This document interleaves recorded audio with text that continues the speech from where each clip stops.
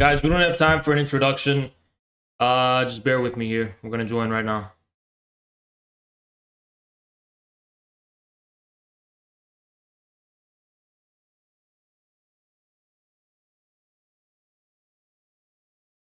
Fuck Zoom, man. Fucking updating. What a piece of fucking shit. What a piece of fucking shit.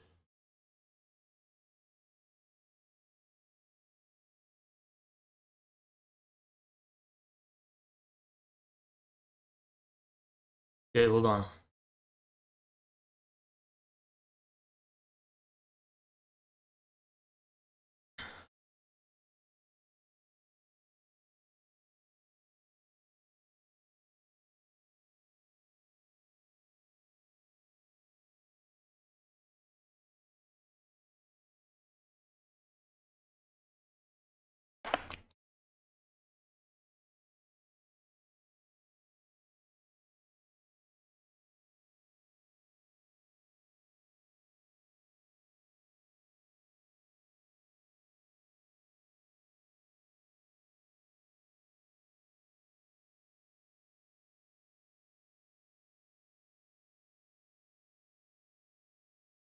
Your heart is pumping like crazy. Yeah. We've got one here, like at the place I work out. So I think I'm gonna do it, no joke. And You should. It's even associated with reduced dementia diseases like Alzheimer's. So it's pretty interesting. But Haz, can you hear me? Yeah. Excellent. Okay, cool. And then Haz, can you do a quick 1, 2, 3 for me, please, just for the audio check? 1, 2, 3. Good, right where you need you. And then cool. So what I'm gonna do is just fit everybody's picture in OBS, and then we'll be off to the races. So, and then Haz, I said earlier, I think I mentioned it, everybody else heard it, that we'll probably keep it to like maybe 2 hours. Then I know you guys are pretty busy, so we'll get you guys out of here. And then let's see. Yeah, that's fine. You just pull this.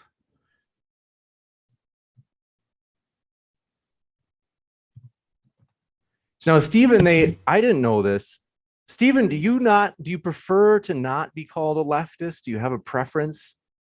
They say, no, he's not a leftist. You can't call Stephen a leftist. Well, in the online world, leftist means like socialist or communist. In the United States, leftist means Democrat. So it's kind of weird. Online, you probably just call me like a progressive, or you say liberal, but that doesn't really mean much. But whatever you want, James. Is it not fair to, I always thought the way I understood it is that like the left is kind of like, it has 3 branches right now. You could say like in American terms, what you're saying, that's true. Like in America, people call you a leftist if you're like Nancy Pelosi is a leftist, or Joe Biden is a leftist. But online, leftist very specifically means like not liberal, like you're a socialist or communist or anarchist, somebody far, you're left of, you're not a liberal. That's like the key distinction. But in American politics, technically we're all liberals, except for like a couple sects of like more I don't want to say extremist or radical, but like more out there people. Like 98% of the political dialogue is revolving around liberalism generally. Oh, okay, gotcha.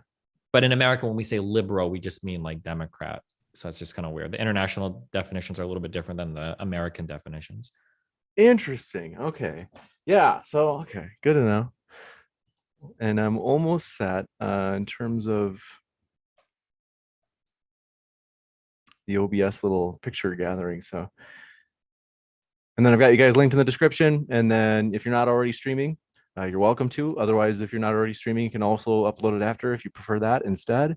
And then let me think about anything else. Let me know if I can do anything to make your day easier. So cool. I'll start. Oh, which team would like to go first? I mean, you guys can go first. Yeah, okay. I think we can go first. Cool. And yeah, I will introduce the team. Basically, what I'll say is I'm going to start the stream just to see that the connection is good. I think it'll be fine. And then in about 60 seconds, I'll go on air and I'll say, hey, everybody, today we're debating causes of the war on Ukraine, or Russia's war on Ukraine. And we're starting right now, which I technically changed the title a little bit. I noticed on YouTube, like on one of their web pages today, they were like being more firm about any sort of condoning of the war is like, you don't like, I guess YouTube is not into that. So if just, I felt like making the title more intangible. That's kind of what we did last time too. That'll be good. Okay. And so then I'll say, and we're starting right now with Adam and Destiny. The floor is all yours. And at that point, either one of you, whoever wants to go first within your team, can go. And then once you guys are done, I'll kick it over to Jackson and Infra for their opening as well. All right. Cool. Right. And great. That looks great. So it snuck up on me. We're going to give all the super chats to a charity. I just didn't, like I said, it's been a whirlwind of the week. So I'm going to like pull up a charity and I'll announce that during the stream. So, but yeah, thanks for being here, guys. And here we go in 3. Oh, let me adjust the last picture.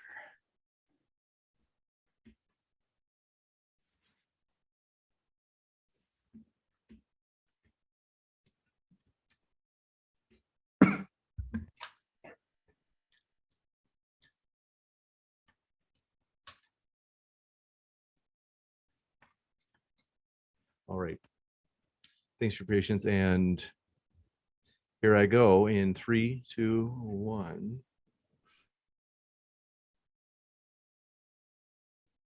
Okay, let me just double check my mic is connected. Sorry about this, guys. No worries. Okay, good. Here we go. 3, 2, 1. Hey, everybody. Today we're debating the causes of Russia's war on Ukraine, and we're starting right now with Adam in Destiny's opening statement. Thanks so much for being with us. The floor is all yours.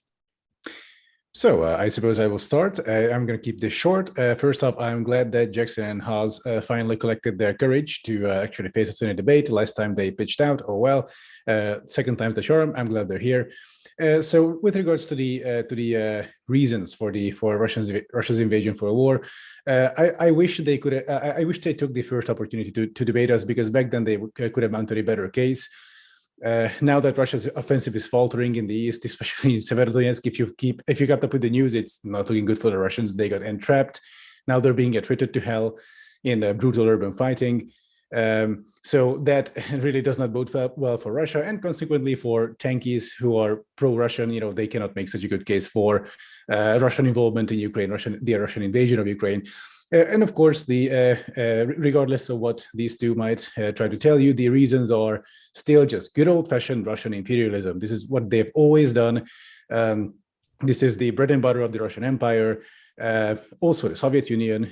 Because if you look at Russia, like the reason why Russia is so big is because they did the exact same thing they're trying to do currently to Ukraine, as in, you know, to invade, destroy, murder, deport, subjugate people who live there, and forcibly melt them into their empire. Same thing they did in Ukraine, or at least they tried, but oops, Ukraine actually resisted, and the Russian army is not so strong as it was due to endemic corruption and demographic issues. So now Russia is on the sort of wrong end of the stick, so to speak, and this might not be an ideal situation for a tanky, but we'll see how they'll try to justify it. Anyway, Destiny? Yeah, I mean, the arguments have remained virtually unchanged since the beginning of the war. Russia doesn't really have any good reason to go after Ukraine. Russia has continued to threaten Ukraine's sovereignty in a way that we haven't seen any nation threaten the sovereignty of any other nation in the past 30 years. The idea that the territorial integrity of another country could be threatened by a larger power because of fears of the type of government they'll have, or the potential voluntary joining of NATO, or the potential voluntary joining of open markets in Europe is just as ridiculous now as it was a few months ago when the war began. We've seen Russia commit to atrocious military strategy, whether we're talking about civilians being murdered in places like Mariupol, or whether we're talking about the, I guess, just the overall mayhem or destruction that they brought in cities that they've been forced to retreat from now. There's any justification that could revolve around trying to say that Russia should be able to do anything undermines Ukraine's sovereignty. That hasn't changed since the beginning of the war. And unfortunately, now Russia finds itself in the bad end of a protracted war that it doesn't seem to be able to support. And yeah, I'm curious to see if we have any new arguments that could possibly justify the failing Russian invasion into Ukraine. Oh, yeah. You got it. Thank you very much. We'll kick it over to Jackson and Infrared, but want to say, folks, if it's your first time here at Modern Day Debate, we're a neutral channel hosting debates on science, religion, and politics. We hope you feel welcome no matter what walk of life you are from. And we have many more juicy upcoming debates. A controversial one next week, Vaush and Dr. Bogardus debating whether or not trans women are women. You don't want to miss it, as well as many other debates. Hit that subscribe button so you don't miss it. And with that, thanks so much, Jackson and Infrared. The floor is all yours for your openings as well. All right. Well, first of all, very happy that Azov Something and Destiny have joined us for a debate today, because last time they bitched out and refused to debate us. And I feel like they probably collected their ideas and their views by now. So it's good that they're here. Before we get into it, though, and I hope Azov Something can respond to this, you've gone out and you've posted memes of Stefan Bandera, the infamous Nazi in Ukraine. You've been criticized by your own audience for doing this.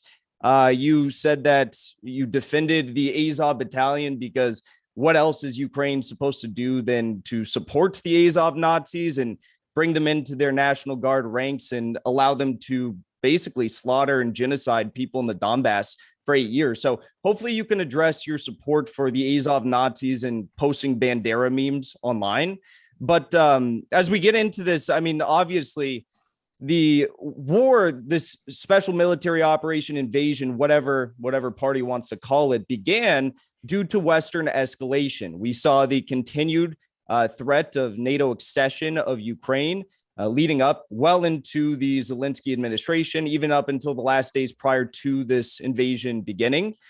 We saw the West and nations that previously were neutral flooding Ukraine with arms. We've seen over the past 6 years, we've seen NATO training Ukrainian battalions. We've seen the U.S. training special op Ukrainian forces in the United States. And we also saw that the Ukrainians were planning an offensive and invasion into the Donbas. We know for the past 8 years, Putin has tried to secure peace in Ukraine through the Minsk Accords and the Minsk II Accords, both of which were violated by Ukrainian forces. The ceasefire violations were violated, especially in the days leading up to the war. We saw an dramatic increase in ceasefire violations. And though the OSCE does not directly point out who is responsible for these violations, Donetsk officials say that Ukraine was responsible for the vast majority of these violations in the final days of the war. But then again, this isn't nearly as important as the fact that there were documents released, I believe it was on March 8th, which pointed out that Ukraine's National Guard, the 4th Operational Brigade, was planning an invasion into the Joint Forces Operation Zone in the Donbass. They were going to do a full-scale invasion.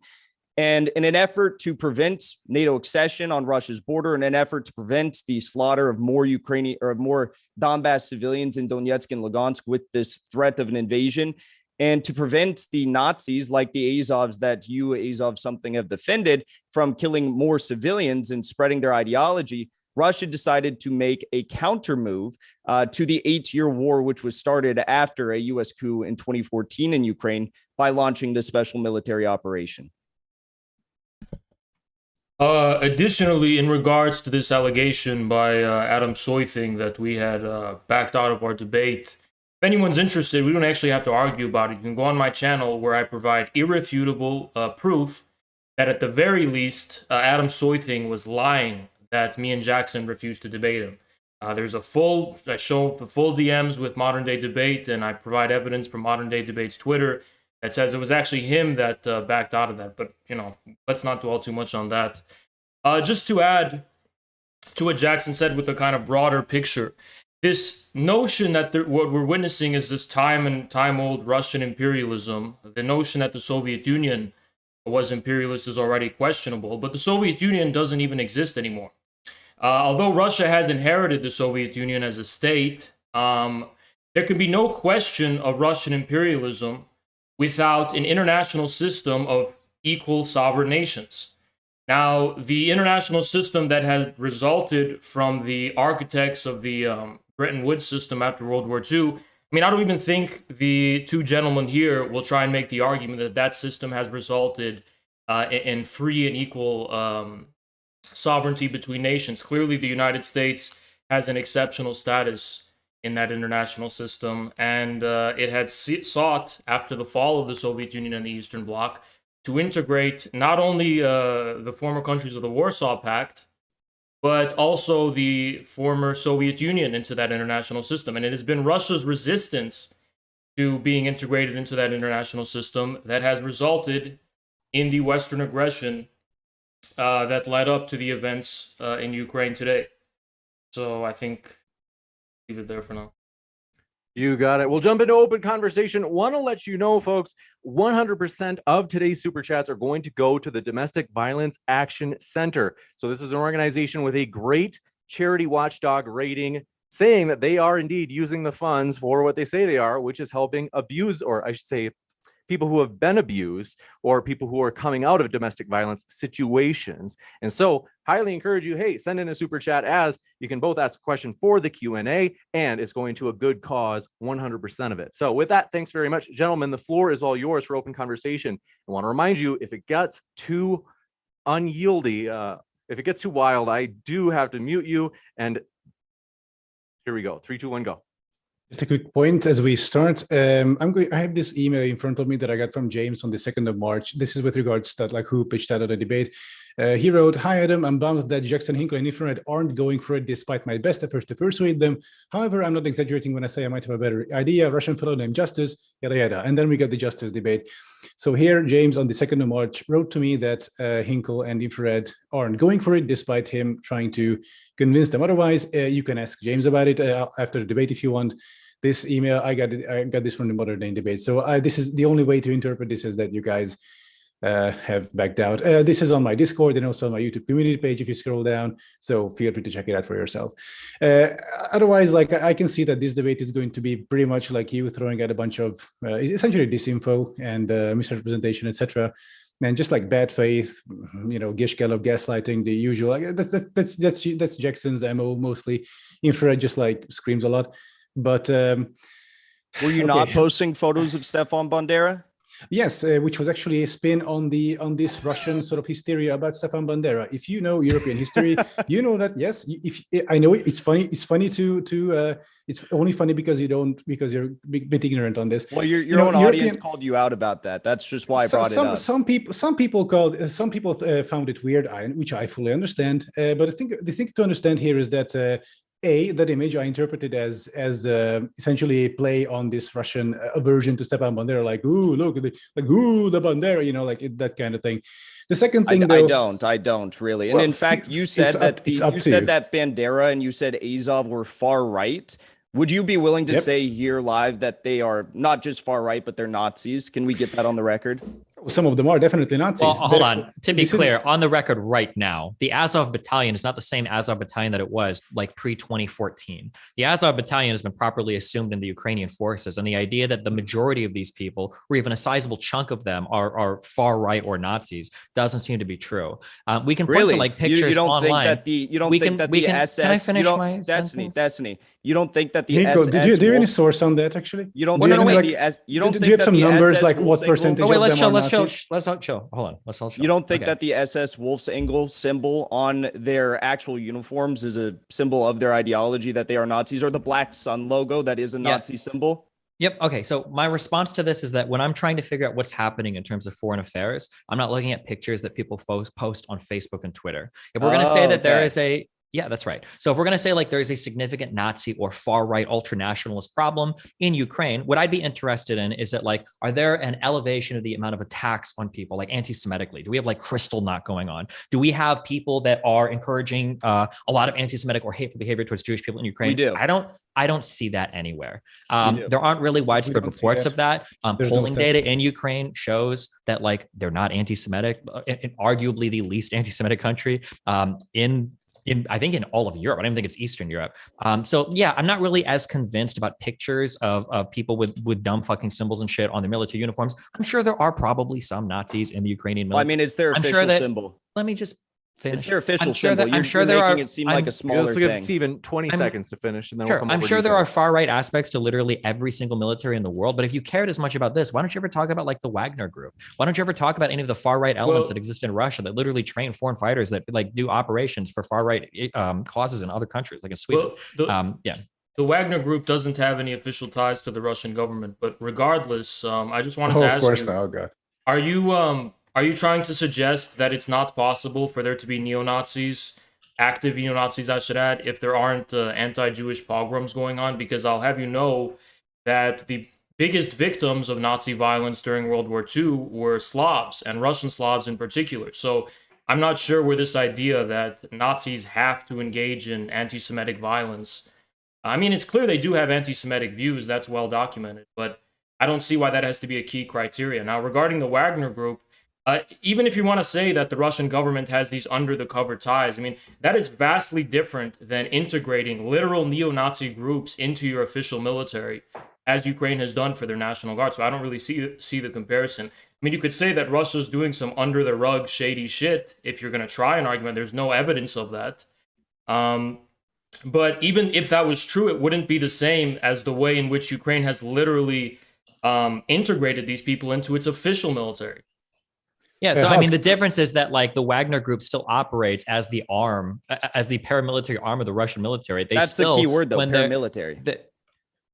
What is state sanctioned, state supported, state. what does that mean to you? What do you mean? They're a private mercenary group. They're private mercenaries that work at the behest of the Kremlin. They are directly. Where's your evidence of that? Wait, are we having this debate? Wait, is that the debate we're having right now? That the Wagner Group is just some independent operating thing that doesn't have any ties to Russia at all? Is that where we're at? Well, you're trying to make a comparison to a. And by the way, we all know it's not just the Azov battalion. Of course, Azov is probably the most given the most spectacle and attention because they are so out in the open with regard to the fact that they do have these Nazi symbols as their official logos. But I mean, you look at all these other groups, you look at Trident, you look at is it the C-14, you look at all these groups that are responsible for these mass atrocities. And they are the ideological inheritors of Stefan Bandera, who, again, Adam something here seems to think is a guy worth making memes about and posting about on his YouTube page. But what I will say is that at the end of the day, the people who started these groups, started these parties, started this mass political movement in Ukraine to carry out the ideological ambitions of Nazi collaborators like Stefan Bandera, they say things like, quote, we want to rid non-Ukrainians out of Ukraine. We want to get Russians and Jews out of Ukraine. That was Olya Tanyabuk. We saw Andriy Ballistic, rather. He was the commander of the Azov battalion and still is. He said that he wanted to profess his support. Listen, he wanted to profess his support for a crusade of white nations against Semitic-led subhumans. So when they're killing 14,000 people in the Donbas, do you not think that that is the true actions of Nazis? That is them carrying out their ideological ambitions? No, it's a civil war within the country. You don't see them like against ethnic Russians, against people that are being supported by Russia, breaking away from their country. Why are they being supported by Russia? Because Russia is trying to undermine the sovereignty of Ukraine, and they've been trying to do so ever since 2014 when their guy got ousted from the government. Before we get into that, for Russia's part, it's simple blood and soil, essentially. So I'd like to ask. Has 1 sec, please. Okay, go ahead. Quick question for you. We keep hearing about this. We keep hearing about this massive Nazi problem in Ukraine, right? Like, of course, citation needed, but also, guys, don't you find it funny how like your position is held by virtually every neo-Nazi movement in Europe right now? Like in Hungary, there's a literal Nazi party in parliament right now. Our Homeland, it's called, who are just spreading the same kind of propaganda that you do. They say the exact same thing. Fidesz, Viktor Orban's party, who is essentially a proto-fascist party, also believes the same thing. And every single far-right party in Europe, every single Nazi party is in Europe Orban's party right now genociding ethnic Russians? Excuse me. There is no genocide in Ukraine. What are we talking about? Well, I just wanted to, first of all, Adam, Russia is genociding more ethnic Russians right now than anyone else. Adam, I think you're wrong about that. That's factually incorrect. So, Adam, they're bombing ethnic Russian areas. So, ethnic Russian casualties are mounting in it. One sec, Has. And ethnic Russian civilian casualties are mounting in the areas that Russia is attacking because Russia So you think that none of those ethnic Russian deaths could have been responsible by the Ukrainian forces like they were over the past 8 years? Now we switch to like, don't you think some of them might have been killed by Ukraine? Come on, dude. Look, if well, no, you answer the question. I asked you a question. You're making it out to be that all ethnic Russians killed are a result of Russian airstrikes or something like that. Of course, not 100%. Okay, well, good. And now we can find a point of agreement. Now, do you think that there are more ethnic Russians? Do you think that there are more ethnic Russians that are killed right now compared to the past 8 years? Most ethnic Russians in Ukraine are anti-Russian or anti-Russian military and anti-invasion. Before we get into that, how does that happen? You said that you said the majority of neo-Nazis are pro-Russia, which isn't true. It's just that the majority of populace... In Europe, absolutely. Absolutely not true. Absolutely not true. Look at their policies. White nationalists... The AfD in Germany, Alternative for Deutschland... They're not neo-Nazis. The AfD are not neo-Nazis. They're right-wing populists, and that's not the same thing. Right-wing populists... It's not the same thing. Almost all populists are pro-Russia, right-wing or left-wing. I live in East Germany right now. You'd probably call Trump a Nazi, too. Yeah. But anyway, Trump is not a Nazi. He's just like a. But I wanted to ask you the question. I think Marjorie Taylor Greene and Boebert and people like that. I think they're like kind of proto Nazis. Well, like I mean, what I'm saying is they. Well, I'm interested in your notion of Nazism when you consider Stepan Bandera not a Nazi but conservative. No, Stepan Bandera had a complicated history. He was a Nazi collaborator, but he wasn't a Nazi. I don't think he was like an avowed Nazi. Although, do you know what he said about Jews? Oh, sure. But here's the thing, though. Like, paleo-conservatives in America are Nazis. Wait, hold on. Are you going to let him finish the thing, or are you just going to keep, like, rapid-firing questions? Sure. What the fuck? Go ahead. Yeah, agree. I would just love to know how... So back during the day... I do want to finish. So about Bandera, So about Bandera, I think it's very important to note the historical context back in the day. At that point, the Soviet Union was doing something similar to Ukraine that it's doing now. And at that point, the Germans, the Nazis came through from the West. And the Ukrainians, of course, were resisting the Soviet invasion. And the Nazis were like, hey, guys, we kind of hate the Russians too. Like, do you want to like team up or something? And Ukraine was like, yeah, cool. Well, and so, of course, and they were anti-Semitic. Of course, that's a separate historical debate that we can't get into. But I have to explain this to you because none of you seem to understand this. Okay, so back then, they were of course anti-Semitic, and there was like a whole bunch of genocides in Western Ukraine, mostly of Poles and Jews. There was like scorched earth, just like murdering. In Europe, generally, like the more east you go, the more brutal these pogroms and purges get. But the thing is, though, unfortunately, this has been the norm for hundreds of years in Europe of groups genociding other groups, and anti-Semitism has been like a constant theme. So Stepan Bandera, as horrible he was, and of course the level of violence was higher since it was far out in the east. Unfortunately, from a European perspective, that was not that special, right? And then later on, Bandera himself got like imprisoned by Nazis and removed from power, etc. Wait, it's complicated. Hold on, but this is an outright falsification of history. The idea that it's not. Yeah, okay, well, you're gonna let me talk now because I let you do that. But the idea that Bandera as pogroms and which was actually part of the Holocaust, if you don't know. The anti-Jewish violence in Ukraine perpetrated by the Banderas is just another incident of anti-Semitic violence in the history of Europe. That would be true if it wasn't for the fact that the Ukrainian nationalist ideology, even before the Nazi invasion, was heavily drawing from the inspiration of German fascism and Nazism, as were most of the other extreme ultra-nationalists across Europe at the time who had an anti-Soviet agenda. So what you're saying is a falsification of history. Bandera's anti-Semitism was of a Hitlerite character. It was not some traditional conservative European anti-Semitism. And I just find it hilarious that you're doing all this mental gymnastics to try and tell us that a literal person who helped perpetrate the Holocaust alongside of the Nazis is not a Nazi, is just a collaborator. But American paleo-conservatives are somehow Nazis. I mean, that's quite the stretch. But I wanted to ask you, could I just ask a quick question about that, and then you can finish everything? I'm just curious. Would you consider the USSR a Nazi country? Absolutely not, no. So when the USSR is literally writing up agreements to split Poland in half and join invade it, and having non-aggression pacts and setting like the stage for like future alliances with Nazi Germany, how do you rationalize that in your mind? I'm so curious. It's very clear. The Soviet Union made several overtures to France and Britain and the other Western Allied countries to form a security pact against the Germans. When the Germans kept going east to Czechia, they had their intention to go east to Poland. The Soviets were left with no choice but to continue to buy time because they were not prepared for a military confrontation with the Nazis at So left that with no time. choice, like Bandera was in Ukraine, in order to like fend No, off Soviet Bandera was definitely Bandera was It's the same definitely shit. hold on, Fault in the narrative. No, oh. Bandera was definitely left with the choice to not actually collaborate with the Nazis in the Holocaust. Yeah, he was definitely and left. The be USSR destroyed, had right? to? The USSR most definitely had to have a non-aggression pact in order to buy up the necessary time to build up its military and industrialize more. That wasn't just a to face the non-aggression Germans. pact. They invaded Poland with Germany. They split that country in half. No, What are you Germany talking had told the USSR of its intention to invade Poland, and then the USSR said, okay, we won't go to war with you over this if you don't cross this line.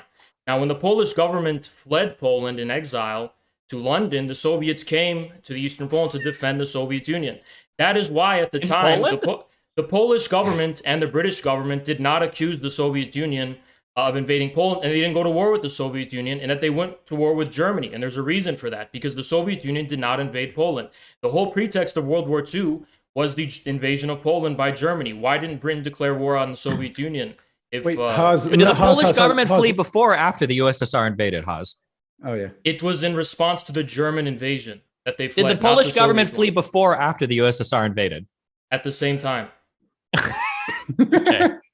By the way, Haas, Do you know where the I Polish want Why to- would they? I Why want would to- they flee if they're not at war? Shouldn't they be like chill? Like, Well, then why I know, didn't right? the Allies declare war on the Soviet Union if the Soviet Union was invading Poland? I'm not asking why they. I'm just curious how it's just interesting to me that the USSR was basically forming like a long-term alliance, or had in the works a long-term alliance with Nazi Germany. There's no But you've got like evidence a of that. rationalization for that. But Right. Bandera is So like in literally Molotov's- evidence of in like Molotov's- Okay, permanent Des, future Des, Nazism. Hold on, in I'm guessing. Molotov's meetings with the German leaders, he explicitly rejected any long-term alliance and new order for Europe. He said, "We don't want to form a new order, a new world order with you guys. after We just after want our Hitler we just was want our security concerns to be respected. Don't cross this line in Poland. Don't go to Bulgaria. Don't go here." And then it was totally, meant to just defend the Soviet Union, not to create this long-term alliance for the conquest. And the The- USSR. Hold on, just another. I'm sorry, Yes, because there was the massacre, the Katyn massacre, or whatever, where the USSR is executing like tens of thousands of fucking Polish military officers and intelligentsia. Yes. You had the what was the name of the KPD officials, the communists that fled Germany into the USSR, were shipped right back to Germany to be executed. I'll refer What do you to mean they to were this- just like I'll non-aggressive, refer to dude? you, to the historian Grover Furr, who's done a lot of work to show there's no. I don't evidence have for him any to of it. talk to right now. I just have you, Haas, to talk to. Do you think neither of those things have time happened, to or- go through the primary sources and evidence for all of those claims, so I'm just going to tell you that I deny them. Yeah, Now, like okay, Destiny, gotcha. you Yeah, probably so think si- there's a genocide. You probably think there's a genocide in Xinjiang right now too. So you're not the most reliable source in the world. So, and- but what and- I want to Gotcha. point out here is that you're making an argument about the Soviet Union protecting their security and whatnot. We saw Stefan Bandera literally work together with Nazi intelligence to form massive SS battalions in Ukraine to band together tens of thousands of Ukrainians to slaughter hundreds Well, hold of on. The thousands of SS Poles, isn't bad either. That's just Russians, and paramilitary, Jews. And right? you're trying to compare Yeah. the two, and it's literally insane. You're trying to equate a security pact with literal Nazi genocide of Ukrainians. It's insane. Yeah, but Hey, SS is Hinkel, just do- paramilitary. That's not Yeah, bad, you right? know, you're actually do fucking you have any insane. do you have any do you have any proof that the SS was like controlled by the German government? It's just like a Say that Yes, again. I I do didn't have hear you. proof. Do you have any proof that like the SS was directly controlled by Hitler? You know, Yes, there's not I a do, single because record of it was- Hitler actually ordering the murder of any Jewish It people, was right? the paramilitary yeah. wing. Like, of the Did I Nazi say Party. Of Hitler? course Or did there's I proof. say with? Well, I'm just saying when you're talking about the Nazi SS, intelligence? these are paramilitaries, and if the Did I- Wagner did Group I- doesn't count, did I don't know why the say SS with Yeah, would yeah. count Wagner for Group any is a country. private Nazi military intelligence, because we corporation. do have evidence that he was meeting with Nazi intelligence officials to form these battalions. oh, the flaws in the narrative. I like it. By the That's way, exactly Haas- what I Haas, said. You tried please to don't- please manipulate don't my call- words. Sure, Listen, yeah, okay. at the end of the day, One I sec. do One agree sec. with Too you, many people though. speaking. I do agree I with do you, though. want to- hold on, one Ease off sec. something. Ease off Jackson, something. I one do sec. agree with you. Yeah, I do yeah, agree with one- you one because sec. I want said- to go from Adam to and then infrared after. So I want to correct you on something. It wasn't the invasion of Poland. It was the special military operation into Poland. Okay, let's keep it straight, guys. Okay. Yeah, that's an argument devoid of substance. It is very Oh, clear. No, it's shit. not. Nice. It was Got him. very clear that the invasion of Poland was what BTFOs. started World War II, and the Soviet Union was not considered a member of the Axis powers at that time, and Britain did not declare war on the Soviet Union, nor did the Polish Despite Soviet government in efforts to exile. become part of the Nor did Axis. the Polish government in exile blame the Soviet Union for any invasion. Now, second of all, I wanted to ask you this question about a more contemporary event. You ahead. wanted to know about these acts of neo-Nazi violence that were, as Destiny put it, just part of the war. Was the Odessa massacre just part of the war when that had occurred? The Odessa massacre was an incident where a pro-Russian mob met a pro-Ukrainian mob, and the pro-Ukrainian mob turned out to be about 3 times larger than the pro-Russian mob, and they actually pushed the pro-Russians into this building. I don't know, trade unions has something like that, and they pushed them into this building. Yeah. And it's blurry what happened next, but like Molotovs and stones started flying. It's not blurry. The International Criminal Court has already done a preliminary examination on feel free. this. Like the building got fired. I was going to say real quick, international courts have also ruled there's not a genocide happening in the Donbas. So you can't pick and choose when you want to side with international courts. Sorry, Adam, keep going. Oh yeah, sure. So at that point, it was like most people died, I think, of the stampede and the smoke, because the building was actually set on fire. And then afterwards, that was pretty much the end of the pro-Russian protests in Odessa. Actually, a few months later, there was like a sort of terror bombing of the Ukrainian authorities, of like civilians. A couple of them died, but like that was pretty much it at the end. The next calamity came when Russia started launching like cruise missiles at like residential neighborhoods, as in now. But that was basically the gist of the Odessa massacre, which wasn't really a massacre. It was two mobs meeting with like stones and Molotovs and whatnot. Yeah, I mean, during this, that's a great attempt to whitewash a horrific act of neo-Nazi violence. No, I mean this is what happened. But we have countless other hold on, but we have other countless instances of violence at the time. There was the crucifixion of Russians. There was the disappearance of several. That's a fake, though. That the crucifixion didn't really happen. Well, I saw it on video, so I don't know how it could be fake. And there's the several Russian journalists who, I don't know, just disappeared somehow. I mean, there was a clear campaign of intimidation, terror, and violence. Like now in Russia, Russian right? forces in Eastern Ukraine. Like now when like anti-war journalists are being disappeared and like news organizations being shut down. Well, we're talking about Ukraine right now. We're not talking about Russia right now, and that's like kind of like a whataboutism. The point is that there's a campaign of terror, intimidation, and violence against people who represent the opinion of the Russian-speaking population in Eastern Ukraine. You said earlier that the Russian-speaking population in Ukraine is anti-Russian. Well, how would you even know that if their representatives were the victims of a systemic campaign of terrorism and violence and intimidation? Like who? Like the various Russian journalists. I can't name them off the top of my head. Oh, what's a single, like we hear when journalists are killed during these conflicts, it's a really big deal. We hear about it in Israel. It happened recently. The IDF murdered or killed a journalist during, they say it was accidental fire or whatever. Are you, just so I can understand, are you implying that like Ukraine is murdering a bunch of Russian journalists, but we just haven't heard about it at all? Well, there are several missing journalists. Can you answer that question instead of like they were literally shelling Russian journalists in Donetsk this week? Oh, actually, Russians actually killed, I think, a Reuters journalist or a French journalist. He died of like artillery shrapnel. And they also. What's your evidence that the French journalist was killed by Russians? Because he was actually in Donetsk. And French President Emmanuel Macron didn't even say that he was killed by Russians. So he left it vague. What's your evidence, since you know more than Emmanuel Macron? He was on the Ukrainian side, though. Like, unless Ukrainians shelled their own positions, then sure. Shelling their own positions. Feel free to look it up. Sure. They have positions in Donetsk, in the city center of Donetsk.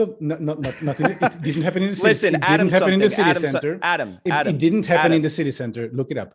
Adam.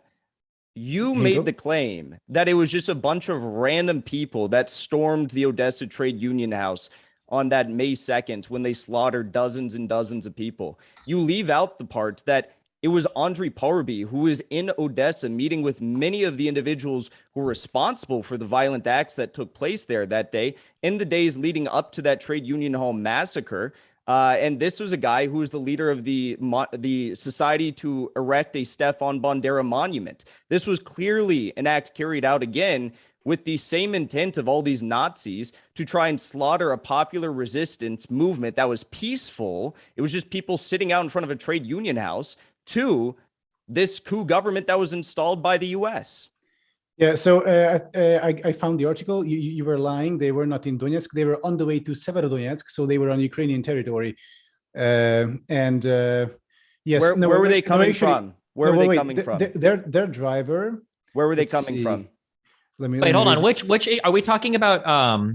in March when journalists were on the way to Kiev? No. This was okay, this was because now. that was one time where those journalists, I think we watched videos of that, where they were ambushed by Russian recon squad. There was a video of that where you can see them getting shot at, like well, through that's their not what we're covers and everything. talking about. Okay, that's good. Well, that was just one issue of of Russians shooting at journalists. But go ahead. Adam, do you deny that it was a government organized event on May 2nd that resulted in dozens of people who were anti government who were killed? Is it Odessa right now?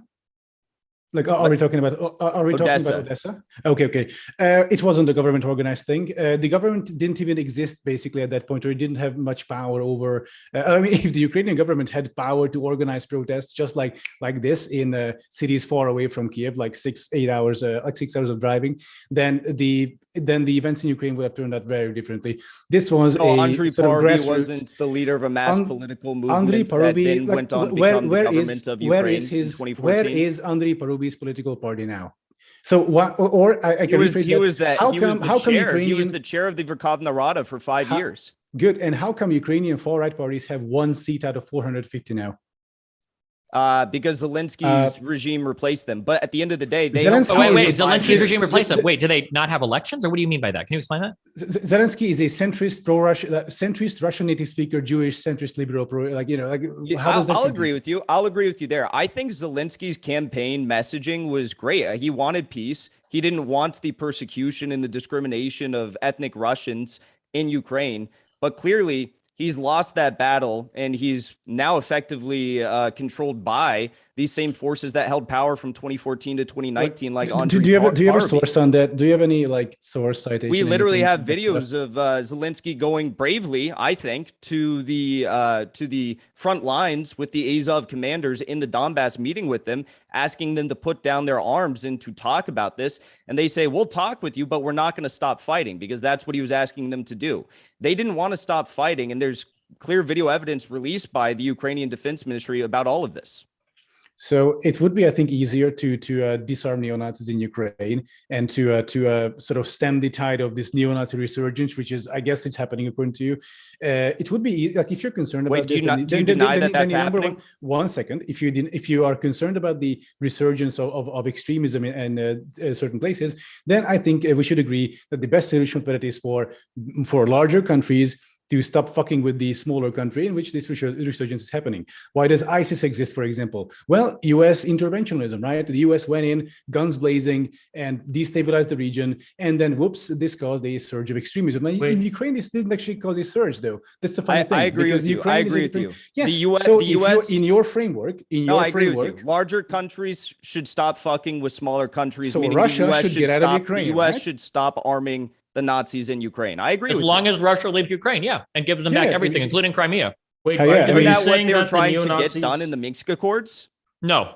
Nope. You think the Minsk Accords were trying to give back Crimea? They weren't trying to stop the Ukrainian Nazis from slaughtering people in the Donbas with US arms. No, they were trying to cause a ceasefire to happen in an area where they were backing a civil war, where they've already broken off territory from a sovereign country. Ukraine agree to it? Why did Ukraine agree to it? You're manipulating the words into this pro-Ukraine propaganda mindset. No, it's called reality. What is it called? Okay, so who is this civil war between? Was it not between Nazis and rebels in the Donbass? No, right now the civil war is backed by the Russian military against the Ukrainian military. That's what the war is right now. What about the past 8 years? Since 2014, Russia has had official military people. It's not even a secret on the ground in the Donbass. Yeah, of course. They haven't had them there the entire time. Yes, of course they have. What do you mean? That's incorrect.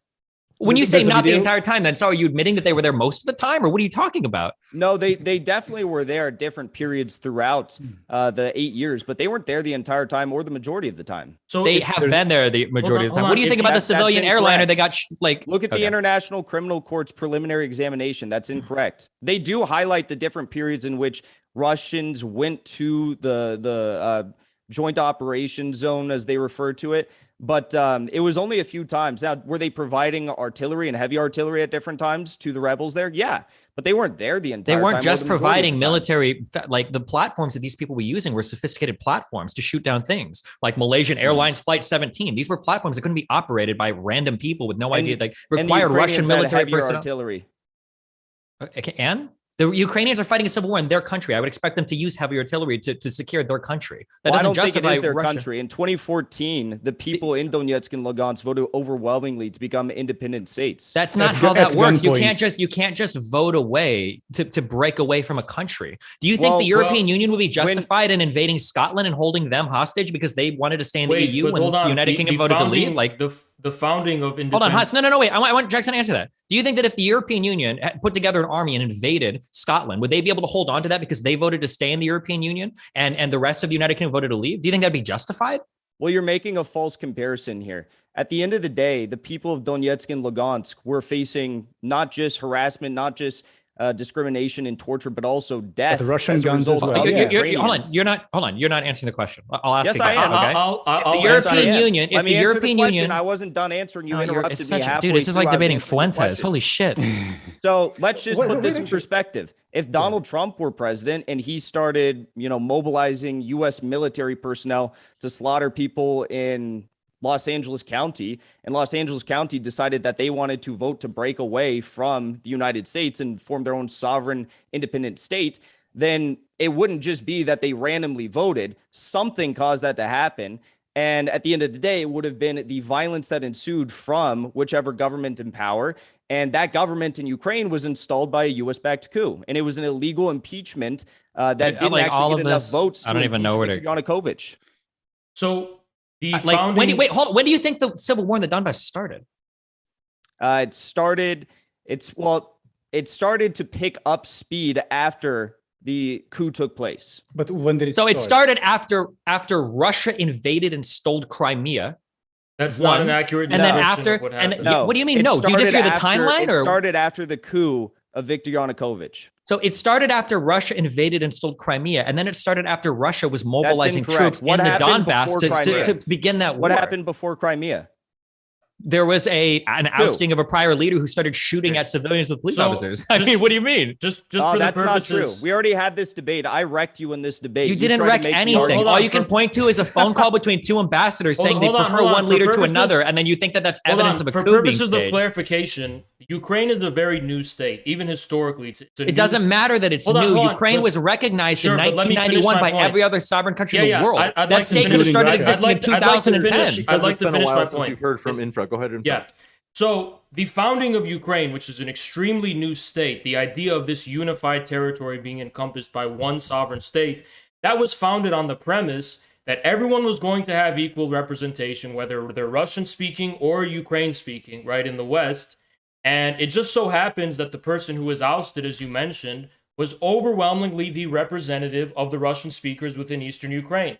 So after that coup, which ousted the person that represented their stake in Ukrainian sovereignty, I don't see how Ukraine can continue to lay claim to this territory Because they held elections after he was ousted. But the how was people- he it's not ousted? like- was it those illegal elections were impeachment? considered He was- illegitimate. Wait. by Oh, the people those in the elections East. aren't considered illegitimate. Not like By the ones that happened in the people Crimea in the after East, Russia they were. invaded. By the Destiny, people was in it the East, illegal they were. impeachment? Was it? Well, he didn't get impeached. He ran away because he knew he was probably No, going to yeah, get they fucked for tried to having his impeach police him. officers murdering civilians in the Was street. it illegal impeachment? No, but they held legal elections afterwards. Did he leave the country before that took place? Yep. No. Where did he go to? He ran to Russia. Russia. No, he didn't. Where did he go to? He went to Kharkiv. First to Kharkiv, from Kharkiv, he went to Russia. Details. He went to Kharkiv, and then they had right when he left for Kharkiv. First of all, they started to rain hellfire down with snipers on what they thought was his group of cars that was leaving the city. And then they stormed his own personal home and government buildings. Do you not think that that's a coup? That storming was considering the fact that he hadn't showing up to his residence and just left the wandering in. country, and you admit that it was not a legal impeachment. Do you think that a coup usually is democratic elections that occur afterwards? Is that a coup to you? I'm just curious. Yeah, it can. It definitely Yeah. can. You Okay, can so a oust- coup can be there is a bunch of protests and rioting. Yes, because a leader, I'll the leader, explain why. the leader flees from Yes. his country, which he did, and then afterwards No, they hold okay. democratic So elections, and that's a coup. Let's not pretend that him fleeing was the pretext for choosing a new leader. There was sniper fire against him as he was trying to supposedly leave, or as he was trying to leave. To correct myself, there was a raiding, as Jackson put it, of his office. So there was clearly an intent to oust Yanukovych before he left. Now Yanukovych is the guy that the people of Eastern Ukraine voted for. They're not going to recognize any new. That would be like Trump deciding that he's not going to accept the elections and he's going to call for hold new on, but elections. literally, Putin came out and said he would accept the elections of the Ukraine presidential election after he left. The people of Eastern Ukraine they're not the puppets of Putin. They disagreed. They didn't accept those elections because they voted for Yanukovych. Now, in their view, if we're going to vote for someone and they're just going to decide that they're going to be able to coup them, like, why should they even bother? He didn't just get couped, he fled.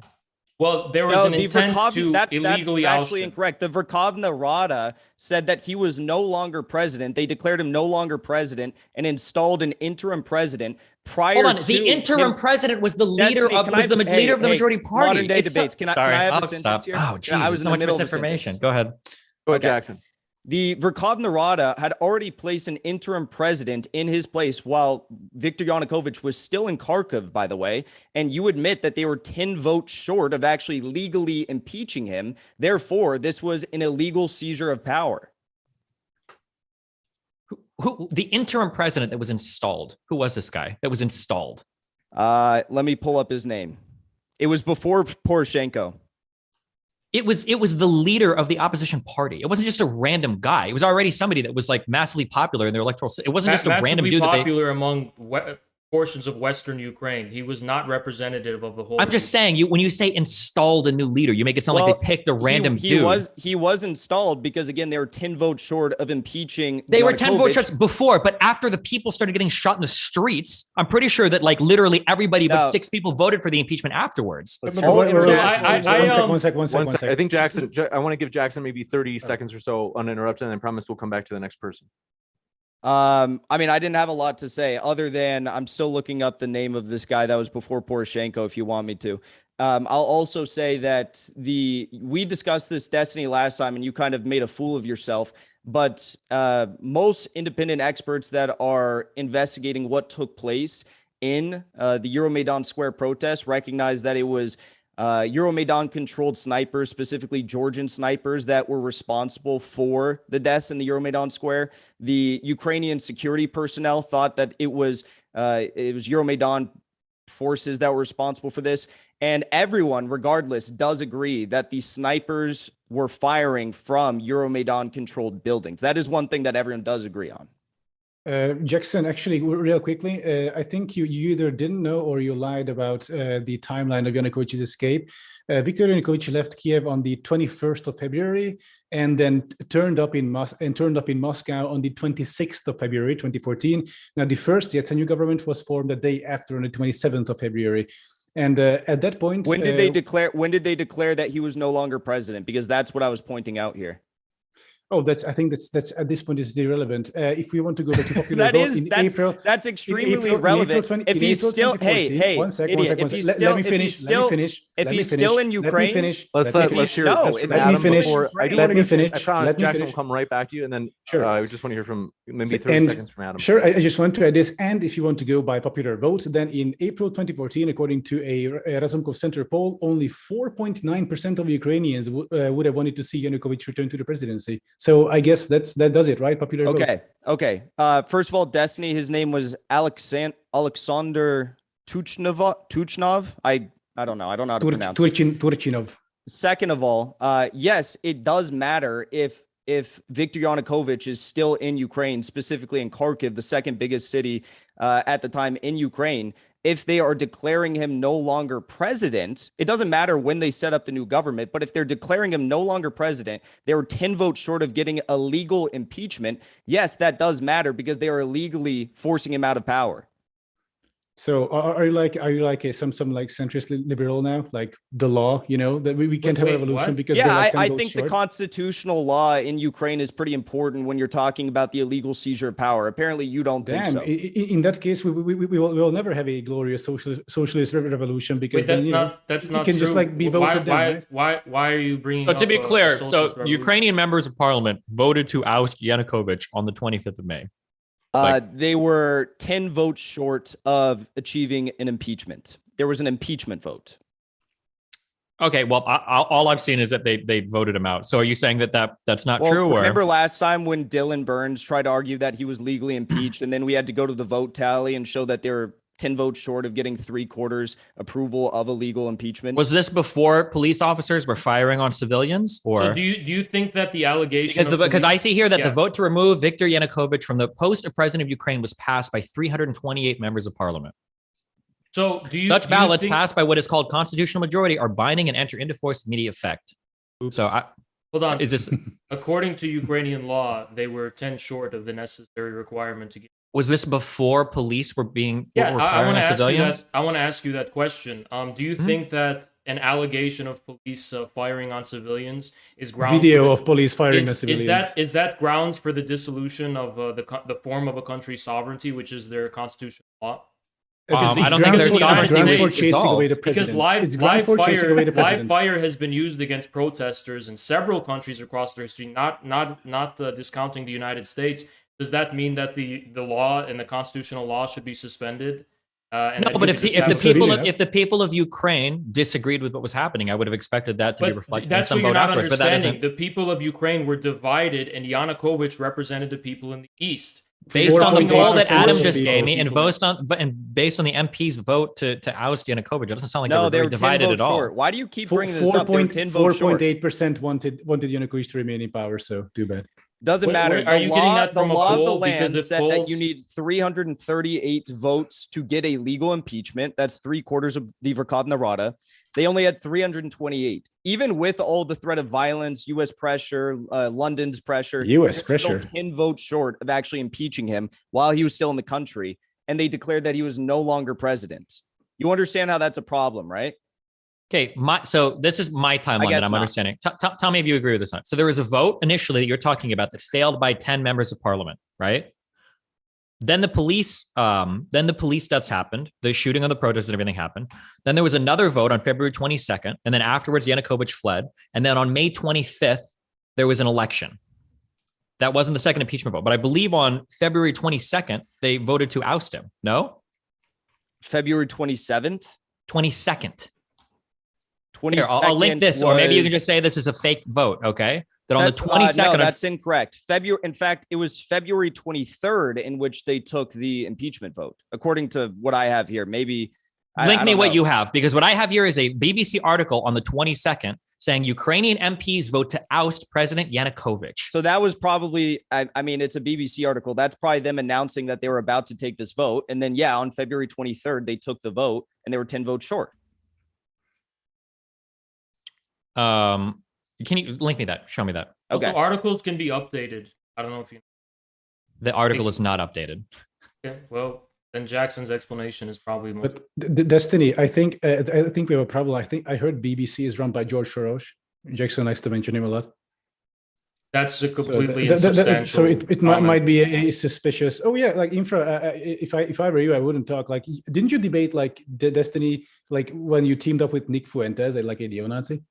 Again, you're bringing up all of these insubstantial comments and arguments as to the actual debate we're having. I don't know why you would pivot to something completely irrelevant. Maybe it's because you're losing. Even if we want to, and even if we want to move forward in this conversation, even if theoretically we were to grant every single thing that's being said, that there was like an illegal vote and that this was like a coup or whatever, and this is a bad thing, none of this gives Russia the right to invade the country, right? Well, even if I wouldn't grant all of that, but even if I did grant Okay. all of that, it doesn't Yeah, give us I the right to agree. invade the That country. alone would Destiny, I not. just sent it to you. Yeah. It's resolution of the Verkhovna Rada of February 23rd, 2014, 10 votes short of getting a legal impeachment. So I was right. Link me And the you were- article. and Link you me, were your, wrong. link me your in chat what you're talking about. I just sent it to you on Twitter DMs. I'm on my. Why would you I'm send it my- on Twitter? Just send it on Zoom. You don't have Twitter? I don't feel like opening my fucking Twitter. Just send Well, it I on don't Zoom where feel we're like all doing chatting. this again on my PC. I just did it for you on my laptop. Are you incapable of using Twitter? Yeah, I am. I think it's Soros is reading my DMs, so I don't trust the Okay. platform. Okay.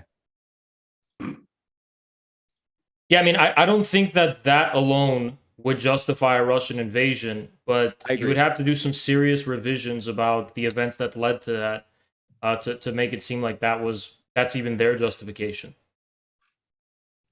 But just for the record, I was right and you were wrong. So you can Yeah, you can is that- apologize for being wrong about that Yeah, sure. anytime you want. So going through the article.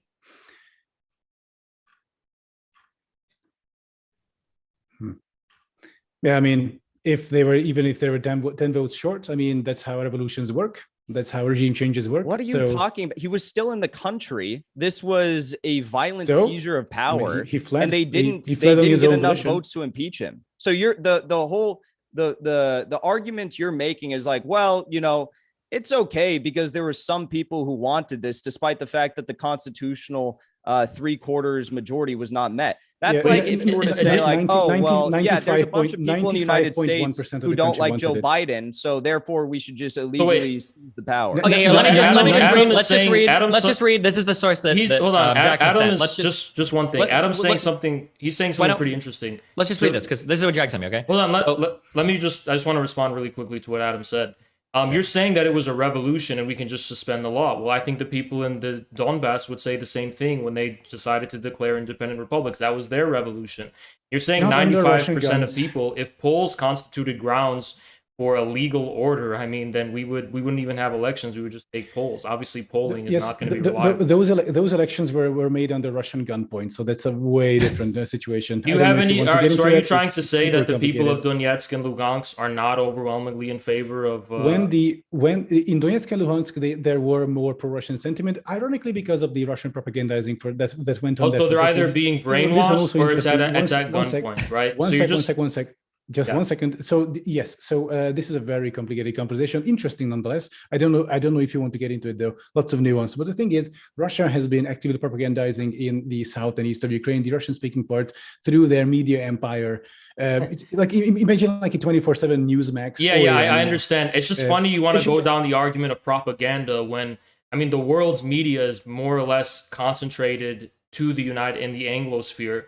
And, you know, obviously the United States dominates as far as soft power media is concerned. So if you want to talk about people being brainwashed by media, I mean, what kind of ideas were inspiring the people at the Maidan? It was obviously from US propaganda. As bad as US media can be, the Russian media and Russia propagandizing is an entirely different beast. Don't worry about it. Yeah, but that's like your opinion. That's like your opinion. Someone could say the same thing about the United States media as well. I would say Russian state media is like Fox News on crack, right? With some imperialist agenda. Like it's like a nonstop. But the difference is that Russian media hasn't led to the wholesale destruction of places like Iraq, Libya, and the Middle East. It didn't give rise. It led to the destruction of now the Russian-speaking parts of Ukraine. So I don't know what you're talking about. That destruction was overwhelmingly caused. That destruction was overwhelmingly caused by the Ukrainian paramilitaries and military themselves. Oh, sure. The Ukrainians destroyed Mariupol just for fun, right? And like all these cities, like the pictures of the that's what the civilians say. You know, I didn't think this debate. Civilians did not say that. That is not true. What? Can I read what Jackson like me? So your polls are reliable. Destiny, do you want to talk about this? The evidence I put forward that there was a vote on February 23rd, 2014 to confer Wait, can I just read what you sent me? Why are you so scared of me reading what you sent me? Of the Verkhovna Rada, Destiny, and they were 10 I don't understand. short of getting an impeachment. I don't understand. Can I just read what you sent me, or are you going to interrupt me? Is that okay? This is what you sent me, so I should be able to read it. Yes. I asked you a question, and you interrupt me as if I'm the one interrupting. Oh my god, dude! You're literally insane. It's like unbelievable. I mean this in the most like sincere way possible. I think you might be like borderline schizophrenic. I swear. Don't do it. Okay. I hope you find help.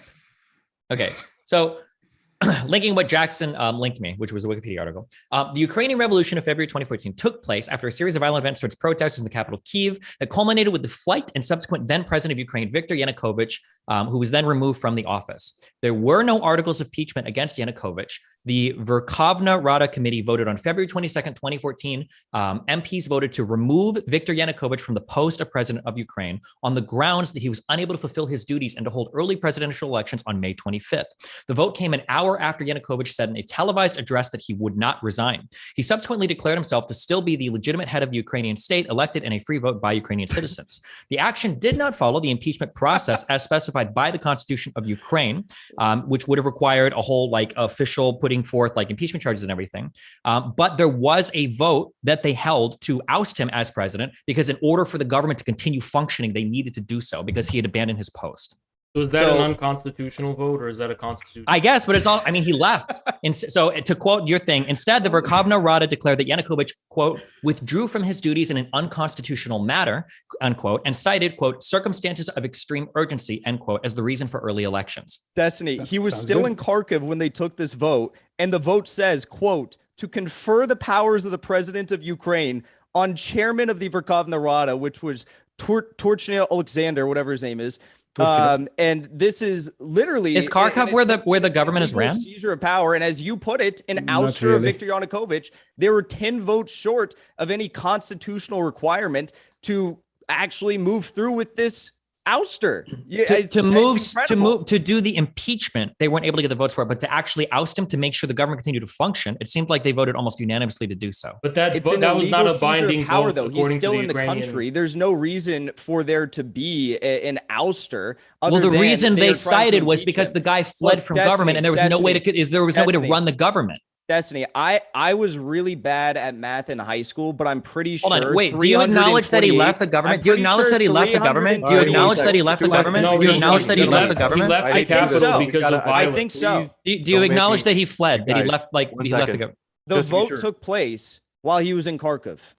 But yeah, he did. Is Kharkiv where you're supposed to be like the head of the state? Is that right? To answer this question, to Russia after snipers rained down hellfire on his band of cars that after he ordered police to assassinate protesters. There was a violent incursion into his office and in his actual primary residence. So yeah, after that all took place, he went to Russia, but he was still in Kharkiv. So the argument here is that if a head of state is evacuating the capital because of a threat of violence, that is not the same as stepping down from government. I agree with that, and they didn't follow their impeachment process, but they did vote 328-0 to remove him from his post. Which was not enough as per Ukraine's constitution. I actually have one important thing to add. At that point, after the firings, etc., I believe the reason why they didn't have the constitutional majority is because Yanukovych's party kind of just fled also and disbanded, and they basically all went to Russia. So I think that was the reason why they didn't have the majority, even though they voted 328-0, basically. But you just called it a revolution, and you just said the law didn't matter. It was. So you agree that it was not following the procedures of the form of Ukraine's sovereignty enshrined in its constitution. It was following it. It was still a revolution. Those things are not exclusive. They definitely are incompatible. If it's going to be a revolution, then you're going to overthrow the prior form of the legal order and the sovereign order. So they did, as per their constitutional requirement, it was not enough for an impeachment. The legal order wasn't really overthrown, like the same legal system. So was the constitutional requirement met, or was it not met? It seems like the constitutional requirement for impeachment wasn't met, but the reasons why were extraordinary. It seemed like they didn't want to go through the process. But the Ukraine's legal order does not allow can we use our circumstance. can we actually use our brains a little bit, or is it really going to be this retarded? I would love to use if we look at this after the president, sorry, but the violence. The violence of the Maidan. Can I just do my 30 seconds and then they can respond? So after he fled, they didn't go through formal impeachment charges because the country was literally in fucking chaos. They didn't want to run the courts and run the thing to figure out so they had a vote in their parliament to see what they should do. Did he abandon his post? When they took that vote, the Rada voted 328-0 to remove him from the government so that the government could continue to function so that the country wouldn't fall into chaos. After they voted to oust him, they held democratic elections and followed their democratic process afterwards. That seems to be what happened. Now, if you want to call that like an illegal coup or seizure of power, that's fine. You can do that, but don't pretend that he was just like kicked out of the government and they installed a new leader or whatever. That's not what happened. That's exactly what happened. You can't have democratic elections to replace a president if you have an illegal ouster of said president. Especially when you consider that the entire pretext of him leaving the capital was criminal and illegal mass violence being conducted by the citizens by the people living in Kiev, who were not acting as the representatives of the entire people of Ukraine. So if that's the pretext for him leaving in the first place, of course it would not be legal according to any democratic constitution. Why did he leave the country? Because of the threats of violence he was facing. Why didn't Zelensky leave the country? Zelensky's well protected wherever he is. And Zelensky is what you told me on this platform, I think a month ago, that Russia was going to control Kiev in literally 3 days. You're telling me that Zelensky is well protected with the Russian military invading his country, but you're telling me that Yanukovych was under massive threat because of some riots? not only riots, but various sniper fire. He didn't have Yanukovych did not have the Ukrainian security apparatus or The He whole literally narrative. did. The whole Belarus or whatever police force was still protecting him. Of course. What do you Yeah, mean? He but had You to have special- understand though that those police forces were being sniped from the Euromaidan controlled buildings in Euromaidan Square. So they were Precisely. literally killing police officers It was and the civilians. other Is way there around, any I actual believe. evidence of sniper Yeah. fire? Is that a real thing? Can you show me that? Like What? sniper fire on police officers by protesters. Like What do you massive mean is there sniper evidence fire. of sniper fire? You're the one who the entire time throughout this debate, you've been saying that there was sniper fire on protesters. No, what I throughout the said was that. Yes, you what I did. said You was that. was that before? No. Okay, well, I'm glad we have video evidence. The We entire have video time evidence. you've So been what? saying- If you rewind, what you'll hear me say is that Destiny, police shut the fuck officers up for a fired second. on Destiny, protesters. We've got video Destiny. evidence of it. I didn't say they sniped them. Rap God, stop talking. So you've been saying throughout this entire debate that was it before or was it after the sniper fire began to rain down on the protesters? I don't Never know how said many that. times you've said this. Never You're said like that. a broken record. And now you're saying that there wasn't sniper fire and you want proof of sniper fire. I said that on the people? police fight. Do you want to bet like $10 on it? If I said there was sniper fire from police on protesters, or if I just said police fired on protesters? You said sniper fire. I said police fired on protesters. You said sniper fire. Do you want to bet on it? Do you want to bet $10? Sure, I'll bet $10. Okay, Is we'll bet this the $10. level You give me we're the on clip. right I'll now? PayPal Okay. you $10 afterwards. If I did say it, I misspoke. And what I've said a million times is that police officers fired on protesters. They absolutely did. There's video evidence looked at by third parties. You can go and watch it right now. It's undeniable. Georgian police officers that were controlled by the Euromaidan protesters. Yeah, I No, agree. they were literally the yellow, whatever, wearing police officers. You can see them in their police officer protected position That's a shooting on convincing protesters. argument, yellow wearing police officers. But what I can tell you is that Georgian police officers have actually admitted to this in testimonies. Where? You're just lying. This is Yeah, I can't this engage didn't with this. happen. If you want, you can literally They Google admitted to this. you can They Google admitted New to York this. Times police shooting Ukraine reconstruction, and you can literally watch videos put together by independent people that Several- model the hey, city, listen, looked listen. at thousands of hours of cell phone video footage, and it put together. Like you can see directly police shooting from areas into protester areas. You can see them shooting and killing protesters. It's like Yeah, It's like also, super- like yeah. last time though the last story was that the snipers were Polish. Now they're Georgian. I'm glad like they just like I guess changed with the wind. But no, like what we disagree with is that protesters or like Azov battalion or members or whatever or right sector members were sniping police. There were firefights, but the massive sniping of protesters happened by the police. There's video evidence. That's incorrect. In fact, there was That a is- forensic ballistic examination conducted You by can go on the YouTube government. and watch Listen, it. Adam, you Belling- put out a false Belling- statement. wait, You hold put on, out a wait. false Let statement. him finish. Let Jackson finish. I've heard Yeah, this there was a conspiracy theory forensic before. ballistic examination which showed that the bullet samples found in protesters and police alike in police databases did not match up to the assault rifles that the Berkut Kalashnikov was using. That's in not addition to true. that, we also have several former members of the Georgian military who testified that they and other groups of Maidan snipers in the Hotel Ukraina and the Music Conservatory were ordered by specific Maidan leaders and ex-Georgian leaders to fire on police and protesters, and that they witnessed the massacre. The this is just, like, idea general that there disinfo. I just want to be clear on this. So you're telling me that you don't believe police officers ever fired and killed at protesters? Now you're giving me like an absolute statement. Maybe, I don't know. 15 But what I year old. do know is that the deaths that we saw in the Euromaidan Square on that bloody day where there was like several dozen people were killed by snipers at the control of the Euromaidan protesters and organizers. Okay, so when I tell you that like there, what is it? The Beirut. There's a name. Okay. Also, we're there's a just gonna B- move past the Berkut, ballistic Berkut. evidence and act like that didn't happen. Cool, got it. Go on. I don't know if you want to show me ballistic evidence. You feel free to link me that as well. Okay. But the idea, if we're gonna bring Olga Bulga up in this debate, Well, I don't know. I think ballistic evidence is kind of important. I don't know. Maybe, well, it depends maybe on I'm who. silly. Oh, the Berkut. Those police Berkut, officers. yes. Yeah, they were ordered by Yanukovych to fire on protesters, and they did. We have video evidence. why did the entire bullets thing. not match up with their assault rifles? I don't know what bullets match up with their assault rifles mean. If you get an actual bullet and you get an assault rifle, you can look at the striations of the round. I don't know if that type of forensic analysis was done, but you can laugh all you want. But like we can watch the videos, dude. No, it's just like incredible. It's 20. You're- Like was it's it- 20. was It's it- 20. No, we Doug, heard the year this is from the year someone. is But the year is evidence doesn't 2014. matter. All right, hey, The year is 2014. We've got video footage of fucking everything that happens. They've done a full reconstruction, like of everything. You can measure when the bullet leaves. You can hear the sounds across 10 cell phones, and you can see who's getting shot by who. It's not a mystery. Hinkle, can you link that to us? Can you link that? Yes, link the forensic investigation? yes, you did ask for that. I will. Sure. And if anybody's bored, here's this in the Zoom chat. If you want to watch it later, you can literally watch the videos of people getting killed. You can see from multiple cell phone angles where the shots are coming from. We've got CCTV footage of the police officers behind their barricades shooting directly into protesters. You can see from like 4 different angles the bullet going to the protester and killing him. You can measure the sound waves off of every single fucking cell phone that's recording it. It's not a mystery. Like, and then meanwhile on your end, you've got like Olga Bulga saying she does forensic investigation to prove that it's all fake. Like, I see what contradictory evidence. One sec. There is no contradictory evidence. Sorry, go ahead. I see what Hinkle is doing now. This is like a paywall article, so we cannot check immediately. It's not a paywall article. Yes, it is. For me, there's like a paywall. I didn't even send it to you. How do you have a paywall? Oh, sure. That's the one that I sent. New York Times. Sorry. Okay, sorry. But yeah, it was Destiny. Sorry. Paywall. Okay, no so Hinkle, please link it because I'm interested. Is it now? I'm gonna go through it quickly as Destiny takes the lead. I like.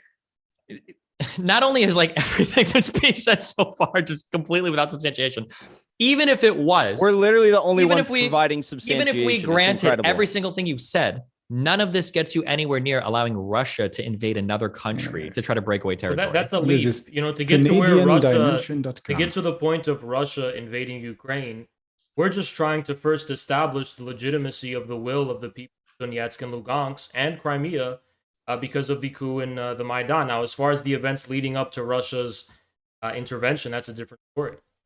Sure. So let's say that there was a coup. What is the justification for Russia to invade? Russia decided that it wanted to settle the matter peacefully through the Minsk agreements, which the Ukrainian government had agreed to. Now, if you could, it's not peaceful to take territory from another country. You understand that, right? Right. It's also not peaceful to have a violent coup. So that's square. Zero. No, hold on. Two wrongs don't make a right. Well, if we thought that the Belarusian elections weren't allowed or weren't okay, do you think that means we can go and invade Belarus? Sure, it is definitely not justified. Oh, sure, we can. It's definitely not just justified for a country to come in and just take territory, regardless of the will of the people living there. But when you do have an overthrow of the constitutional order, and the people of a certain region overwhelmingly decide that they want to join another sovereign state that they're historically, ethnically, and linguistically and culturally closer to. None of that matters. That is definitely not the same as a country just coming in and taking it. If people in their sovereign capacity decide they want to join another state that they feel will represent them better than the one that had just overthrew their democratically elected representative, that's not the same thing as a country just coming in and so if enough people in Texas voted to secede and they wanted to join Mexico, would Mexico be right to send an army into the United States to secure that territory? If there was a coup in the United States that overthrew the constitutional order and there was all this, everything was thrown up in the air and the people of Texas, for some reason, were no longer able to have any sovereign representation in the capital, then of course it would be justified. Do you understand what you're doing? Do you understand what you're doing? Justified in this country. Do you understand what you're doing for norms around the world when you say that if any country has a coup, another country has a right to come in and peel off territory from that country? You don't think that is not what I'm saying at all. I am not saying. That's exactly what you're saying. No, you're saying that there was a coup in Ukraine and some group of people felt like they weren't being represented as a result of that coup, so they want to break away and join another country. And you're saying that if that is the case, as another country just coming in and peeling it away, because one implies that they're just doing it at the expense of the people living there.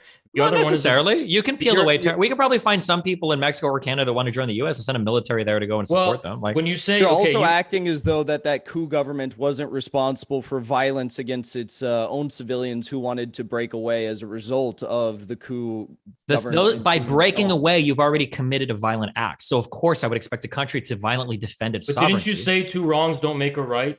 Before? No, self-defense is not a wrong. If somebody's trying to break away from your country, you have a right to defend your sovereignty. Well, if someone overthrows your democratically elected representative, which represents they had democratic elections afterwards, did they not? No, those were not considered legitimate by the people living there because they already. Who didn't consider them legitimate? The people even Putin considered these elections but legitimate. Putin is not the people of Eastern Ukraine. The people of Eastern Ukraine don't get to unilaterally just say we don't like the elections, therefore they're not legitimate. No, but they do get to say that if you overthrow our elected representative, we don't have to recognize whatever new elections you're doing because we already voted for a guy before and you just got rid of him. Okay, so so if they didn't like the new leader, they have a right now to basically No, break away that's from not the what I president. said. It's not whether or said- not they liked him or didn't like him. There was an illegal ouster of this president that was pressed by violence from thugs of criminals that were propped up by the United States and people like current Undersecretary of State Victoria Nuland. Oh, sounds like a true czarist over here. True. Okay. Yeah. I think Adam, you've just confined yourself to making like these snide, insubstantial comments. No, Can you actually because produce an I've heard argument? because I've heard them all. Yes, yes. So my frustration with you is that you of course are way more into this like hard like leftist revolutionaire aesthetic, Yeah. And then here we are, and then I'm supposed to be like the either Lipcock or Nazi or whatever, and then it's you who are questioning, who are saying that a revolution or regime change is not valid because you didn't get the votes. You were 10 votes if short. you want to have a Sorry, philosophical argument about the glorious revolution revolutions, failed it's because we were 10 votes short. Hold on. So something interesting. Wait, just one more point. Yeah. Something that was also mentioned that when I think Hiko mentioned that like the mob stormed the palace of Yanukovych, right? Which is like, okay, it wasn't a storming. People just like kind of showed up to his villa, which is where did that come from, right? The money for it, and That people legal? just like, strolled in, and to this day it is the Museum of Corruption in Ukraine. You can go up. It's in Mezhigiria. It's in a northern Kiev was suburb. this And this is friendly the same occupation legal? This is this is the same energy as Soviet communist troops, red troops showing up to the czar's palaces in Russia and looking around, saying, "Wow, look!" No, look at all this the nice reason stuff. that's Now we not own it. comparable. Now it's the people. Yeah, the reason that's not comparable is because the October Revolution was already precipitated by the February Revolution, which overthrew an autocracy, which was not a modern democratic state in any capacity. It was not some kind of constitutional order. It was a pure autocracy, which was overthrown already by the February Revolution, and it was the Kerensky government which was in power at the time, which also, lost in the constitutive elections with the unity of the Bolsheviks and the left SRs deciding that they wanted to get out of the war and overthrow it. So, the Sure, comparison's but- completely void. You can't say, My well, point. My point was that you so vehemently opposed the spirit of this whole thing, right? Because Yanukovych wasn't an absolute monarch, but he was actually leading towards it, ordering his police to fire at protesters. Wait, but you're saying signing in the protest laws into I law. think I you- think I no, think- Adam. Okay, go ahead. He criminalized protesting, for example, and he also made it legal to try people in absentia. So even if you weren't in the courthouse, you cannot defend yourself, don't have a lawyer. The court can just sentence you to 20 years of prison for just allegedly true? protesting. Was this I called think- like I think was it your the arguments- In the United States right now is illegally extraditing Julian Assange to lock him up in a CIA black site for 175 years. Hold on, That's real a quick. pivot. You think That's the a pivot. United Listen, Adam, States is something. anywhere Adam, comparable to the pivot. laws that I don't know Yanukovych why, passed Adam, before he I fled don't the know, country? Adam, I don't know why you keep like bringing up this conspiracy theory that there was snipers raining down on the protesters that were controlled by Viktor Yanukovych when I just sent you proof, testimonies from I just went the through the people article. on the ground there who were saying that they saw snipers shooting from Hotel Ukraina window, I saw a went through sniper this near the article. roof of the Hotel Ukraina sign, yes. and another sniper on the roof of this hotel on Zhozhnevny Palace side. These were all Ukrainian Euromaidan controlled buildings. Yes. So There's no ballistic wait. analysis in this article? No, we do have the. I went through this article. analysis too. I went through this article. It's written by Ivan Kachanovsky. Like this seems to be like the conclusions of one guy. It is just Russian propaganda. I will not look at it. The ballistic No. evidence is not worth my time. No. I've actually read it, and it's like pretty underwhelming. It's like no sources whatsoever. It's like the guy Adam, no I sources. just the guy's wanted like to- strongly insisting. Basically, There's an he irony links to his here. study. There's an links to a irony here study because you and- said something earlier. You said something about how if I'm a revolutionary, why do I think a constitutional order is important? Yeah, the like argument actually reminds why are me. you such a bootlicker? And- Yeah, and yeah. Adam, I want to Adam, actually talk about that about authority. because your argument actually reminds me of a literal argument Mussolini and Hitler made when they were reproached by the communists about suspending the legal constitutional order of their respective countries. Oh, it was just a revolution, just like what you guys did. And this evinces the fact that it seems like these ultra liberals like yourselves and outright fascists and Nazis have the same line of thinking that you can just I am suspend. more pro-revolution than you are. You can just suspend a constitutional order of a country at the expense of the actual people living there. And moreover, not only can you do that, but you can actually deny the ability for people who want to, after the suspension of this constitutional order, have their own revolution and say that's somehow illegitimate and illegal. You can't at the same time speak on behalf of the legal order while at the same time having overthrown it. So pick your argument. I'm not even saying that, oh, I'm just defending the constitutional order of Ukraine. I'm defending the right of the people in Donetsk and Lugansk and Crimea to exercise their sovereign right to secede from Ukraine. Sure, but when that happened, when those votes happened in Donetsk and Luhansk, they were already occupied by paramilitary troops supported by Russia. So it was happening under gunpoint, same in Crimea. So those are not the same. So when you say it happens under gunpoint, are you trying to say that if it weren't for that fact, there wouldn't have been overwhelming pro-Russian sentiment in those regions? You're saying they're forced? Probably not. It was more. What does gunpoint mean? That's extremely dishonest. In gunpoint, yes. In gunpoint means in Crimea, government buildings were taken over by the polite green men. That was Russian Spetsnaz, and based were there on demonstrations in front of those government buildings by ordinary Crimeans who actually were expressing protest against the coup of the Maidan? No, because the streets are full of Russian special forces with guns. So those were all Russian special forces who were gathering in front of the Capitol building in Crimea. Is that what you're trying to allege? But the little green man with the advanced Russian weaponry and the green suits and no What insignia, about the mobs of civilian protesters who were protesting the ousting of Yanukovych in Crimea? Were those little green men? Who? The protesters, the civilian protesters that were very frustrated at the idea that there was this illegal ouster of their president that they voted for. And then wait, I'm not done yet. And then in addition to that, when, as you put it, they had democratic elections, they didn't want those people to vote in the Donbas. They didn't want people in Donetsk and Lugansk to be able to vote in the so-called democratic election. So I don't really know why. Wait, people in the Donbas were kept from voting for new leaders, for new leadership? There were no... Certain portions, yes. Actually, yeah.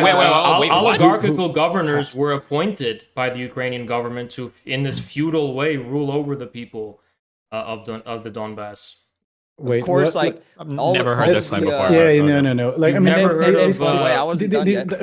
this actually more of a Russian thing to have regions be ruled by strong men. But the Donetsk and Lugansk People's Republics overthrew people like Kolomoisky and other oligarchical families that had directly controlled the government.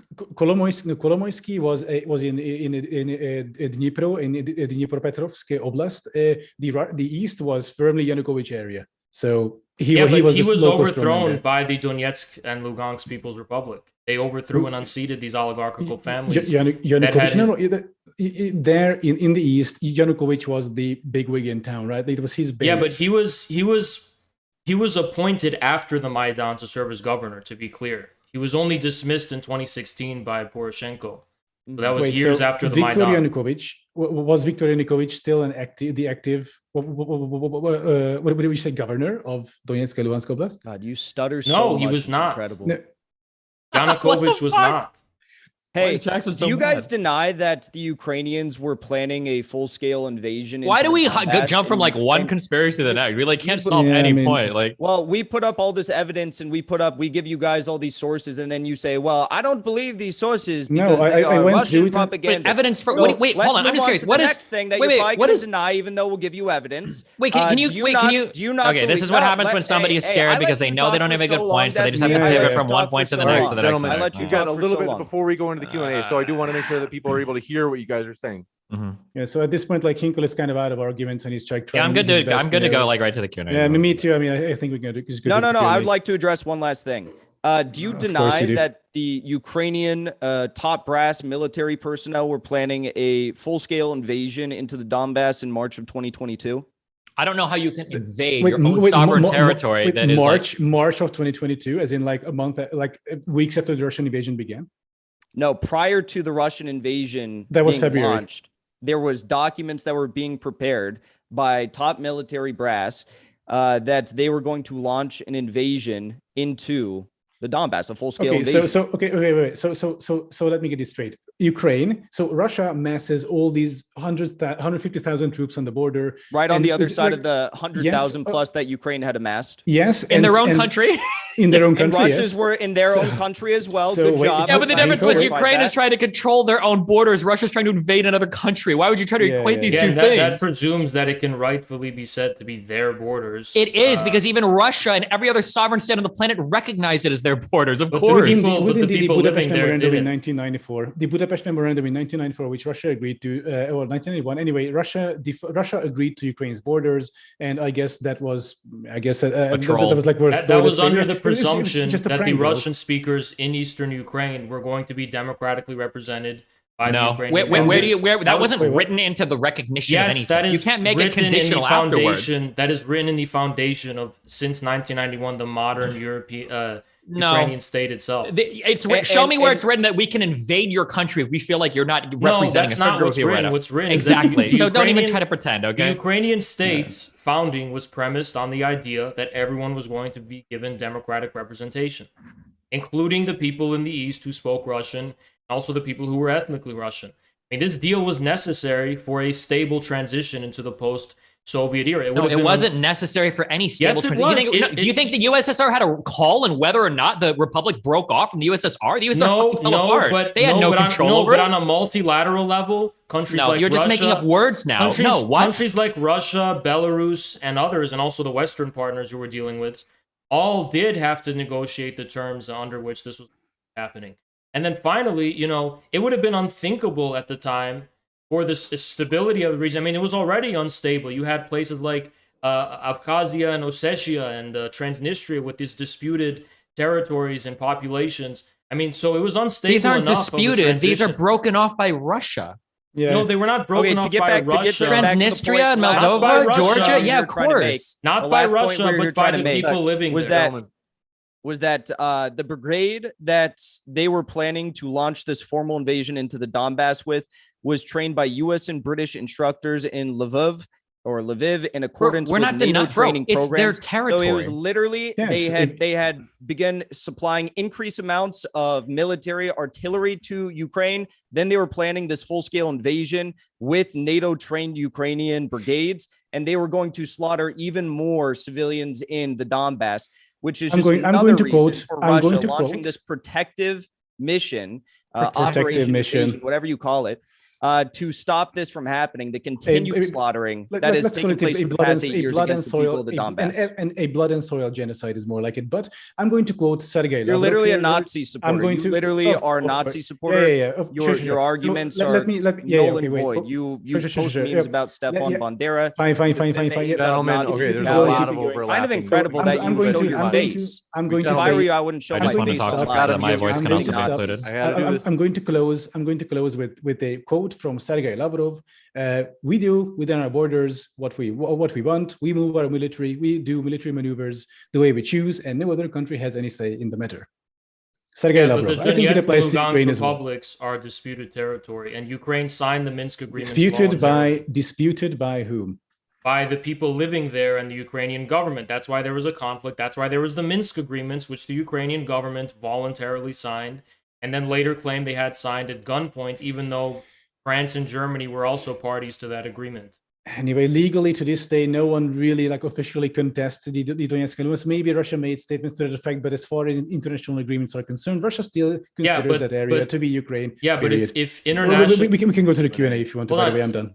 International agreements are not the sole factor in defining what constitutes state sovereignty. Wait, I thought the law was super important. Now there's sovereignty at the internal level and then sovereignty at the external level. Now, internally, it seems like external sovereignty is determined by how mad your neighbors are, I guess. Jesus. Yeah. No, internal sovereignty is determined by things like this. I mean, read the basic foundations of your liberalism.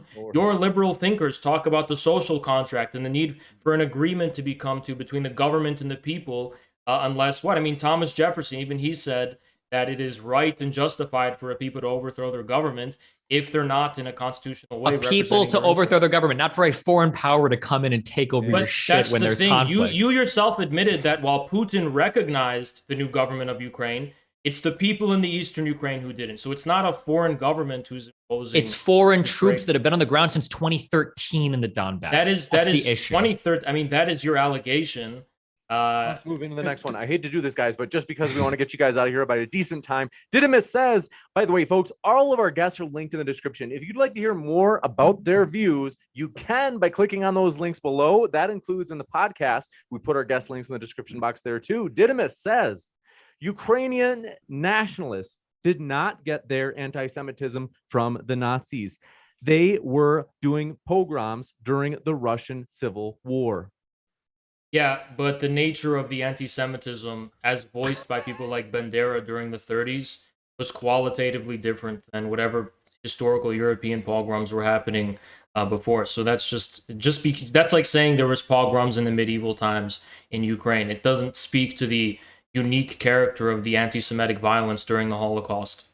Sure, but Hitler's anti-Semitism and Nazi anti-Semitism was this like weird, almost ultimate culmination of essentially hundreds of years of like Christian anti-Jewish propaganda and like traditional European. Well, you could also say it was actually I'll the give you the result last word, of. Infrared, and then we got it because the question was originally for you, and then we got to go to the next one because we're crunched on time. Infra, if you wanted to say something, like I was just gonna say it was unique because it represented this post-Christian, pan-European, pagan idea that the Jewish people are foreigners to Europe and that they have to, and then just like the Slavs and just like other so-called subhuman races. Wasn't anti-Semitism across Europe, like all over Europe past World War I? Like it wasn't unique to like one or two countries, right? But but the unique nature of the next question anyway. Yeah, sorry. Oh, this one from Mitchell says, question for both sides. If you had the power and money to end this war, how would you do it? Supply more heavy weapons to Ukraine until they crush the Russian army to the dust, so we can restore the borders of Ukraine that Russia originally agreed to, and then we can later on we can do fun stuff like break up the Russian Empire into its constituent states, so we will not have an imperialist power wage active war in Europe in 2022 again, in 21st century. Jackson, you want to go? You can go first. Yeah, very, very simple. I mean, what Azov something just said is an effort to prolong the war. What I would do is I'd make the proposal, and hopefully Ukraine would have some sense of, logic and agree to it and understand that if they don't, it's going to end up much worse for them. That you have to cede the regions that Russia has already established control over, including Donetsk, Lugansk, and Crimea, because Russia has the ability to continue advancing. Russia should also get Mykolaiv, Zaporizhia, and Odessa. Very historically significant town to them. Ukraine must remain neutral, meaning no NATO, stationing of artillery or personnel or training in the country anymore. And all official outed Nazi battalions and regiments and political leaders must appear before an international tribunal to try them for war crimes, if any, crimes of aggression that would be set before an international charter. Also, in addition to all that, because I agree with all of that, since we're talking about power and money, I would also invest in the infrastructure and economic development of both Eastern and Western Ukraine, such that the source of Nazi extremism and anti-Russian sentiment, because they're blaming Russia for their own oligarchical zombie economy, I would have mutual economic development, which would lead to long-lasting peace in the region. I would say that the agreement should be really simple. All of the territory should be returned to Ukraine. This includes the Donbas and it includes Crimea. Russia should probably even leave Sevastopol. I think they've lost any legitimate claim they've had to even running the base there. I think that Russia has shown that they are incapable of sustaining any long-term ground war. Their military discipline for a variety of reasons is just abysmal. And the further and longer that the war goes on, the more Russia's economy is going to suffer, and the more what little military honor they had will shrink and disappear into nothing. Russia's economy is really being hit, huh?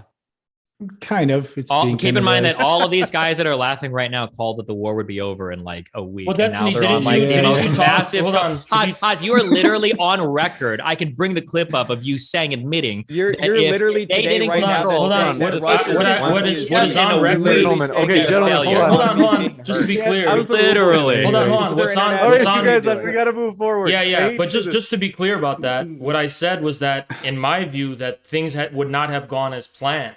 Well, I was yeah. wrong about that. Now, Oh, I was they wrong. didn't. But will you go to the admit next that you were wrong about the depreciation? This one, And guys, I will hate you, to do will, this, will but- you Okay. admit that you were wrong about the ruble being totally worthless, even though not only has it fully Their currency's recovered, having extreme trouble right now, but okay. the ruble has reached historical highs. Bloomberg This just is- announced that the ruble's the top performing currency in the world. And you Yeah, were is That's steering some it crazy how because- that Yeah, works, yeah, huh? yeah, Definitely because- true, because- right? You want to get Because- Not only You is the are ruble the such a top performing dumbass. It's not really only is it the incredible. top performing It's currency in really the world, incredible. Russia's military is one of the strongest It's standing armies in the world as incredible. well. The Oh, hell military yeah, discipline yeah. is You just strict. deny The all defense reality. that they have Okay, for their guys, armored you guys, units I hate is to do this. super on point. Everything You is gotta going go. exactly. It's yeah. incredible. This one Destiny, coming you're in Incredible. so triggered. Pedro, Incredible. Next by the way, question. So you triggered. gotta go. Pedro HM, thanks very much. Says, why pro-Russian Ukrainians don't move to Russia? Why not offer asylum? It seems a simpler solution than annexing a whole country. It's $5 USD, by the way. because That's they- an easy one. Oh, Yeah, who's that because for? it's their homeland where they're living, where they're settled. During the Soviet Union, that was the bread and butter of their way of life, and everything. How that did they helped. get there, by the way? It's a It mystery. depends on who. Some were there. only from How the did Soviet Union. ethnic Russians get to Ukraine, by the way?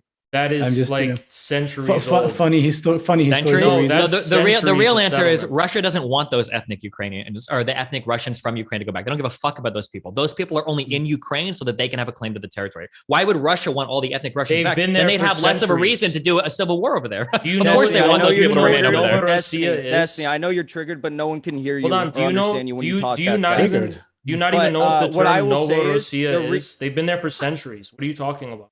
The reason why they should not have to flee to Russia is because that is their home and they shouldn't have to leave it because a U.S. installed apparatus has decided that they want to harass, murder, and torture the civilians there because they don't like their leadership or their controlled leadership. Yeah, okay. Next question, I think. We're done. Mr. with Monster this. says, it's not that I support Ukraine, it's that I support humanitarianism. Needless to say, a lot of innocent lives are being lost, though. Putin needs to stop. True. I mean, I mean, the most horrible thing is that like Russia went in saying that like, oh, we're about to protect the Russian-speaking Ukrainians from the little Russians from the evil Ukrainian Nazis, and essentially the overwhelming casualties of the war are Russian-speaking Ukrainians because Russia is just going fucking scorched earth, as we've seen like cruise missiles hit residential neighborhoods, artillery barrages, the TOS-1 thermobaric missiles hit housing areas. Massive civilian casualties in Mariupol. Currently, they're trying to cover up the civilian death toll. We see mass graves upon mass It graves. just so happens that of course, censorship- Russians are Let's saying that finish. the Azov did it, but like in Ukraine, I mean, it's like someone takes a shit on the street, Russia will say it was Azov. So Yeah, it just so sad. happens that YouTube censorship enforces all of these allegations you're saying. We're not even allowed to contest any. Fucking Yeah, Susan because is at it's- it again. God damn it.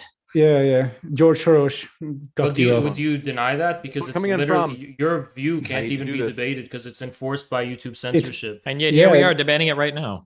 No, Yeah, we're not no, we're debating not the debating various individual claims he just made about Russia's. We crimes literally and can't talk civilian- about that or else they'll demonetize us. Yeah, Demonetized. Permanently. Wow. They remove your super chat ability. they also can issue a community That is strike, not which actually censorship. happened. This one That's coming in not from censorship, saying if you talk about something, they're going to remove your ability to monetize your They content. also issue Yes, community that is not strikes and censorship. they also issue That is not suspensions. censorship. I'm sorry. They've also issued suspensions over it as well. So I don't If know you want why. censorship, look at what Russia is doing with its journalists. That's Period. what if you about want censorship, Russia if you doesn't want claim to be. censorship, no, last thing. If you want censorship, look at what Zelensky has done in banning all opposition parties and locking up, imprisoning, torturing, and Yeah, killing. and look at dissidents Banning and all journalists opposi- wait, who oppose what? Zelensky. Look No, at what banning the- Zelensky's banning done the- to yes, people banning like. the opposition Squads. Look at what the pro-Russian SBU parties. desk Look at the squads long did. list of Although, names. considering of people, that you're a big the fan CIA of black Bandera, I sites can't and the- imagine that you have a problem in the world with the SBU death squads. And yeah, what The about what? people like Jan Taxier? Is who's it like a the FEMA journalist death who camps or was something? detained? Like, is this some kind of like far right conspiracy theory that you guys are like pushing on us? You're the only conspiracy theorist here. Oh, of course. Yes. And Anyway, also, next question. Adam, Yeah, just to be got him. clear, this one coming in. We have You- this one. Fernandez T says, here to support you, James. Thanks for your kind support, friend. Says, and by the way, 100% of super chats are going to go to charity today. That one is linked in the description box. They said, let's see. Thanks for your support, though. And Captain V says, for SB3 says, what's worse, a league of grind or this debate?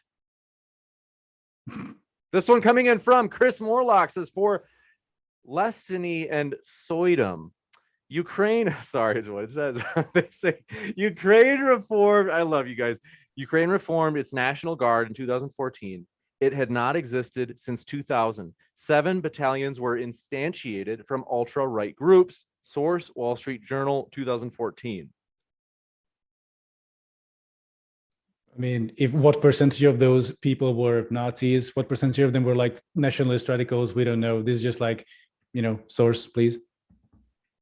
Yeah, it's but almost like it's a good how many boogeyman, though, people for, in like, the AfD are Nazis?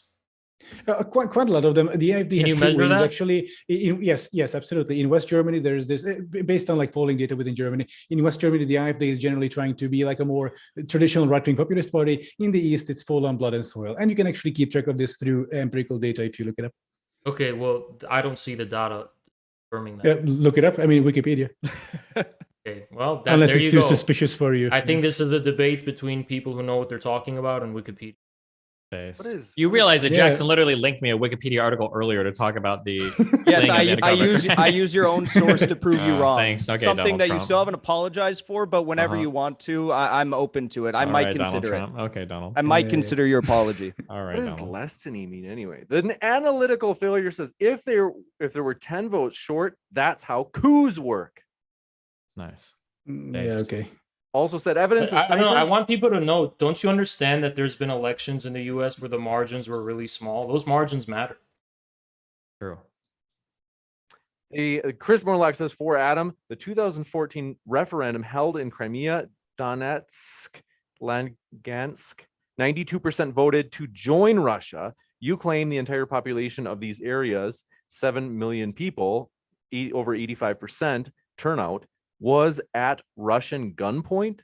Sure. Do you think there was like an incentive to go out and vote? Actually, you know what? The better question. So when the Ukrainian military is there, it's not. The question was for me. In those areas, the Ukrainian military was not there. The Ukrainian military did not exist almost at the time. It had like 2,000-3,000 deployable troops, and that's it. So. A better question, though, what would have happened if the people accidentally voted that they want to remain part of Ukraine? Like, do you think Russians would have just like packed up and it's like, okay, well, I guess we're other people, and we have just left Crimea and left the Donbas, the Donbas? Of course not. Obviously, the people, pro-Ukrainian people at that point, so these referendums happened later after the Russian takeover. So, I mean, pro-Ukrainian people kind of saw the writing on the wall. There's Russian troops, abducting people, etc., and essentially threatening people.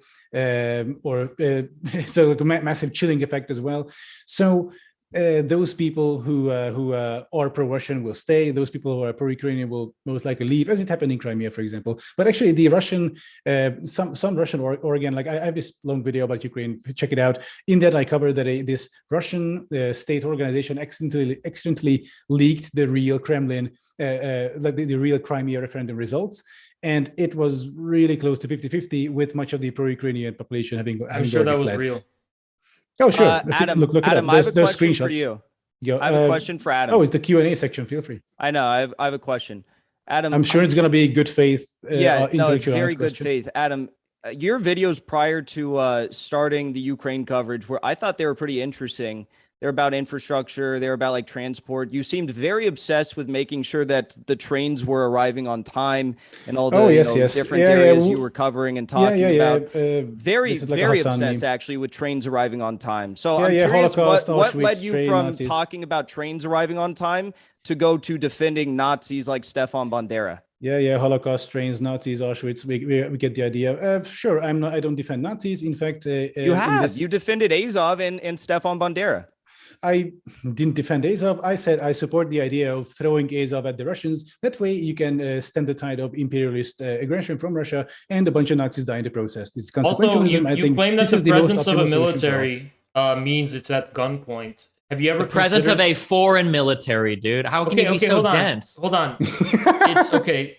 Have you ever considered that let's just assume you're right and the foreign military was there. You ever consider that the foreign military was only there because it was like overwhelmingly already known that the region had pro-Russian sentiment? Now, it wasn't formally It measure. doesn't matter. I don't know why you That's not keep how this using this works. childish argument. Whether or not you have pro whatever sentiment or anti whatever sentiment doesn't give the right for a military to go into another country and you're hold saying new a foreign elections military, while which they're is very- occupying a country. That's and really territory. misleading to say it's a foreign military when the people living there are Russian speakers, many of them ethnic Russians. Militaries aren't decided by their And they're language, even citizens. dog. They're even many of them are even citizens of the Russian Federation. Wait, so Militaries aren't decided by where else Destiny. other people have citizenship for. What? Destiny. Like, Yeah, I Haas is know, now but ma- it's just Haas is now misleading. You're the making it plastic seem map. like Hold on 1 sec. you're making it How- seem like Haas they is- were. That's grounds for the idea that they were coerced into voting the way they were. But It can be grounds for the Which- idea that they're coerced. Sure, it can, You had a but military that took it the country, can- that took part of a country away from another country, and then held Yeah, new elections there with the people that is, there. you're What do you- right. It is possible for that to happen, but in context, it's clearly not the case. Sure, let me Haas, ask you did this. you- Look, one good faith question that Adam kind of posed earlier, okay? If Yeah. they would have voted to stay with Yeah. Ukraine, do you think Russia would have packed their shit up and left? I genuinely do. I think they would have been. They You're would have been absolutely shocked. delusional. They- I they- don't they- need to they- hear your shocked. idiots. You're They They would have delusional. been. Hold on. They would have been You're absolutely delusional. fine I with think they it. would have been No, so no, no, shocked no, no. that they had miscalculated So what the shocked. sentiment in that region. I mean, we're talking Yeah, about regions where- miscalculated like they have their We're talking entire about war regions- effort. We're talking about Destiny. regions where you have like one last thing, 90%. because I didn't get to put my two Yeah, cents yeah, in let- this let round. Jackson. One last thing. I don't even It's think you have two incredible, cents to put Destiny. together. Destiny. It's incredible that you're putting this argument forward when literally Viktor Yanukovych was the one who said he didn't want to work with the EU, and as a result of that, the US actually couped him out of political Yeah, you leadership can in say Ukraine. you can say that as much as you No, want. you're There's trying no to evidence act for like, it. oh, You Russia's have the no one doing evidence this. for a coup. You can say it as No. much as you want, but there's no evidence So the the US did people in anything. the Eastern argument. Ukraine Maybe Russia were would have done brainwashed. it, Let's but hear the US Destiny. You can't just actually did repeat it in fake Ukraine. shit over and over again and US expect it actually to did it. become Just true. hold on. So Crimea was brainwashed, but the Maidan people were not brainwashed by U.S. The people. Maidan people were Ukrainians that were protesting Yeah, for they months. weren't brainwashed by Western media, but the people in Eastern Ukraine were brainwashed. Yeah, they by were Russian media. brainwashed by Western media. They saw Western people living happy, democratic, economically prosperous lives, and they thought, "Wow, I want that." Yeah, their lives And have gotten that was so the much brainwashing better. that happened. and they were Their lives also have gotten conned. so much better under the Western sphere of influence. It's incredible how the state of Ukraine has just prospered. Oh no, when the Actually- Russian oligarchs were running fucking everything in Ukraine, they were doing way better then. True, Yeah, but the absolutely thing true. is that- Absolutely, it's not like Ukraine was one of the most corrupt countries in the fucking world It is, leading up it to is the you know what? literally the 2014 Western Maidan. model of liberal democracy that gives rise to oligarchy historically in that. There we go. Now we're getting to the real Russian argument. These would actually be interesting debate if you guys weren't so fucking like slimy. If you want to have the real conversation of like the collapse of like Western liberalism and Russia seeing itself as like kind of instilling itself Well, no. as kind of a new world, like multipolar thing in the East. Soviet That's the properties- actual interesting conversation. Soviet The real assets reason were why Russia's privatized. invading Ukraine. Must- But you guys aren't honest Soviet enough to have that assets conversation. were privatized, and the free market forward. decided this was I'd going to be happy to have that concentrated. conversation. No, into you're the too. You're hands. too decide. You won't admit that that's the actual rationale of everything Hold on, happening. you realize that's an Hold on, interesting you conversation, but realize you're not the a good faith entire- actor to have that Hold on. conversation with. You I would be realize the happy to entire have that the entire conversation. reason Like for three of you. Putin's the Hold entire on, reason one for sec. Putin's illiberal authoritarianism we have is to because we under have to move liberal forward. democracy, oligarchs reign free. Pause. That's why Putin has to be have to move authoritarian to forward. rein them in. Must move forward. Gnarly Bonesful says, "Can Jackson Hinkle update us on the NATO commanders in Avastal?" No, I Azovstal. can't because the Russians have not publicized any of their names, but they have announced that there's going to be war criminal tribunals that involve NATO instructors in Mariupol that take place. Wow. Imagine our shock. This one coming in from Chris Morlock says, "Destiny and Adam, how does it feel? Let's see. How does it feel to be losing the conflict?" And I don't know if they mean that, if they're trying to suggest that. I think they mean the They can't be invasion. talking about Ukraine losing the conflict because Yeah, that's yeah. what They say, and looking at Novorossiya. Yeah. Okay. So they do mean the conflict. No, I mean the Russian offensive in Severodonetsk is actually pretty embarrassing. They pulled up it's like select Rosguardia troops, VDV, like which is their like paratroopers, also Wagner, and they pulled together like 25 battalion tactical groups to assault Severodonetsk, and they were fucked by the Ukrainians. Holy shit! Ukrainians sort of feigned retreat to this industrial area to the west of the city, and then Russians like came in, guns blazing. Ukrainians kind of just like whoop. Counterattack back, and this is actually this won't be like a decisive win, but it's going to be like an attrition thing. You're This is just the, like delusional. Mariupol. They've literally lost every single major battle, and Zelensky just What are actually you 2 saying? days 2 days What are ago. you talking about, though? Zelensky What- just what- went what out 2 battle? days ago. Shut the fuck up. Zelensky went out 2 What days battle? ago and No, said what that battle did they Ukraine lose? Ukraine is currently losing 100 troops a day. That is a Sure, staggering amount. It's Hold Cold on. War, but like They control Russia lost 80% Kiev, of they the lost city you said Kharkiv. they lost in. You Ukraine said is they now lost the counterattacking battle. around Russia They did not control lose 80%. Kharkiv. And What they was the stalled- first one you One sec, said? just So What was the first one you said? First they lost Kiev, and then they lost Wait, Kharkiv. what battle ensued in Kiev? Show me the evidence. Excuse me, like What battle ensued in Kiev? Russia literally has like retreated from even attempting to Yeah, take Kiev. What are you talking about? They couldn't even. They couldn't even get to Kiev. My question is, what There battle was ensued in Kiev? There was no battle in Kiev because They Russia didn't even no make it battle that in Kiev. far. Okay, good. because I'm glad we Russians couldn't figured even that get out. there. I'm glad we figured out. Jackson- They just there tried was to no roll a battle in couple Kiev. tanks across Great. the street and hope the Yeah, Ukraine would looking back- surrender. Out the obvious, But Adam. J- Something there was Jackson, no though, battle like, in Kiev. Russia had No, no that's great. intention of Honest taking question though, Kiev. like wait, Jackson, honest question, like who do you think you're convincing with this? Like, there was no battle You in just Kiev. said there was no Oh, just- battle in Kiev. You just Yeah, admitted it. Sure, yeah, because Russians couldn't reach that far because Ukrainians stopped them, and then the Russians had to retreat. Like this. Yeah, So you if could there was, say- hey Adam, if there was This is such no a fuck battle up. in Kiev and Russia, they surrounded Mariupol with a 4-to-1 troop ratio, and in It took them Kiev long at enough. best they had a 1 to 1.5 ratio of troops, Well- meaning they had no intentions to actually invade the city. Do you think Oh, that yes, they did. potentially Yes, they, they were did. staging troops in Busha to try and offset Ukrainian troops in Kiev and make sure that they had to stay hunkered down there so they Holy couldn't shit, fight in this the is the Donbass biggest while they fucking were cope using I've them? ever heard in my Mega cool. life. Oh my god, dude. That's No, called a the- feint strategy. Have you never heard It's of it? consistent with Oh the my originally God, he's announced doing goals. it They've now. never announced And an in intention. fact, Pinko, Adam, who's last convinced thing by here, this? last thing here, Like, who's because this is convinced by important to this? what you said.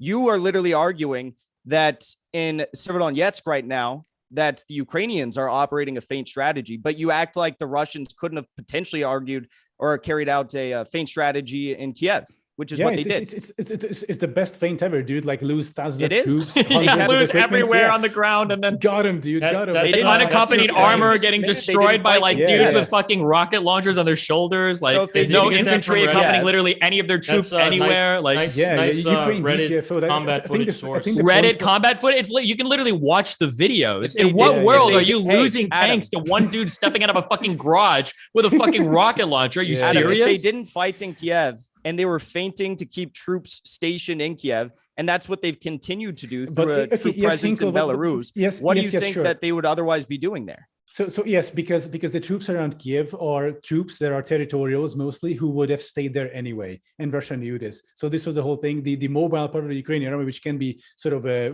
can be sent east, like those were already sent east. The people who were around Kiev, most of them were territorials. So even if it was a feint, most of the troops would have stayed there anyway. So it was pointless, and it's even more ridiculous. But of course, it wasn't a feint. Which is why the Russians left, and they still maintained the presence around Belarus. They It's left also after a month of consistent- being there Anyway, because they anyway, realized they didn't have to be there. It's also Copium, good consistent luck, with Russia's Alvation. original stated I want to intentions. jump into the next one. This Russia one coming in never from stated an intention to Yajalma. take Kiev. Yajalma says, love watching. Let's see. Love watching people like Destiny defending. They say next time he claims someone is, quote, dog whistling about a Nazi conspiracy theory, just remind him he supported genocidal Nazis against Slavic people. Who? Are you talking about NATO shit in Yugoslavia? I don't even know what that's a reference to, but okay. This one coming in from Virgin CIA Rad Lib. Question for Destiny. Okay, it's just, folks, we're looking for meaningful questions here. Sorry, Steven. Okay, this one coming in from, you've got thick skin. You've been on the internet longer than I have. Okay, Bubblegum Gun says 80% of Ukraine government positions are held by Israel. I don't know Okay, what's true. It's a full-on Nazi country, guys. This one coming in from Pole says, I was agreeing with Jackson at the start, but then he made fun of the other. Let's see. He was being rude. Question for Adam. What are his thoughts about Turkey blocking Finland and Sweden from joining NATO? As for being rude to Adam, I don't have a lot of sympathy for Nazi defenders. As for Turkey and NATO, I the think question's for Turkey- Adam on what he thinks. Go for Oh, it. sure. his thoughts about it. So Turkey is now, Erdogan is a huge piece of shit, obviously, but like Turkey is now trying to eke out some sort of concession from NATO countries. They will not keep up the bloc forever, I think. But what they want to, basically, Erdogan is trying to tie up some loose Kurdish ends with this because Sweden and Finland have been like friendly to the Kurds, and plus they're trying to end the blockade of like end the embargo on like Turkish arms purchases. It's like a realpolitik thing. I think it'll go away. It's interesting how the constituent members of the Liberal Democratic Alliance, whether in the EU or NATO, increasingly assert their own sovereignty with these authoritarian strongmen. It's almost like liberal democracies failing the world over. Poland, Hungary, Turkey. I mean, what's next? Yeah, I mean, Russia is definitely not controlled by an authoritarian strongman of all, for sure. What a great Russia's not a there. liberal. No, Russia's not a liberal democracy. That's the point. It's a far-right ethno-state. Yes.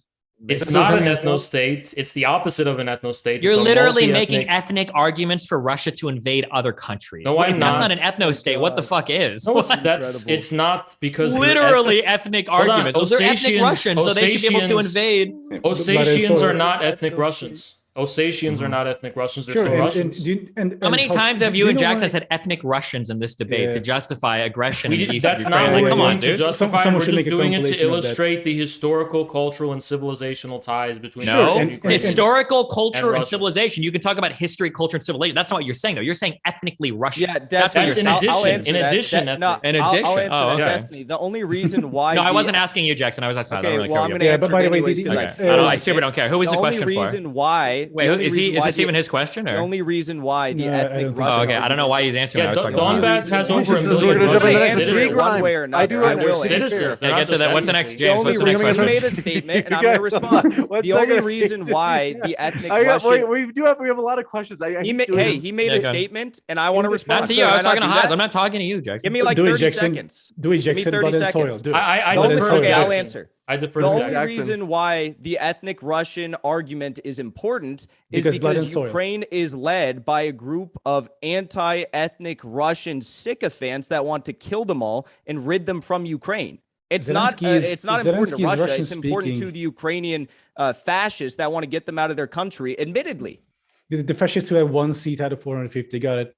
The fascist that was the chair of the Verkhovna Rada. Yes, Andrei Parubi. This one, who is now out of power, by the way, for like years. Jay Grimes so says, documentation of the extent of Nazi integration into the Ukraine National Guard includes extensive documentation by WAPO, Vice, and even CNN. Russian propaganda, I presume?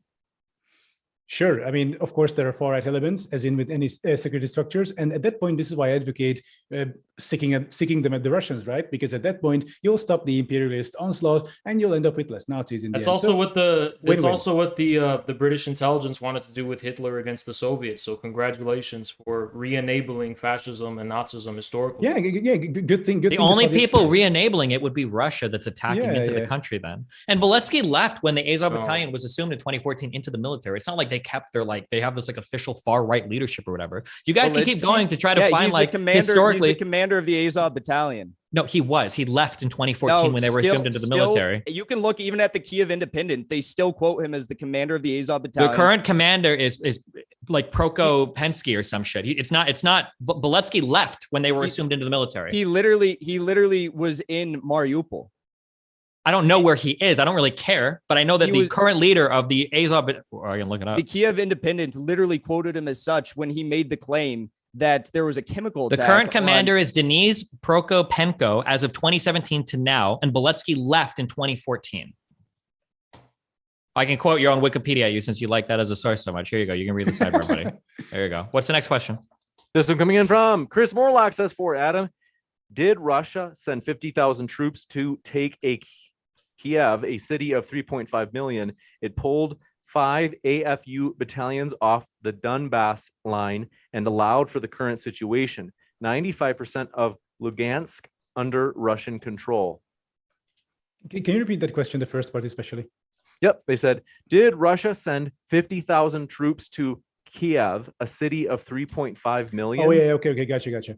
Yeah, so yes, because the Russian plan originally was that the Kiev regime, the Nazi junta or whatever, will collapse, and the Ukrainian troops will lay down their arms in the face of the overwhelming Russian superiority, which of course didn't happen. You have evidence? Actually, in the first, sure, listen to Vladimir Putin, dude. And also in the first few days of the war, we saw Russians essentially charging into Kiev, just like small disparate operations. Also in Ukrainian uniforms, which is a war crime, by the way. But they get executed. There were multiple attempts at Zelensky's life. So basically, these idiots imagine that the Ukrainian army will just disperse and they're just going to roll into the city. You have evidence that's the plan? Yes, and have a victory parade on the 9th of May. Actually, funny thing is, in many cars, in many vehicles of the Russians, they found these like parade uniforms. Like these idiots actually thought that they're going to have the 9th of May parade on like Kreshchat. That sounds like something completely made up. Whoa, hey, dude, this question was for me. Feel free to answer your question if you get one. So anyway, this was the plan. It was horribly misguided. They had to revise it like 8 times, and now it looks like the Russian army has finally culminated in Severodonetsk, a town of 100,000, which is just embarrassing. So we'll from now on, I think we'll be seeing more and more. Sounds like they were targeting strategic military. Hey, I'm not done. And after that, we'll be seeing more and more Ukrainian harassment, counterattacks, and Russian attrition. And we'll see. Hopefully, the Russian Empire will collapse.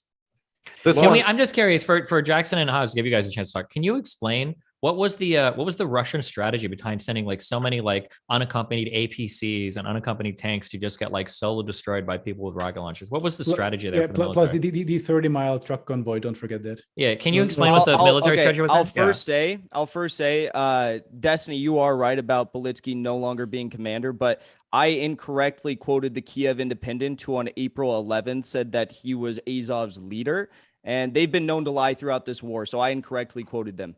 I quoted them correctly, but they incorrectly reported, I guess is a better way of saying it. As to why Russian military tanks were blown the hell up, I mean, they lost a lot of military personnel. There was multiple times in which Ukrainians, when Russians were trying to enter certain cities, they just blew entire platoons and units up. They slaughtered them. But overall, the military strategy of Russia has been a flow of water approach, where they go where they can go, and if they get stopped by Ukrainians, they don't continue pushing through into the city. That's not how war works. Hey, I let you talk. It's a special operation. Let him talk. It's a very special operation. This is very funny. Go ahead. Yeah, so there was multiple attempts where they tried to go into certain cities and they were blown up and they were slaughtered by the Ukrainians. That's a true thing. There's even instances where they went into cities. So go ahead. Yeah, but the overall military strategy has proved to be effective because, again, they've controlled far more land than Ukraine has been able to protect. I mean, they've lost virtually every single battle. There's been a few small battles in which Ukraine has won, but the overall large battles, such as in Mariupol, such as in Popasnia, they've lost all these major battles thus far. They've lost Severodonetsk almost entirely. According to Ukrainian officials, they've lost 80% of it. They've already started taking small villages outside Lysychansk, where they're about to encircle 16,000 Ukrainian troops. So, yeah, they may have lost can I ask a question? Their strategy has been very effective. Sure. So when you say effective, so Russia has said that they have lost, what is this, almost 24,000 people? What? Show me the evidence. What is your data for that? Okay, hold on. Let me check. I'm trying to look up the casualties of the Russian. Just to be clear, these are usually oftentimes it's reported that Russia's retreating because of this huge counterattack.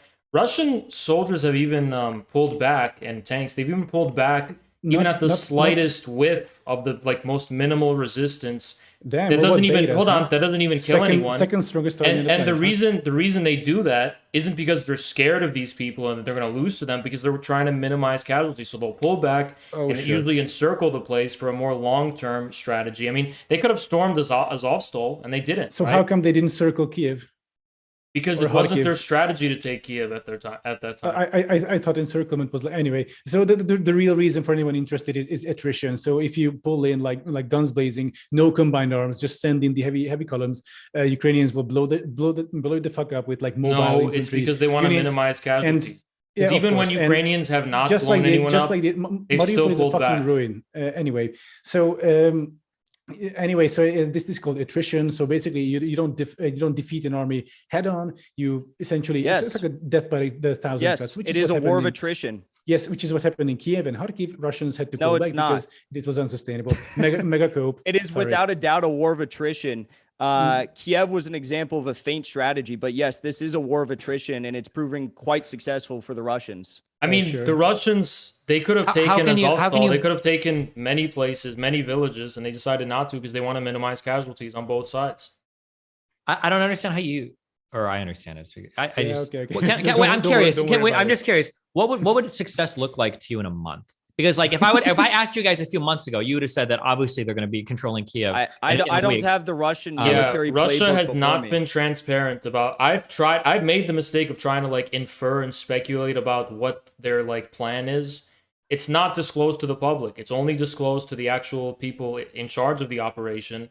And I'm not going to try and speculate on what what their timetable is or any of that kind of stuff because I will say I will make a guess. Jackson, really quick.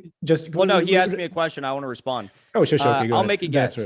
I wouldn't be surprised if Russia doesn't end the operation until they get Mykolaiv, Zaporizhia, and Odessa. Okay, so Jackson, I gotta wrap this up pretty quick. One sentence. Jackson, don't feel too bad if you don't know. Try to get through the sentence without stuttering. Go for it.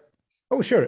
That Jackson charisma, huh? No, just don't feel too bad if you don't have the Russian military because job. Russia doesn't have it. All right, I got to give him a chance to actually. Bro, how many languages do you speak, Jackson? Wait, what the fuck? It's this guy's ESL debating you, and you're making fun of him for stuttering. Are you actually retarded? Yeah, anytime somebody makes fun of a foreign language, you should just speak in your fucking native language. The other guy can't just call me retarded. That unironically, yes. Like, how can you make fun of an ESL guy for stuttering in English? Well, I have to hand it to Adam. To be fair, I think it's only fair that he knows English. You asked a question to Adam, and I want to give it's only fair that he knows English because he's trying to use our country to fight his battles. It has nothing. I'm just saying that, like, of all the things you can make fun of somebody for, you can't make fun of a multilingual person for being like not quite as quick with your own language. That's like the dumbest thing in the world. Make fun of somebody for. I want to give. He's trying to use our military. Okay, our sons and daughters. Okay, dude. So he should use our language. Chance to respond without being interrupted. Oh, that's fine. I think we can go on. That is it. I promise our guests we're going to get them out of here at a decent time. So, folks, wait, can I ask one more question? Then they can respond. Okay, I'm giving them the last word. Super short and pithy question. Very short. Do you think in 3 months will Russia control more or less territory than it does right now in Ukraine? Without a doubt, more. Okay. Without a doubt. In fact, I think they'll control more by the end of this week. Yeah. Finally, one last thing. I just wanted to end it on this. We couldn't get Adam in on this one, so original plan is on. That was the tweet Modern Day Debate put out in public. That's it.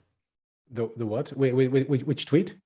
March 2nd, 2022, saying that you were so the one. James, did they cancel or did I cancel the previous one? Hold on, I've got it right here. Since you guys, you tweeted it on Twitter. So this is what I said because someone happened to like it during the debate. I said to clarify tomorrow's event with Omni Liberals friend Infrahaz and Jackson Hinkle is still on.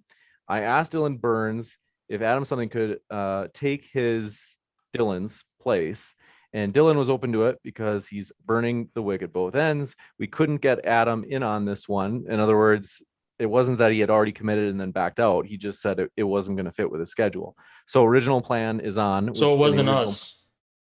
Well, I don't think anybody backed out. Wait, didn't we have an original debate set up with the four of us, and then those two backed out? Don't you think it's incredible though that there's no evidence for that YouTube audience and claiming that we backed out when it was in fact a scheduling error on his own part? Hold on, James. Adam, can you tell me, James? Was there an original debate between all four of us that they backed out on? And he's a massive liar. Let James. There was. I remember it was something that I think I said. I came to Jackson. 2nd of March. Jackson and Haas, you guys, and I said, could it be Destiny and Adam? And then I think this is when Infrared had a hate boner for Dylan. Infrared said, no, Dylan has to be in it. He said, Dylan can't be a co-host. Yes. I reject that debate. Oh, okay. No, all I said yes to the debate with Adam something, no to Dylan as a. Why would Dylan co-host? He's not debating. Exactly. Okay, that's fine. But you guys, so you had a reason, but you did back out of the first debate. That's all we didn't. But Modern Day Debate said he couldn't get Adam. Adam was ready to debate, and then he said he couldn't because of a scheduling conflict. Yeah. Well, no, that sounds like a second debate that was never agreed on. No, it How's doesn't. that a second debate if we just said we didn't want Dylan Burns to be the co-host? Yeah, why would was we always open co-host to anyway? reschedule. A We just said co-host we is didn't a want host Dylan is to supposed to be be the neutral. co-host. Why would we want Dylan Burns to co-host? I really don't think anybody backed out. I want to say, folks, all of our guests are linked in the description. If you'd like to learn more about their views, we highly encourage you. We really do appreciate our guests. And I will put up that charity receipt as 100% of the super chats from tonight's debate will be going to the Domestic Action Center. And so thank you very much for your support. That receipt for that donation will be up on the social tab on our YouTube channel within the next 48 hours. Thank you to our guests, though. It's been a true pleasure to have you guys. Thank you. Thank you. It's been a good debate. With that, Oh, I'll be very back good. in just a moment with a post-credit scene letting you know about upcoming debates. With that, stick around. Thanks so much, folks. Yep. Thanks, guys. That was a wild one. I hope you have a great rest of your... Woo! I'm only on like 4 hours of sleep, guys. But I'm gonna continue to stick around. I had a lot of fun. That was really fun. I liked that one. That one was way better than the one before. We just got to argue the meat and potatoes, which is what I wanted to do originally. Just stick to the meat and potatoes. It was a lot of fun. And yeah, I liked it. I had a lot of fun. I had a good time. Very good time with that debate.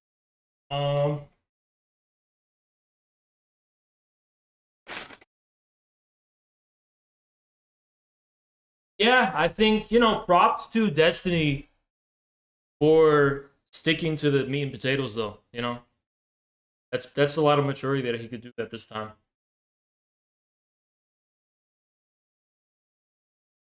I had the stream muted. Let me see.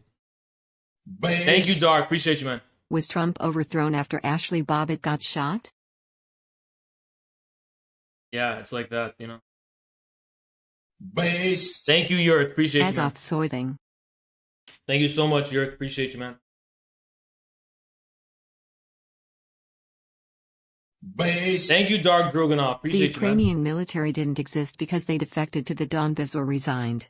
They were replaced by multiple neo-Nazi battalions like Azov. Yeah. Thank you, Gabrielle. Appreciate you, man. Thank you so much. Should we watch the Caleb debate against Jason? Or you guys, we should probably just watch that on our own time to give him the views. I'm not going to react to it. I watched some of it, believe it or not. I did not watch all of it. I watched some of it. And it was really bad for Jason from what I saw. It's just really, really bad. Yeah, I would call Jackson, but he's got to be somewhere. He wanted to do this earlier, and I told him there's no way I could do it earlier. I won't get any sleep. And I still didn't get a lot of sleep anyway. Thank you, Orville. Appreciate Caleb you, man. won his debate against Jason. Thank you so much, Orville. Appreciate you so much. Yeah, I had a great time. I think that debate went really well. Thank you, American Promethean. Thank you so much, man. Appreciate you.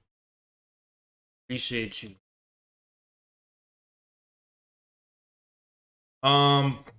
Originally it was supposed to be Vaush and Adam something.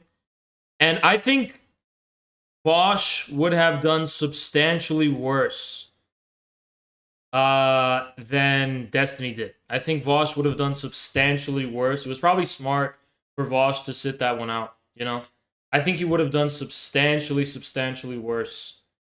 But that was a great debate, I'm also glad we did this debate because I know a lot of people kind of thought that like, oh, I could have not had any argument or anything.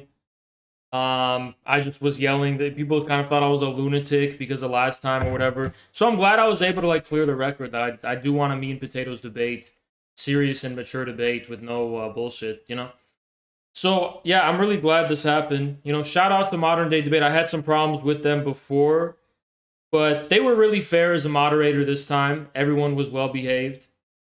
EJ, thank you for the 10 gifted, and Bodega, thank you for the 20 gifted. Appreciate you guys. Appreciate you so much. So much. But yeah, also, the reason I let Jackson do most of the debating is because this has been on his mind the most, right? He's been streaming this stuff. The reason last time I was like talking a lot more, I guess, was because that was also my mainstay content. Now, you know, it's not really anymore, so I'm just kind of there to provide backup and supplementary stuff to Jackson, right? This was mainly, I think, Adam something versus Jackson, and then me versus Destiny. It's kind of like that. And yeah, I liked it. I liked the debate. One of the most fun ones I've done. I think it's one of the best ones, right? It wasn't one of the most entertaining, but it was one of the best ones. I think this was one of my best performances, probably. But not the best and not the most entertaining, but it was still pretty good, you know.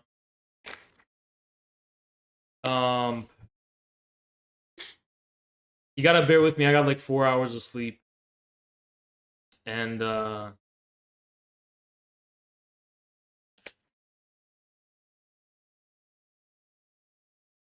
man,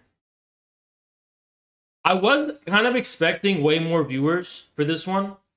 And I think the reason I was expecting more viewers was because last time with that Asatar, we got like to 900. But to be fair, this debate had already happened before. Thank you, Joshua. Appreciate you, man. This debate had already happened before. Plus, there wasn't a lot of fireworks in this one. It was pretty calm, pretty professional. And it wasn't like a roast. It wasn't like, you know, top tier entertainment, you know? So, yeah. But overall, pretty good and pretty satisfying, you know. Okay, I am gonna react to the Caleb on Ruhe debate. If Jason slandered me, then I will react to it, and maybe I'll specifically react to the part where Jason slanders me. I think that's probably fair. The Krematorstika you would make a great debate. Yeah. Also, there was a part in the debate where I was like, I can't name anyone, but I do have a list of names now, like people like Jan Taxier, and these other people. I don't think they're journalists, but like Dimitri. I can't really pronounce it, but I have a list now. And then there's also communist activists who disappeared, and there's communist activists who, like, you know, were killed or were beaten and intimidated. These were not really reported in the Western press, but they were reported in the circles that I follow. So yeah, I just didn't really compile those names ahead of the debate. Maybe I should have, but I don't know what difference it would have made, honestly. He said you tried to frame him for being a pedo. What? You were responsible for the pedo accusations against him. Okay, that is an outright lie. Like, what the fuck? He said what? All right, I have to see this. I have to see what the fuck is going on here. Caleb Maupin and Jason Unruge. What the fuck? Do you guys know what the timestamp? Destiny's chat is traumatized. Thank you, sir. Appreciate you, man. Thank you so much. Thank you so much, Boyd Byrne. Adam Nothing and Pestany wouldn't stop trying that comparison of the Warsaw Pact to Stepan Bandera literally perpetrating genocide and contributing to the Holocaust. Absolutely nuts. Thank you so much, sir. Appreciate you, man. All right, Boydburn. Oh, fuck. Sorry, I got 2 hours of sleep. Thanks, Boydburn. Appreciate you, man.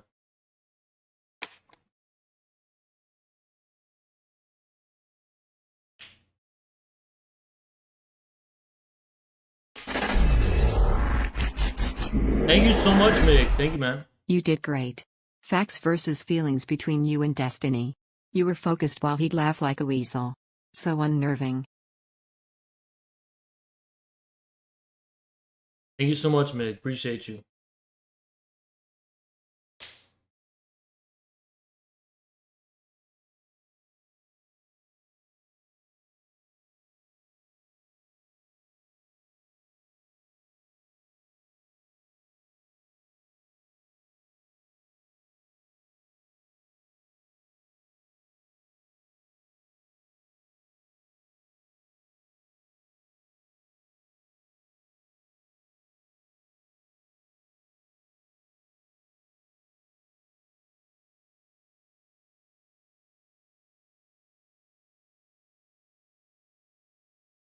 Yeah, I think we're just gonna pull up what we're gonna pull up, and give me like a timestamp. Give me a timestamp that I can react to, because I did not know he mentioned me. You guys know what the timestamp was?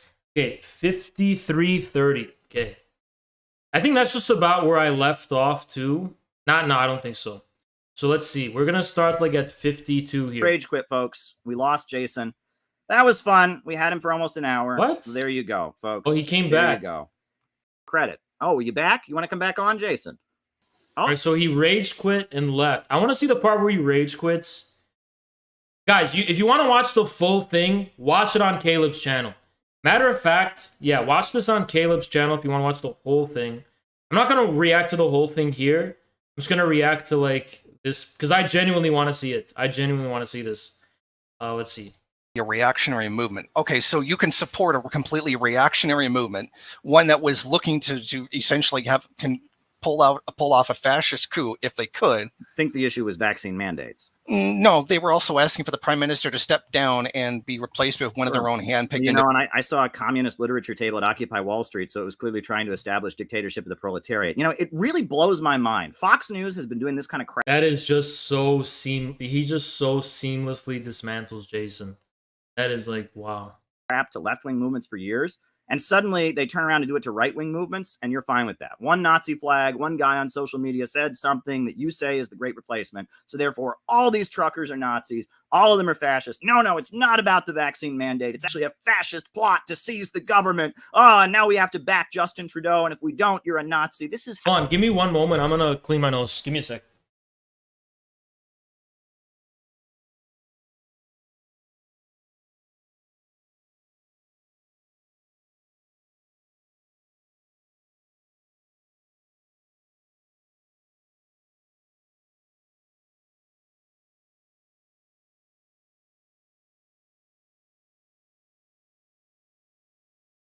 Say it's now or never. Now or never. Whoa. Oh. Sorry, guys. Yeah, let's continue. How nuts mainstream leftism has become. Well, you just lied by saying I was trying to defend Justin Trudeau, which is not true. Also, it's not just one guy, as I have said repeatedly, a point that you keep refusing to acknowledge. It was the leader. Is Jackson still streaming? Because if he is, I'm gonna call him. I want to actually talk to him. What is he doing? From Ukrainian police is insane. We have several. Oh, I think he's just he's reading super chats. Okay. Leader of the movement, and you can't claim the leader of a movement's opinion isn't significant. And second of all, there were a multitude of issues there. They are fascist. They did. It was. No, he does have to be somewhere. He did tell me he's got to go. He's got to be somewhere. So I think he's just going to read the super chats and wrap up. On their website, they were asking Trudeau to step down and be replaced by their own hand-picked person who was a far-rightist. You cannot claim that was not a reactionary movement or, oh, it's just one guy. Literally, one of the things that surprised me about this debate while I was watching it was how respectful both were, except Jason, who started immediately like swearing and, you know, calling him a piece of shit and whatever. But this is just the most ridiculous thing I've ever seen. This is so... He literally looks like a dark Palpatine. He looks like a Darth Sith Lord, like, giving his disapproval about the new ways. He seems like he's an elder trying to say that Caleb's the new guard who's deviating from the fundamental principles. He's like a patriarch, which is weird because, like, Caleb's actually done shit. And Caleb's just sat in his basement his whole life LARPing while Caleb's done, like, he went to Yemen. And so it's just funny, like, he's trying to be like the fucking patriarch of tankies, you know? Demands of the group were to have... He literally looks like a mullah. He looks like a sheikh. He looks like the Ayatollah of tankies who's, like, trying to... And, like, Caleb's, like, some kind of, like, modernizer. And he's, like, saying, no, we have to... Have a far rightist put into power undemocratically. And it didn't occur to you You might be able to change that by seeing a bunch of working people are in motion and have these backward ideas and showing them that you oppose the status quo too. But the answer is, but the insanity is that from everything I watched, Jason is the one who represents all of leftists. Like, all of leftists on Twitter agree with Jason. And for some reason, Caleb is considered like a crazy Nazbol by them. But anyone who watches this would be like, no, Caleb's extremely reasonable and normal. And this guy's like crazy, right? So it's crazy how Twitter misrepresents reality, you know? actually socialism, not their reactionary bullshit. To answer your question before you cut me off again, you really like to do that, mute me when I'm trying to answer you. Yep. Fucking coward.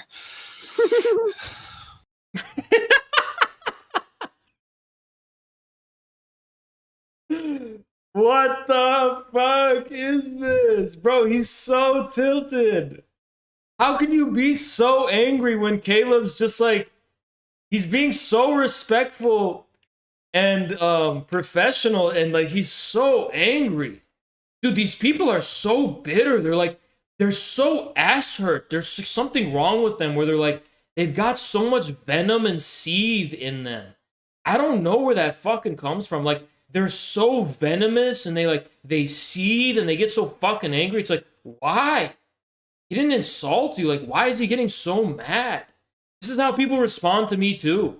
Like, it honestly seems like me and Caleb on Twitter are the super angry guys. We're not. We're like the calm ones and everyone else is fucking seething, you know? You're the one muting. Where does this rage come from? Seriously, Jason. You deliberately misrepresenting what I'm saying. No, you repeatedly lying. Yes, you are lying. I don't have the anger that you have. Yes, I didn't say anything about that. I didn't say anything about you being angry. Now, November 26th, 2021, you claim that people who want to kill. I just wanted to see the rage quit. Oh my god, bro, he gets so tilted. You know what? There was a part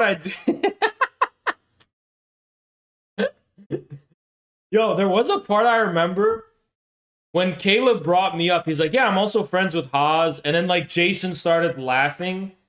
Like, oh, Haas is a joke. And it's like, bruh, look at you, have self-awareness. He rage quit. Well, he rage quit, folks. We lost Jason. That was fun. We had him for almost an hour. There you go, folks. There you go. That was fun. That was fun. Well, listen, folks, glad to have you here. And since he's not here to defend his statements, he chose not to. We will go ahead. Jason's so punk rock. He's like, fuck you, mom and dad. I'm leaving. You don't understand me. And read off some of the things that Jason has said about me. On November 26th, 2021, Jason claimed that I have people, I'm willing to work with people. See, it'd be like, okay, if this was like a 19-year-old, I'd get it. But isn't he like a 40-year-old man? And he's doing that? It's fucking ridiculous, man. Quote, kill homosexuals. He never presented any evidence that I advocate killing homosexuals. Furthermore, he claimed on November 27th, the following day, November 27th, 2021, that me and Haas were basically, he said we were trying to, quote, frame me for CP, that we are trying to frame him for child pornography. He never presented a shred of evidence to back that up either. This guy has a record. Where does he mention me? Record of deception, and I will give him credit. Let me just like really quickly tweet out. To be clear, Jason Unruhe. What is this Twitter handle? What is Jason's Twitter handle? It's like, is it still Maoist Rebel News? Jason Unruhe. Maoist Rebel News. Okay, to be clear, Maoist Rebel News is 100% lying about the supposed allegations that I spread allegations about him, or that my community did. This is 100% false.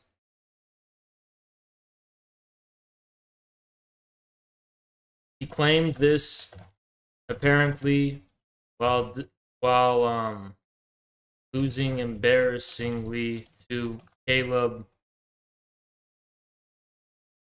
and decided to accuse me of something completely groundless. I challenge him to prove it on stream.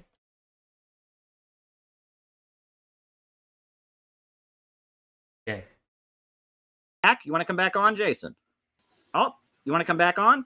You still want to defend My yourself? internet cut out. Okay, I thought it was a rage quit. Okay, Glad No, his internet didn't fucking cut out. Shut the fuck up, dude. You just you just so happened to coincidentally give him the bird, get angry, and then your internet just cut out. Did you get too angry for your fucking Wi-Fi signal to handle? Like, did you interfere with the fucking internet waves or some shit because you were so mad? Dude, shut the... That's the biggest cap I've ever... And look, if I'm lying, then I give him props. But that is like an act of God. That is such a coincidence that his internet would go out when he gets so fucking butthurt. By the way, I actually did present evidence that Haas was trying to set me up for that. But I don't put it speak for right on Haas. my Twitter. I put it right on my Twitter. And What?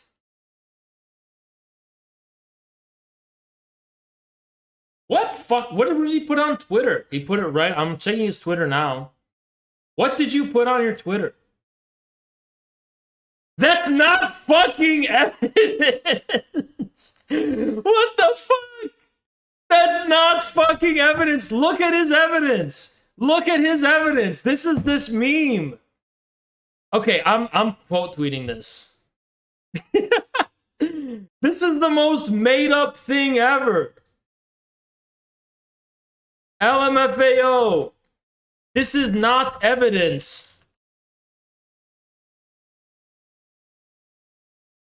None. This was a we literally found on you for thinking. Oh, I remember this. Jason, you realize we never had a Discord with a Haas chat channel, and those names were made up to mock us by someone else, right? You realize you were tricked by someone, our haters. Dude, let me show you the evidence. Did I show it to you? It was literally a meme in our community for so long. This is his evidence. He claims that we had a channel called Haas Chat, and that there's a guy named Stalinist. See, okay, after he made these allegations, people started to like adopt these names because it was like funny. Like, why would there be a guy in our Discord called Racist Pol Pot? So people saw it and they're like, okay, I'm changing my name to Racist Pol Pot because it's like funny. And then this was people trying to basically impersonate us. Thank you, I Grimes. know this is off topic, but I just came from the Adam/Destiny debate, and all I can say is wow. They'll get their just desserts. Yeah, thank you, Jay Grimes. But did you guys see this shit? Like, Catholic these are clearly made up by people who like are trying to mock us and be like, oh, they're groypers. They're pretty much racist tankies. So, and like, it's called Haas Chat. When has there... Can you provide any evidence that there has ever been a community Haas Chat? Can you provide any evidence that any of these people were ever in our fucking community? Dude, our Discord's gone now, but at the time, we proved this was not from our server. This is like self-evidently false. You guys, he needs to be like, this is a liar, dude. I can't fucking believe this shit. I literally cannot believe this shit. Why the fuck did you lie about my community by posting a screenshot of a literal op that has nothing to do with my server? We literally debunked this shit when it came out. You know it's a lie, but you keep spreading it. Utter dishonesty. Holy fuck.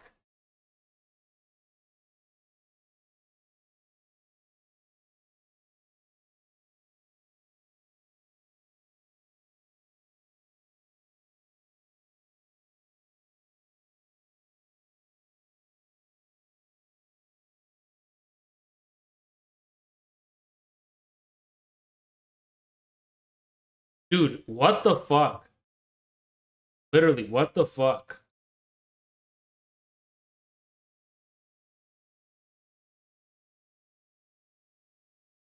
What? Bruh, no way this is real. Hold on. There's a few things from like the DSA specifically that I was sent.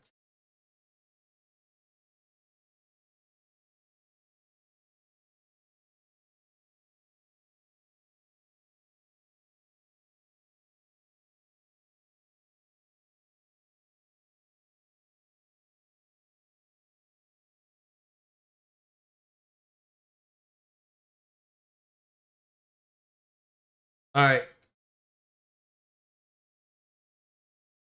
All right. So check this out. So okay, all right. There's just some DSA shit someone sent me. We're gonna cover it after. Let's continue.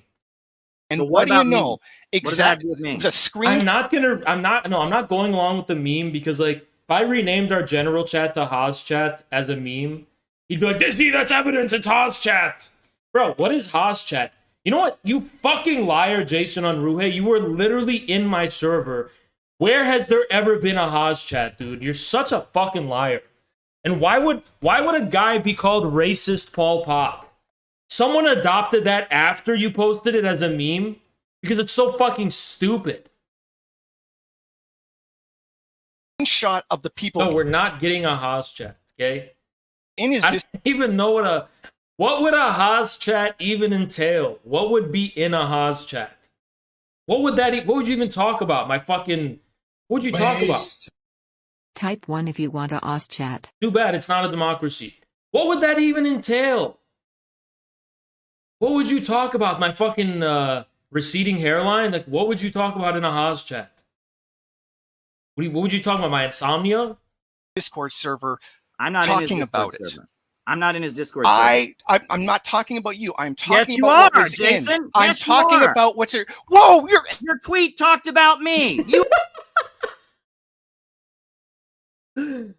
Bruh, I don't know what I missed. I don't know what I missed. I don't know what I just missed. I don't know what I just missed. Okay, this is a GIF. I'm sorry. We're making a GIF. OzChat is the infrared reading group for Pol Pot's national identity and social cohesion. Thank you, Orville. We're making a GIF. I'm doing it. We're doing it. my Twitter. And So what do you about me? know? What does that have to Exactly. do with me? The screenshot of the people in his Discord server I'm not talking in his Discord about it. server. I'm not in his Discord server.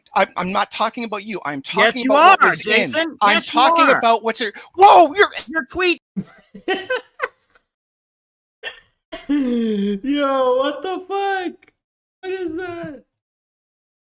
Whoa! What is that? Bruh. What the fuck is that?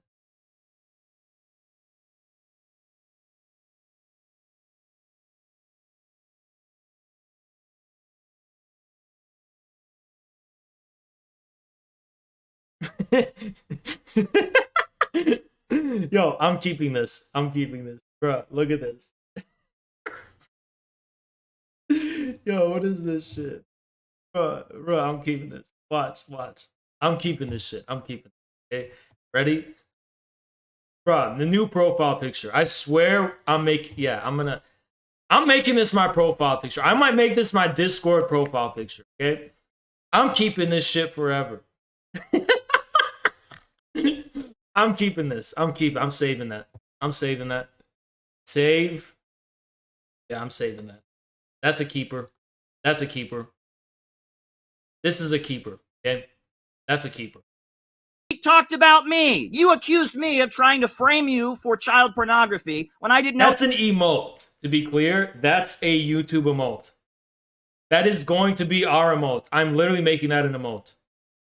No such thing. I Yeah. might make a new tier that costs like $20 just to have this emote. I'm just kidding.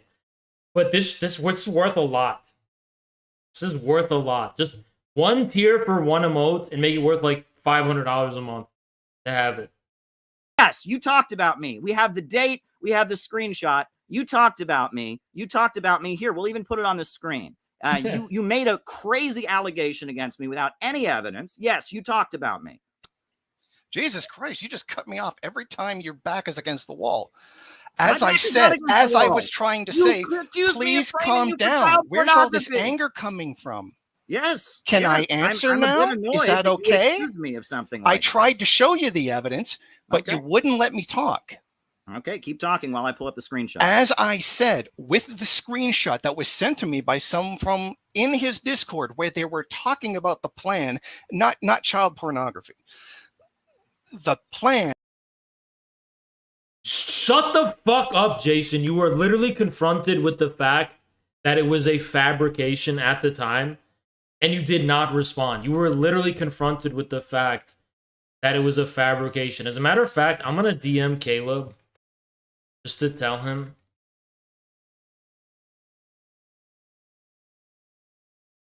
Hey, I'm watching what Jason accused us of. Just to be clear, that is 100% a fabrication. The screenshot in question was created impersonate us, literally as a parody. None of the channels were in our Jason Alconity. nor any of those users like racist Paul Pot. So, and we proved this at the time. Raiders assemble. He accused us of that in November.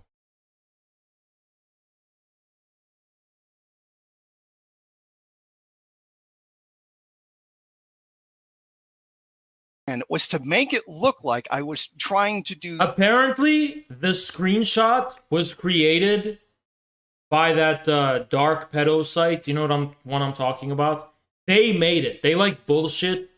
They lie so much about us. They make up so much shit about in general. They're actually known across the internet to be like people who just like make shit up, and they're totally not reliable because they just always do these ops and shit.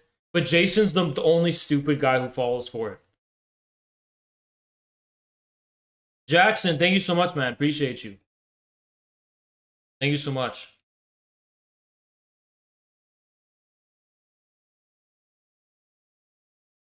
Now, if you don't know which one I'm talking about, it's let's just say it's like they got us banned for 30 days before. They reported us all the time, all that kind of shit.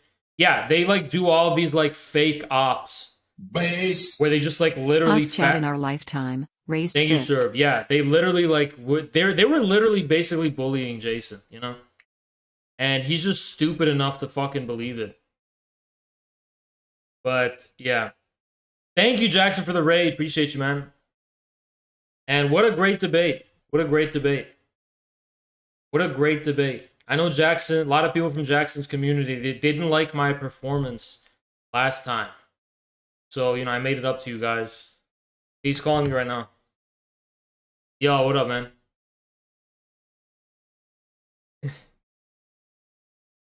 Same. That was so... I kind of... It's weird because I felt like they didn't really try, right? Bro, the two of us, like, that was... Yeah. Everything that we kind of predicted would fold out with regard to, like, your good understanding of, like, the, history and stuff, and, like, then with the facts, and, like, that was great. That was amazing.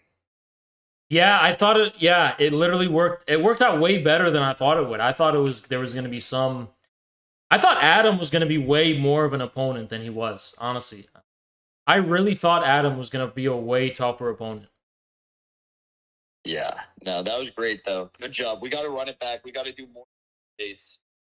Yeah. And now your community can forgive me because I know they were a little upset last time, right? I think my community thinks you carried that bait. No, the one last time. Yeah, what I'm saying now is they definitely thought that you killed the bait. Yeah. I wanted to make it up to everybody who was also the neutral viewers who were like, this guy's a maniac. He's ruining it for everyone. So it's like, You killed it. That was like, and then of like slicing and dicing. That was great.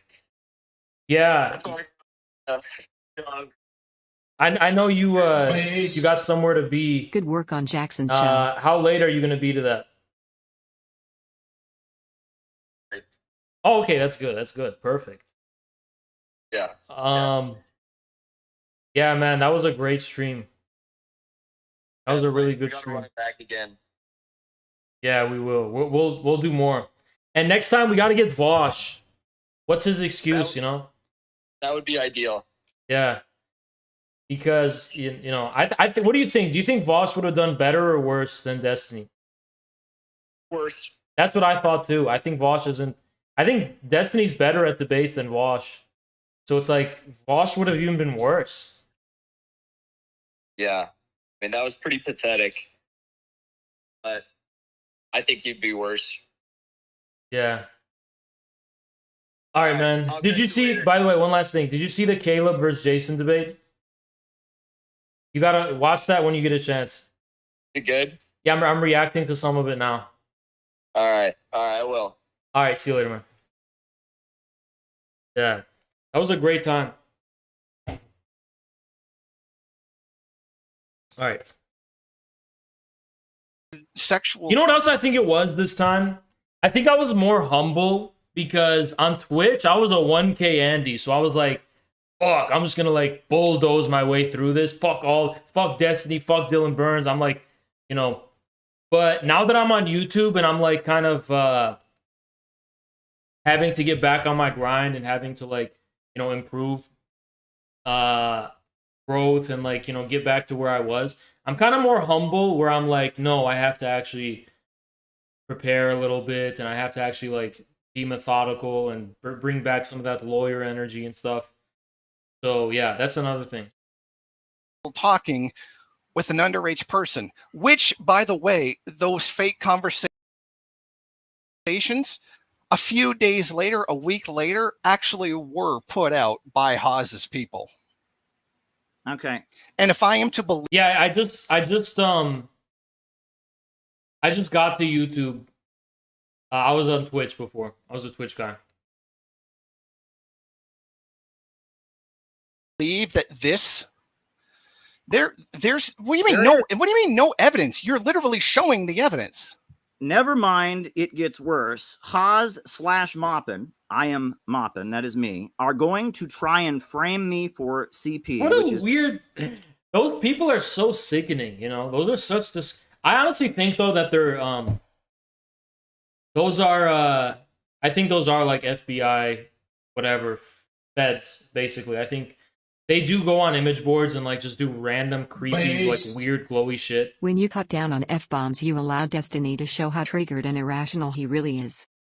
Yeah, I did see some point in the debate where, like, he just, like, downs a Red Bull. And I'm like, fuck. Is he gonna, like, unleash a Super Saiyan mode or some shit? But, yeah, this is so creepy. Like, we're gonna accuse you of... That's disgusting. Why would you even entertain that? You know? Like, he's the only... I feel bad for him. It's like he's got a mental... He's, like, challenged. Like, why would you fall for this random DM? pornography. And you have moved the goalpost about 6 times. No, I haven't. You're yes, lying. You first, this is what you said publicly on Twitter. Never mind, it gets worse. Haas/Moppin are going to try and frame me for child pornography. What? Now, first you said, well, this was Haas who was doing it. And now you said it's somebody in Haas's server who did such a thing. This has absolutely nothing to do with me. You publicly accused me of a really nasty, evil thing that I would not do to somebody who I don't like. And I had nothing to do with what went on in Haas's server. You're not even alleging that Haas did this even. Now you're alleging that somebody in Haas's server did something. And you threw my name into that? I mean, are you ready to apologize for that? Are you ready to show the actual evidence that I put on Twitter and not just this? Your screenshot. It has nothing to do. Dude, your fucking smoking gun evidence is a fucking op. It was some people from an image board made a Discord server together, called the channel Haas Chat. They didn't even fucking, it wasn't even a good op. There's no Haas Chat. And there was nobody in our server named Stalinist Groiper or Tradcath Maoist, whatever the fuck it was. It was literally people trying to make a parody of us. And you're just stupid enough to have fallen for it. Holy fuck. Do with me, according to you. There's more screenshots. Then You're not showing the one that I put on Twitter. Well, this is one of them, but this is not the one I was talking about. You have evidence that I myself. No, it's people who are worse than 4chan. They don't come from 4chan. They come from the one that was so fucking bad. The federal government shut it down. They come from 8chan, and it's a leftist version. But they're really sick fucking people, and they unironically shared CP in our fucking Reddit. Like, unironically. And they thought it was funny, and they were, like, bragging about it at the time. Answer you. That same diss on... I fucking saw that. You just tried to mute me again. Slip of the hand. Go ahead. No, it's not... It's not a popular one. It's not one that's well known. Thank you, Christ. Jason looks like the final boss of Antifa. Once you've defeated them all, he emerges with his baseball bat slinging satanic spells. To be clear, it's a leftist version of like 4chan. It's not like a popular site you would know of. It's like from 8chan, and it's a leftist political website. And actually, a lot of the bullshit, a lot of people on Twitter who are against us secretly go there, I think. That's what I've been told. But like, they're really sick, disgusting people. Like, that whole block of individuals, it was literally a screenshot of the conversation that was going on in his Discord. If I am to believe that you don't know what's going on with him when you're so closely linked, it's like an incel weird website where there were a lot of those people were super active in our community when we first started out. And as soon as I figured out like what wavelength they were on, I was like, fuck, get the fuck out of here. Like, we purged all of them. We got all of them. But I think Jason's community is pretty much those people. Thanks, Net Evangelist, for the 20 gift. I appreciate you, man. A liar. Both of you were trying to discredit me, and these fake conversations were released, and nobody bought it. Okay. It was because it was fake, Jason. That's not fucking evidence. It was 100% fake. If you even were gonna bother to prove that it was in our server, by the way, nobody even believes in Discord screenshots. You need to actually show real time, take an active fucking device capture and show this is in our server. Like, go through the logs. You could have done this at the time. The server's gone now, conveniently, but we proved it at the time. There's nothing in our server. Then they went and said that it's a secret part of our server. We have a secret Haas chat in our server. And by the way, what the fuck is a Haas chat, right? What the fuck even is that? Laughed at. And it was done specifically through Haas's attack squad, RSTG or RTSG or whatever. What the fuck? Now okay, first of all, why would RTSG create a chat be called Haas chat? Do you even know what RTSG is, dude? RTSG? You mean the fucking people who came to our community because they used to come in our chat to troll, and Sultan used to literally roast the fuck out of me, but it was funny, so we just fused, right? Because they were actually pretty funny and cool people, but like they're not like these dick riders who are like, oh, we're gonna make a Haas chat. We're gonna make a Haas chat. What a stupid fucking thing to say.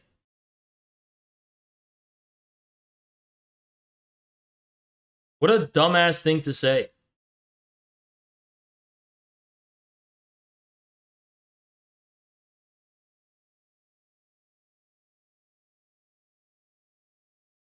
Right? That's so fucking stupid. Dude, I'm so sick of like leftists. They just like lie. They're the biggest liars ever. I used to think right-wingers were big liars. Then I like started to actually think about it. I was like, what the fuck? Leftists are actually liars. They just literally just dwell in lies. They literally just smell and dwell in their own lying shit fumes. And it's like they just like do it. They don't even care. Whatever it is, because I screenshotted all of the accounts screenshotted all of the accounts that were spreading it. All of them made 1 month before the accusation came out. All of them associated with Haas's group. Okay, so bruh, RTSG never. There's no. Bruh, do you think racist Pol Pot is an RTSG member? RTSG is literally just a. It's literally just a strategy game. It's literally just a strategy game of people all around the world who come together to have this really complex strategy game. Like, why are you trying to make it seem like they're fabricating these serious allegations against you? It's fucking stupid, dude. You look stupid. In Haas's Discord server did something. And you not only blame Haas for that, but you also blame me personally. They didn't. That's the thing. They didn't. It was totally an op. Personally for this. All you have are some shots of some anonymous people. I don't even look at my personal Discord servers. I hate the Discord app. It's annoying. I stay off of there, and there's a bunch of shady people on there on Discord. Very true. Very, very. Discord's like the shadiest. Discord's weirder than 4chan. Literally, 4chan is less shady than fucking Discord is. The shadiest people I've ever... Discord. They're so weird. I have no idea who they are. And that's why I stay off of it. And there's a bunch of shady people. I get all kinds of weird inbox messages. Oh, did you see what Jason said? Oh, did you see what Vaush just said? I try to stay away from this stuff. But based on the fact that you have screenshots of somebody in someone's Discord server. Again, telescoping, Jason. It's literally not even my Discord. That's the fucking hilarious thing. It's literally not even my Discord. Discord server said this, so therefore Haas did this, and Haas is friends with Caleb, so therefore Caleb did this. Do you have a shred of honesty in your body? I mean, you accused me of something very, very, very serious here, and there you go. I mean, it's beyond me, man. Because somebody in Haas's Discord did something, I'm personally involved, and that is ridiculous. As I was trying to answer you when you muted me again, because am I supposed to believe that you don't know anything about what Haas is doing? Like you don't coordinate these attacks on people? What the fuck are you talking about? We don't coordinate on anything. We only coordinate about the fucking CPI conferences. And also sometimes I'll ask him, like the other day I asked him, yo, can you give me more stuff about the committees of correspondence? And I DM'd him. I would never leak DMs, but if you saw the DMs between me and Caleb, there's no like conspiracy going on. There's no coordination whatsoever. Like you have to understand, me and Caleb are friends, not co-conspirators. We don't even like necessarily agree about strategy. We're not like against each other's strategies, but like we're doing different things. Why do you think we're fucking conspiring or some shit? I mean, if anything, the conspiring would be between the showrunners, right? We don't have, it's like all out in the open, you know? I have seen the tweets come out. I don't coordinate with. I do not see now. When I finally get a chance to talk, you talk over me. Yeah. All right, Jason. This dude is just a targeted individual. Let's just face it. I do not believe. I think I'm being targeted. Why? I just think. You know what? The things that I think. I literally think Vaush works for the CIA. I literally think so many things. I just don't say them because I can't prove it. But Jason just thinks that because he feels a certain way, he could just accuse someone and smear them as having engaged in some fucking crime they didn't. Yeah, because I don't see. There you go again. Can you shut up so that I can answer? All right, you got a minute. Go ahead. Oh. I don't believe you for a second. I have no reason to believe you. I have every reason to believe that you are a part of it. No, I don't have proof. But that's not even really the point for me. I know that the both of you are. It's so funny, man. Like the first time I met Caleb in person, we met at a barbecue, There's like this barbecue place in Austin. I met him in person for the first time. It's like the idea that he would be spending his time conspiring to fucking fabricate allegations against a guy who looks like this. Just the most ridiculous person. And like, bro, it's just so funny. It's so fucking stupid. It is the dumbest shit I've ever heard of. Like, what the fuck? Greasy bastards. Like, if you knew this shit Caleb was like actually he cared about, he literally works for RT. You don't think he's like doing things that are more professional and important than this? Do stuff like Like, that. Caleb is not a fucking, he's not like a Dragons and Dungeons LARPer, dude. He actually has like very professional and important life. The guy who says poppycock is laughing at someone else's choice of words. Really? You got a minute, man. Go ahead. Besides the point. I don't believe for a second that you're not involved in it. You guys coordinate things in communications with each other all the time, the same way I coordinate things with other people in my group. No, he just gave it away. What the fuck? He just gave it away. The thing is, Jason, we don't do that. But you just admitted that's something you do. Didn't I tell you guys this shit? Didn't I fucking tell you that Jason was like the ringleader of this like shady group of like mentally ill tankies where he's like this mob boss and he's like, Jason sends a message. And then Jason's just leaning in the dark like, we must destroy him. Like, that's literally what Jason does. I knew it. I cannot fucking believe he just admitted that. He literally just admitted that he has like a conspiratorial group where they like do these plots. I fucking knew there's a dark Jason who's like Emperor Palpatine operating in the shadows doing this fucking shit. I swear I knew that. I could never prove it until he just admitted it. I was like, yeah, I'm pretty sure Jason like works with all these fucking people. Like he does this shit behind the scenes. But the funny thing is, like, nobody cares because you get like 100 viewers total. Like, why would you even? Nobody even gives a fuck about your dumbass cartel because your audience is like 200 people total. So I don't believe It's Darth Jason. He's like a fucking dark Sith Lord working in the shadows. It's like, Jason, no. What you do with like Fellow Traveler and like all those fucking people and Yankee Tanky. Dude, I never thought of that. Yankee Tanky isn't a Fed. He's just working for Darth Jason. Holy fuck. It all goes back to Darth Jason. But no, Jason, me and Caleb don't do that because we're not LARPers. We actually have things serious we care about. Especially Caleb, who like literally works as a professional for RT International. We don't, bro, I sit with my laptop, and I write, and I read. I read books about fucking Sufi mysticism. I don't fucking coordinate to bring you down, dude. I don't need to fucking do that. You're just a ridiculous person. He's trying to, like, blame us for his lack of success. You can say you did nothing, of course, but I don't believe you. I know you are a lying two-faced snake. Like, I know, because Mason Steiner told me how you were cutting me up behind my back when you were pretending to be my friend. What? All right, are you done? Unless, of course, you're calling Mason Steiner a liar. Are you done? Oh, you're not. He has a cadre of teen Maoists with ranks more youth. Can I answer that? Maoist Rebel News Youth. Oh, okay. No, I'm going to respond when you're done because I don't want to be interrupting you.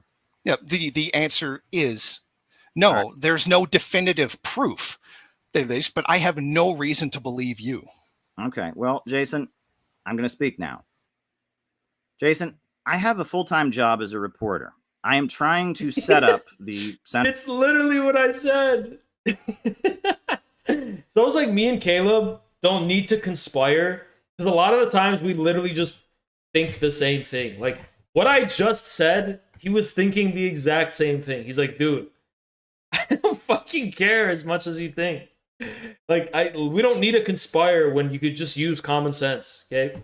Center for Political Innovation as a socialist think tank that can educate people about socialism.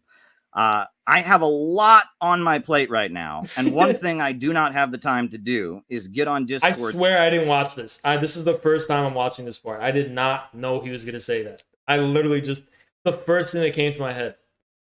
Servers and come up with childish conspiracies to frame you for crimes. I do not have the time to do that.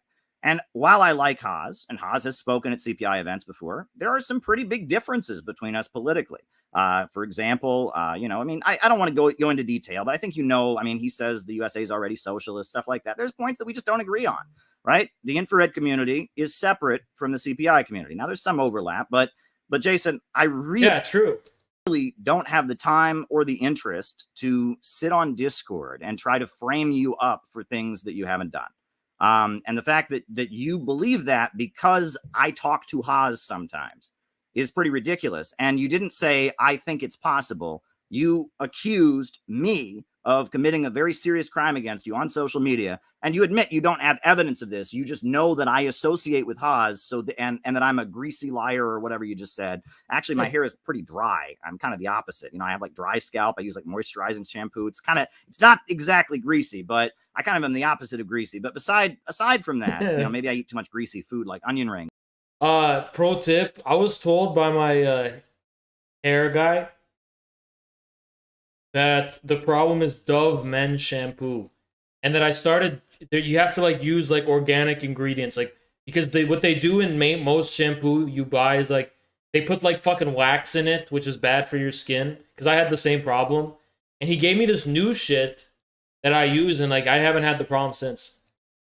But aside from that, you claimed that I was committing a very serious crime against you without evidence, simply based on the fact that I talked to Haas and someone in Haas's community allegedly did this.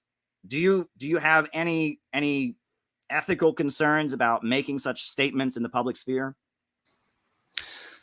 To once again answer what you said, because you just misrepresented what I said. I didn't say that you personally sat down and planned this. That's what Haas is for. I said you were a part of it. I didn't say you were solely the person responsible for it. So once again, you've misrepresented what I said. And I don't believe that you guys just talk sometimes. You have to be in frequent communication. I don't believe you. I am calling you a liar. What? I have already explained my position. That's not what greasy bastard means. You should look it up. Last time I DM'd Caleb was last Sunday, and I asked him about the committees of correspondence. And then before then, let me see. Let me actually look at my DM. I'm not going to leak them, obviously, but like I'm going to look at my DMs with Caleb. So last Sunday, and then before that, it was March 10th. Literally, I DM'd him last Sunday about the committees of correspondence. And then before then, it was March 10th. Was the last time I DM'd him, or he DM'd me. We are not in constant communication in any capacity. Now, truth, are me and Jackson in constant communication? Yeah, almost every day. Are me and Samira in constant communication? Yeah, every day, you know? So, us three, we are in constant communication. Thank you, I put Tara. a clip from a MRNU feed in fact checking. Thank you. Yeah, us three are like in constant communication. But, you know, that's it, pretty much. And then my showrunners and stuff. And yes, I don't believe you. I know that you are a pathological liar, like accusing me of being pro-imperialist. That is why So because Caleb accused you of being pro-imperialist, it is then justified to claim that he was trying to frame you for CP. Dude, you have lost your fucking mind, dude. I took that position, and you were going to respond. Well, before you pivot away, I'm going to read you your tweet. It doesn't say, I am suspicious that maybe Caleb might be involved in something. It doesn't say, I'm suspicious. No, it says, Haas/Moppin are going to frame me for child pornography. Jason, I can unequivocally say here before the entire world that I have never had anything to do with trying to frame you or any other person for child pornography. And that I think it's highly irresponsible to make such extreme allegations in a public sphere without at least checking on them. You could have tweeted out, I'm suspicious that this is going to happen. You could have tweeted out, there are rumors going around that this is happening, but you said that this is a whole undisputed fact. And that's irresponsible. Now, I know you don't like being called Maoist rebel, but my understanding is that the N in MRN stands for news. And throughout this debate, one common theme that we are seeing is you putting out false statements, like, trying to say that things like the Shambara rebellion didn't happen, trying to say that I'm a fascist because I talked to somebody who's not a fascist, who therefore I don't agree with, but even somehow I'm a fascist. You continue to say things that are not factually accurate because you have a feeling, because you don't like Christianity. It makes it okay to deny history. Because you don't like the Canadian truckers movement. Me in the United States saying that they're right about vaccine mandates makes me a fascist. You continue to say things that are not true. These huge leaps that you make. And if news, if journalism and news CIA is what has many associates in media and social media is really about, that really blows your credibility. I mean, are you telling me on here that MRN reports things that are not factual? Is that what you're telling me? Well, so you just took the time to rehash everything I said and misrepresent it again. I never said these historical things never happened. I claimed it in the context that you were trying to claim that it was somehow related to socialism was wrong.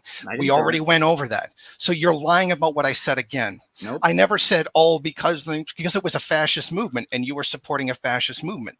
And I'm saying specifically here, right now, unequivocally, you are a liar. I do not believe you.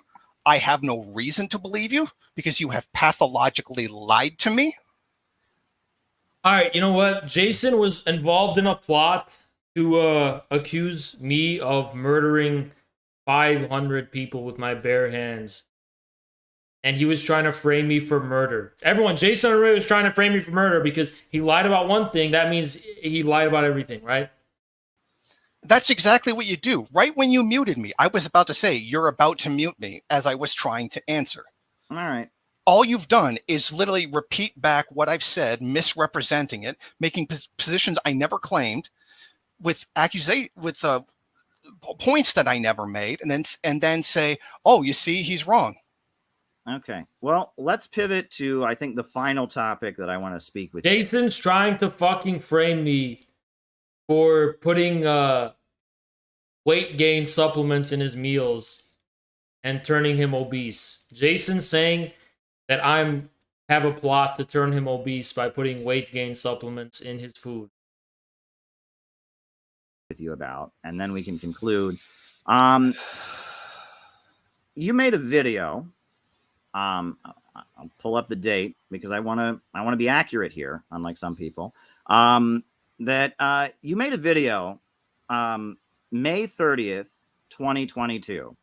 And you said China never tried a peaceful transition because it wouldn't make sense. In the socialist terms, no. Okay. Well, I'm about to pull something up on the screen here for you, and I want you to tell me that this didn't happen, basically. Are you ready? Hold on.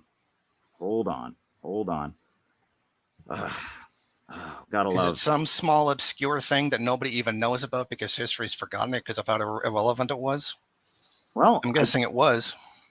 If Jason never heard of it, it must be irrelevant. I don't think so, but maybe that's your opinion.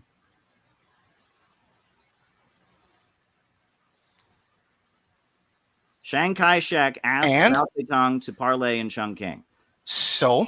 After World War II, the Chinese Communist Party asked to form a coalition government, and with Chiang Kai-shek. Did this not happen? So he made an offer that he knows that he wouldn't take. But that doesn't matter. Know? How do you know? No, your point is completely invalid. No, it is, because this is something that would never be accepted by a Marxist. What? It was literally Mao who wanted a coalition government. Wait a second. No, so this doesn't make any sense. How does it not make? No, my worldview is breaking. I can't believe my understanding of Marxism-Leninism is completely wrong. It does. No, it can't be. It cannot be. It's fabricated. Mao would never. No, this doesn't make any sense. No, this is no. no, my whole worldview will collapse. We have an AK-47 prop. Why do I have it? Why did I make those Fallout mods? Why have I done anything? My whole worldview is meaningless. It can't be correct. Makes sense. Your claim doesn't make any sense. Now, you said that China Mao would never not. tried That wouldn't be changing anything. Okay, That wouldn't be. speak. No. Marxism means violence and only violence. You're wrong. You're a fucking liar. You said China never tried a peaceful transition to socialism, and I have presented you. He's so angry. From the Daily Worker, a communist newspaper, reporting that they did. But that's not the only piece of evidence I have that they did this. I am going to read you from the works of Mao Zedong, August 16th, 1945. Quote, "The Communist Party of China is firmly..." It's so painful. He's getting wounded. It's like he's experiencing actual pain from this.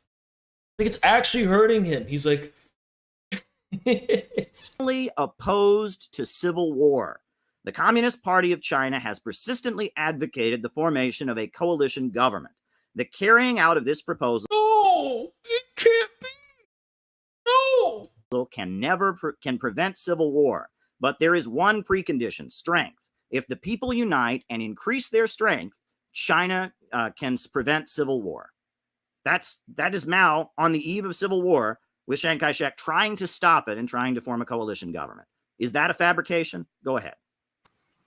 It's not a fabrication. And again, you cut me off again when I was about to answer you. No, I mean, a coalition government is nonsense because that wouldn't make it socialism. Then why was Mao proposing it? That wouldn't be a peaceful transition to socialism. Why would Chiang Kai-shek agree to a sharing of power? To avoid bloodshed? But he was in the pocket. He was actually in the pocket of imperialists, which is why he didn't. But if anyone who's interested in avoiding conflict for the best of their country, as a patriot, even if you're not a socialist or you're not he was kind of a socialist, just wasn't a communist. But even if you're not a socialist or a communist, it's in the interest of the patriot that you don't want bloodshed. You want to just do what's best for your country. He didn't want to do that. He wanted to serve the imperialists. To do the opposite of what it is that he's doing. But you're saying that if Mao had accepted, they would have transferred to a socialist society and he would have gone along with it? No. Sorry, no. Well, then the whole thing would have been a coalition government, which would have made a peaceful transition to socialism possible. I'll explain to you why it's relevant. I'll explain to you why it's relevant. Remember Long Live Leninism? Remember that document that we talked about? I'm going to read to you from this document in which Mao calls out Khrushchevite revisionism. This is what he said, quote, "It would be in the best interests of the people if the proletariat could obtain power and carry out the transition to socialism by peaceful means. It would be wrong not to make use of such a possibility when it occurs. Whenever an opportunity for peaceful development of the revolution presents itself, communists Why must..." are all Antifa so ugly? Seriously, why? Well, yes, it's chicken and the egg. Are they Antifa because they're ugly, or did they become ugly? I think it's a feedback loop where they're reinforcing their original ugliness, and it's just a feedback loop. And I think Jason, he could have done well for himself if he didn't have such a poisonous, ugly mentality, must firmly it's like a negative feedback loop, seize it as or a positive. I don't fucking know. Positive feedback loop. Lenin did, so as to realize the aim of the socialist revolution. The question is not whether the proletariat is willing to carry out a peaceful transformation. It is rather whether the bourgeoisie will accept such a peaceful transformation. This is the only way in which the followers of Lenin approach the question. So is Mao a dirty, rotten revisionist because he says, if we can have a peaceful transition, that's better? I mean, is that a crime? That's all I've ever said, is that it would be better to have a peaceful transition. I don't advocate violence. I advocate a peaceful transition. And if there is a violent revolution, that's because the capitalists won't allow a peaceful transition. Jason, it really grinds my gears because my whole life, people have been telling me that communists are murderers, communists are terrorists, communists advocate violence. But everywhere in the world that there's been a communist revolution, It's only happened. The violent revolution has only happened because we tried to organize peacefully and our democratic rights were suppressed. Ultra-leftism, punchism, Blanquism, terrorism have always been rejected by revolutionaries. Emirio, thank you for the 20 gifted, man. Why are you trying to help the Department of Homeland Security and the FBI shut down peaceful revolutionary organizations that are trying to organize peacefully?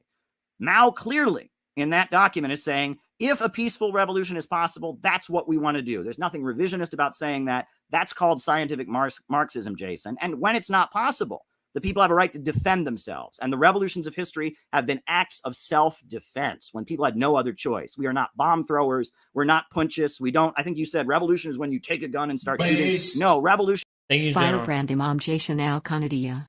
Appreciate you, Janar. Thank you.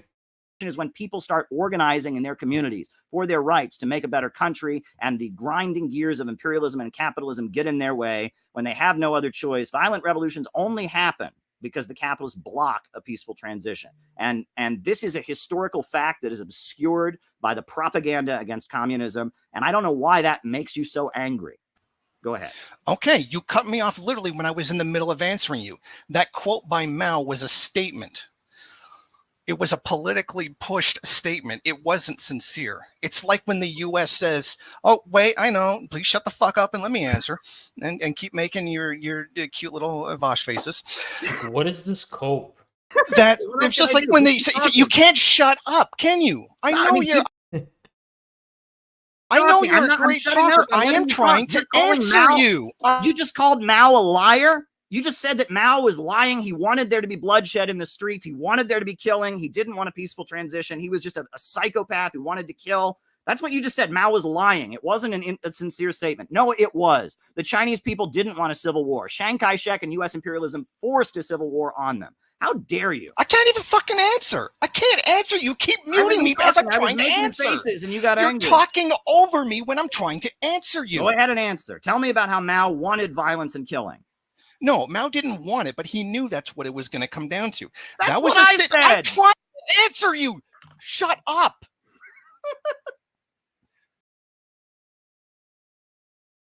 Bruh. Transition. He was just a psychopath who wanted to kill. That's what you just said. Mao was lying. It wasn't a sincere statement. No, it was. The Chinese people didn't want a civil war. Chiang Kai-shek and U.S. imperialism forced a civil war on them. How dare you? I can't even fucking answer. I can't answer. You keep muting me as I'm trying to answer. Faces and you got You're angry. talking over me when I'm trying to answer you. Go ahead and answer. Tell me about how Mao wanted violence and killing. No, Mao didn't want it, but he knew that's what it was going to come down to.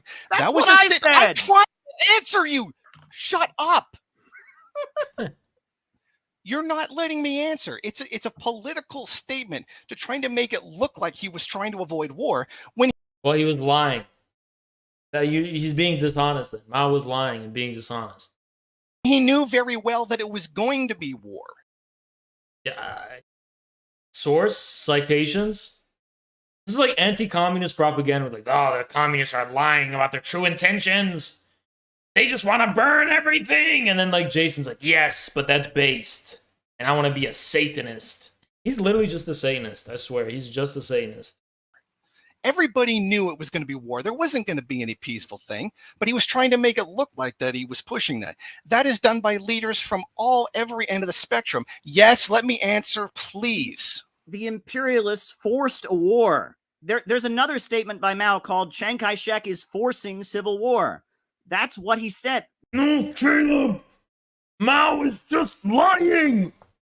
What Mao really wanted was to burn all the churches and bring hell on earth.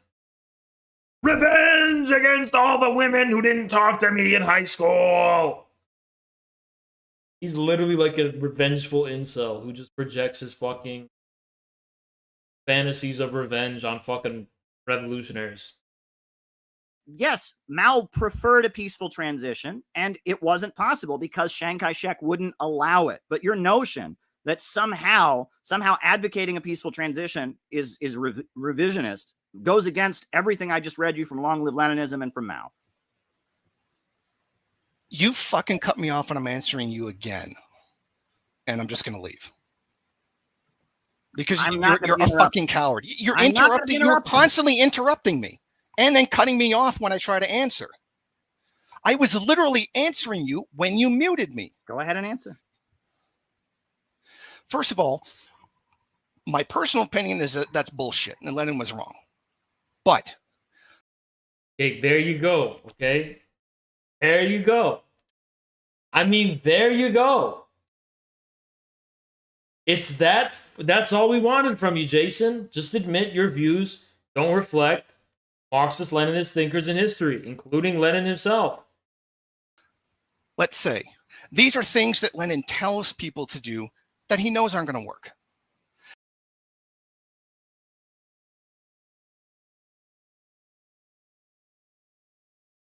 Dude, shut up. This is such a cope. You don't even just read what he said about it. He said, ultimately, it's probably not going to work, that a peaceful transition would be possible, but this is how you have to try. You have to try. It has to be proven in reality. Read what he wrote about it. This is the path we take. And then when it gets proven that there is no peaceful transition. Right, but this is what you don't get, dude. It has to actually be proven in reality. You can't just jump the gun and be like, no, we have to do that. No, it has to be proven in reality. Meaning you don't advocate for violence. Fuck. Then you go to violence. That's the point. And frankly, I've really had it with you cutting me off and preventing me from answering you. And then talking over me when I'm trying to answer you. Because that's the kind of dishonest piece of shit you really are. If this was the last thing to be talked about, I'm calling you a liar. You're a fucking pathological liar.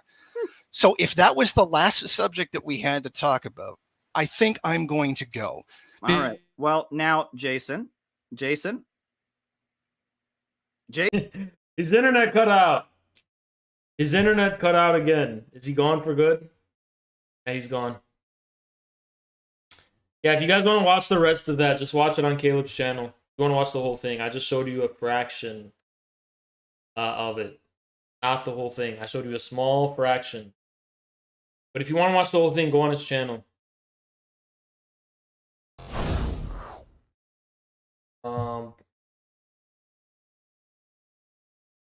Again, you know, I'm kind of speechless. I'm a little speechless, like I said. I'm like, interesting, right? Yeah, that's an interesting debate. I can't believe he made that shit up about us, about me. You know, I can't fucking believe he's so dishonest. Anyway, I did want to show you this. Someone linked it to me in my DMs. It's pretty fucking unreal. Remember when I called the DSA a Hitlerite party and a fascist party? Well, check this out. Speaker at DSA panel. War creates the possibility for a push of socialist ideas. A leader of the Ukrainian pseudo-left social movement put forward a chilling perspective that war creates the possibility for pushing socialist ideas in Ukraine.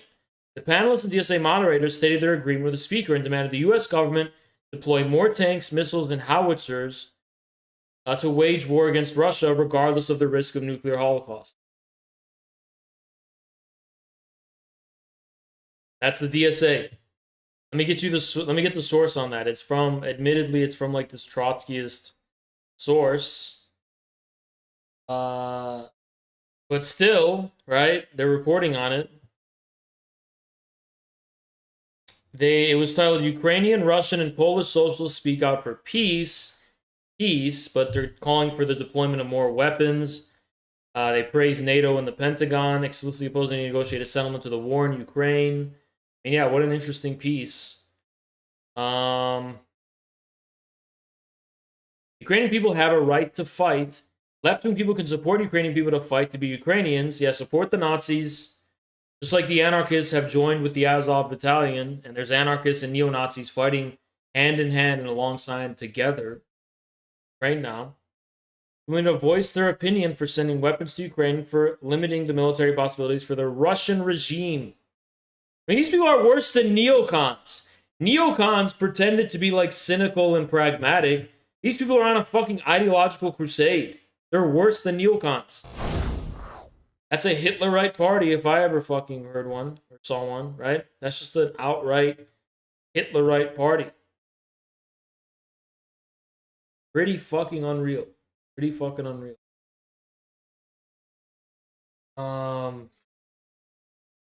Goodbye to the people who hated on me. Goodbye to the people who loved me. Goodbye to the people who trusted me. Goodbye, goodbye. When is Streamlabs getting notifications for gifted membership? No idea.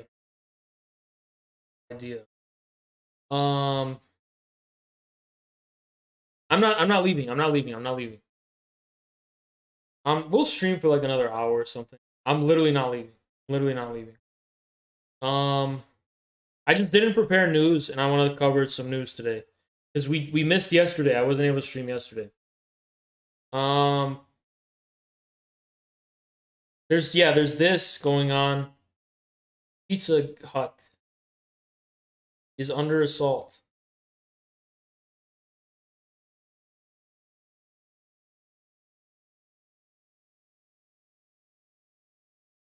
Damn, Jessidia Arden. Who is that? Jessidia Arden. Wow, she is like. I don't want to say anything sexist. I was gonna comment about politicians. Like, this isn't sexist. You know, politicians. They're on it like a politician. A normie 5 is a politician 7. A normie 6 is a politician 9. And like, wow, Jacinda Ardern. Power. She is just extraordinary. You know? But anyway, she's leaving the offices of BlackRock. And yeah, of course, I wonder why she's leaving the offices of BlackRock. Probably just, to get, talk and chat, yada, yada, yada. But there's something going on with, Pizza Hut. Because apparently this is just funny. I'm just sorry. Pizza Hut. Check this out. Right? What is this shit, bro? Come on. Pizza Hut betrayed the American people. It's our duty to boycott. What? You know why this is fucking stupid? Because when was Pizza Hut with the American people, dude? When were they with us? This is what I'm saying. Conservatives have a false consciousness sometimes. Bruh, if you want patriotic companies that like are loyal to the people,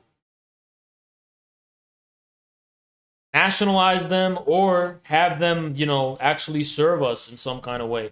Pizza Hut isn't loyal to anyone but themselves. Pizza Hut is not some fucking American nationalized company. So Pizza Hut betrayed, bruh.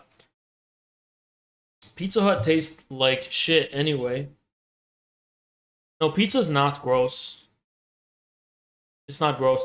By the way, I'm gonna congratulate myself by grabbing my own victory meal. One sec.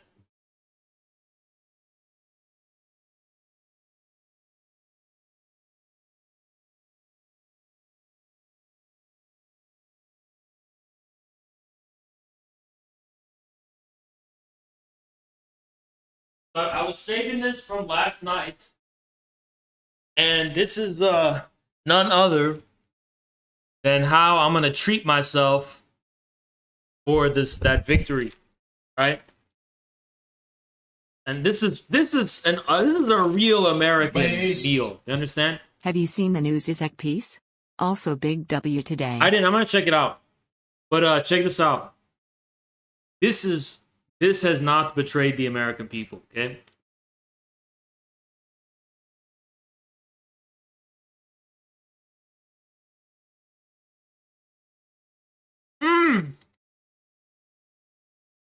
Oh, man. Oh, Lord. Oh, my. Oh my god. What's the new Zizek piece? Which one?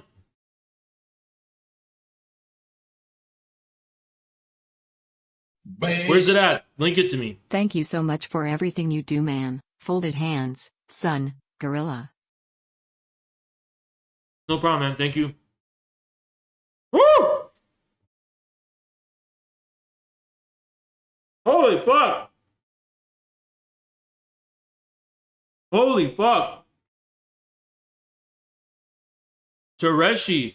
Holy shit, man.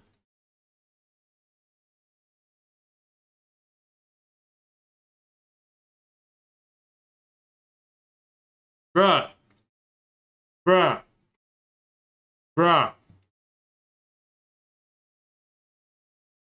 Bruh. Bruh. Bruh. Here's your victory dono too. Thank you, man. Thank you so much.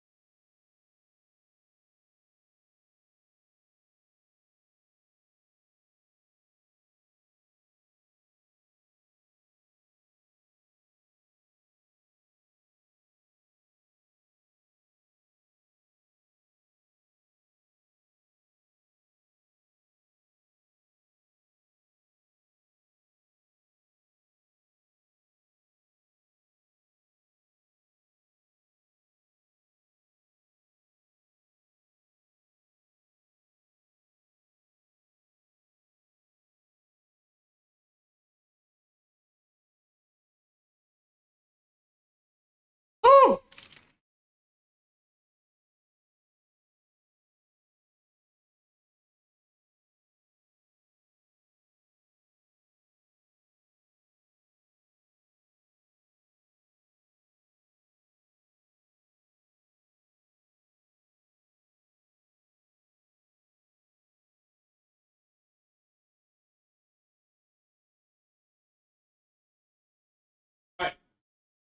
Alright. Guys, listen. I'm gonna take a victory piss. I'm gonna take a victory piss.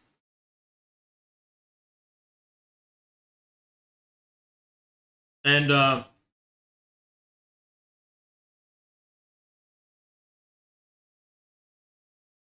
on, there's some shit I was gonna show you guys. Guys, ones if you want GTA RP one day. Ones if you want some GTA RP one day. Or maybe that day would be today. Maybe that day would be today. Maybe that day would be today.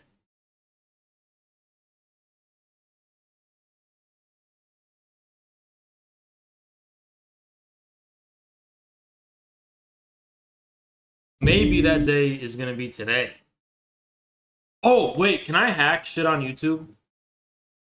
YouTube TOS hacking Elden Ring.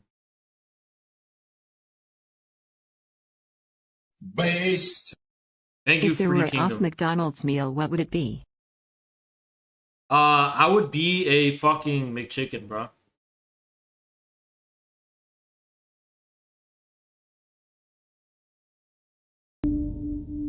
Okay, hold on. We're gonna check this out, but I'll be right back. I'm gonna take a I'm gonna take a victory piss. I'll be right back. Okay.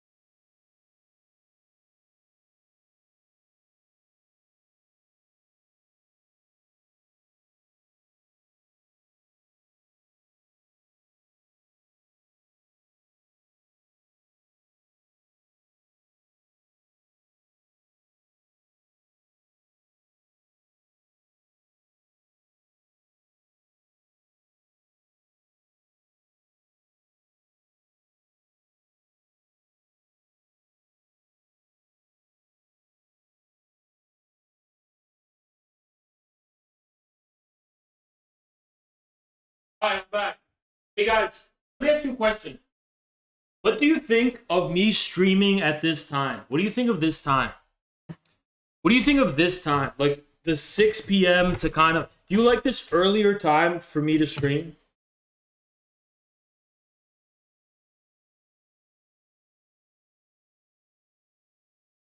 By the way... Oh no, there's one last thing I want to show y'all.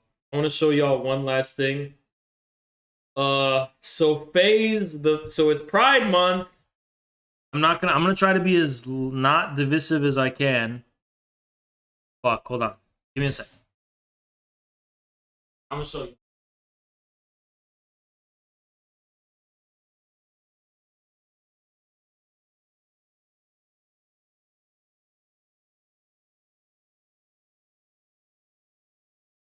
So I'm not trying to be divisive or nothing, but I just thought this was worth remarking upon or looking at or showing you guys.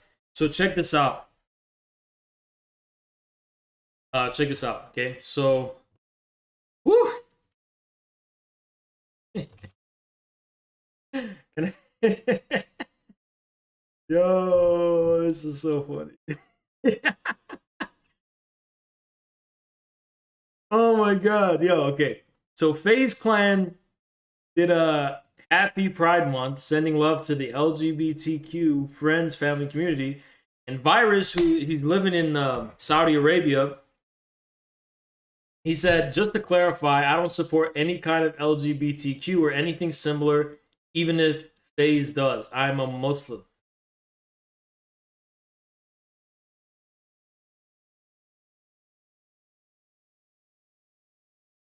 Damn. Now here's the thing. This is my opinion on this, 1000%. So it's his opinion and it's his life. Not everybody's got to support what you support. This is what I genuinely believe, right? Because I saw a lot of people on Twitter like, hey, you're speaking on behalf of religion, and you shut the fuck up, bitch. That's racist. That's literally racist because you're thinking you can speak on behalf of religion in general. You don't come from a Muslim background. You can't speak for Islam and Muslims just because you reject religion in general. Because the religion that you're rejecting is the one you were raised with. You don't know about other cultures and other religions where you could put your LGBTQ movement ahead of entirely other people's. Now, to be clear, Muslims do have our own sexual minorities and shit. But that's an internal business within Islam. So, and it's also a different aesthetic than this. It's not a rainbow flag or anything like that. So it's like, it's just totally different, you know? And, you know, you don't have to support the LGBT movement. You should probably, you should respect everybody for their sexual orientation. But I think this is a legitimate stance. I think this is perfectly legitimate, you know? You don't have to support shit.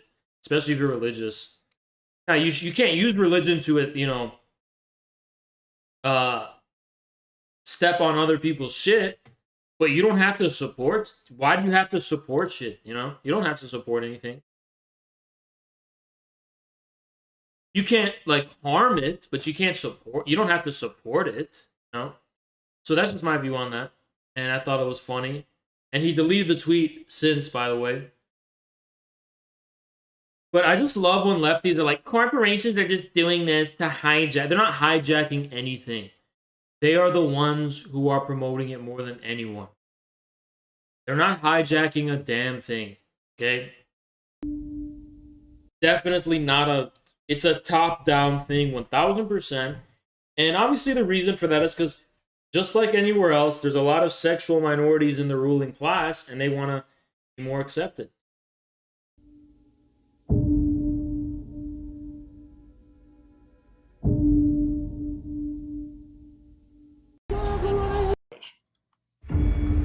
A yelling match, stone throwing, and even fist fights. The situation turned deadly at night when the rival troops... You know what I love about China and India? They both conduct their border... I'm not going to watch that documentary, but I just wanted to check it out. They both conduct their border disputes with fucking, like, melee weapons and not guns. And I think that's super Asian. Because, you know, Asian military battles in history were not about pure force. There was a sense of honor and self-limiting and restriction, like where they could have developed weapons that they didn't because they consider them dishonorable. I think it's so cool that they're settling their differences with sticks and pikes and not guns. I think that's super cool, you know? I think that shows it's Asian civilization in practice, you know? Two very great, very ancient civilizations. Obviously, I agree with China in this case, right? I don't agree with India's claims. But just like China does, I respect India. I respect India as an ancient and very beautiful civilization. You know, very great civilization. Just, I don't agree with the territorial claims. I hope it can be settled peacefully, instead of the Americans being involved.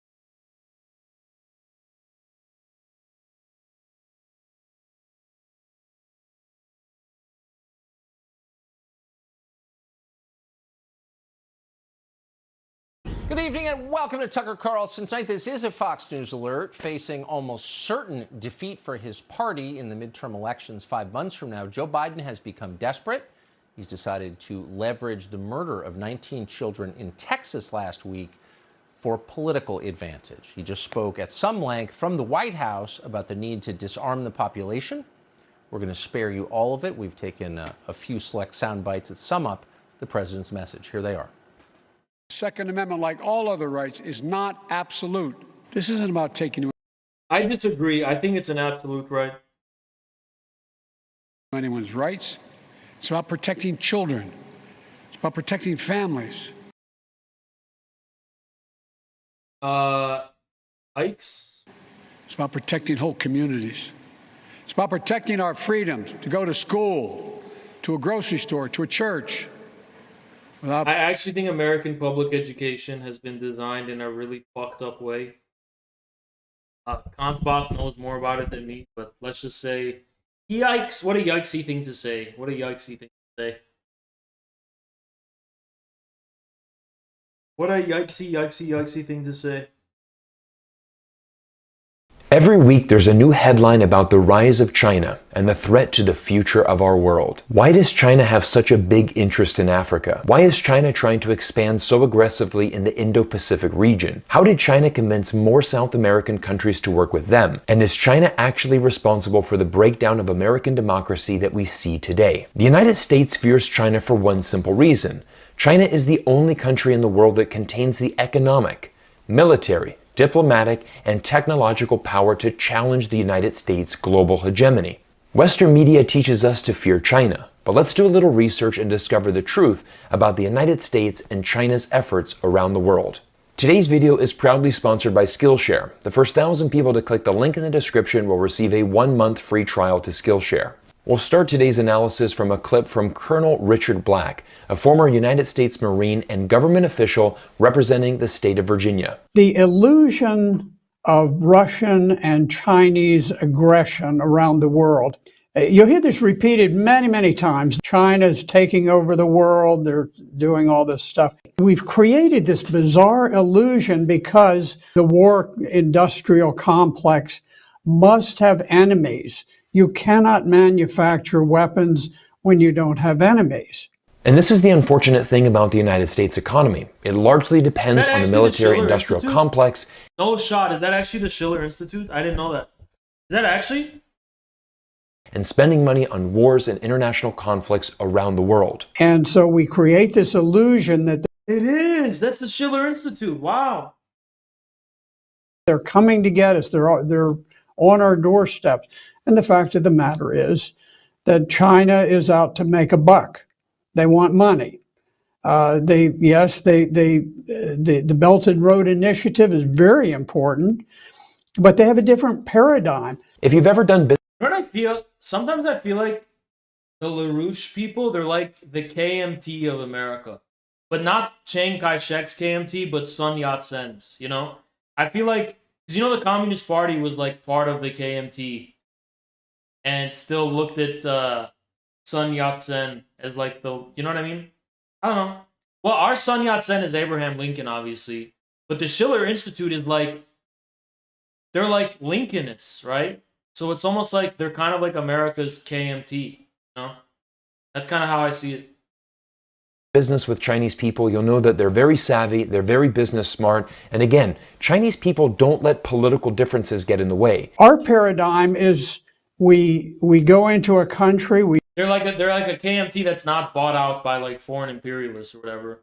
But that was way later, and that was actually only a faction of the KMT, not the whole thing. The Communist Party still looks at the KMT as like the foundation, you know? we set up NGOs, we take over, the government by coup. If we can't, then we just bomb the place to smithereens half the time. Given the United States' track record, this is why China and many other countries around the world are actually very fearful and skeptical whenever the United States gets involved in a project. Are you genuinely wanting to help the people in this country, or are you more interested in actually changing the government and installing a government that better suits United States' interest?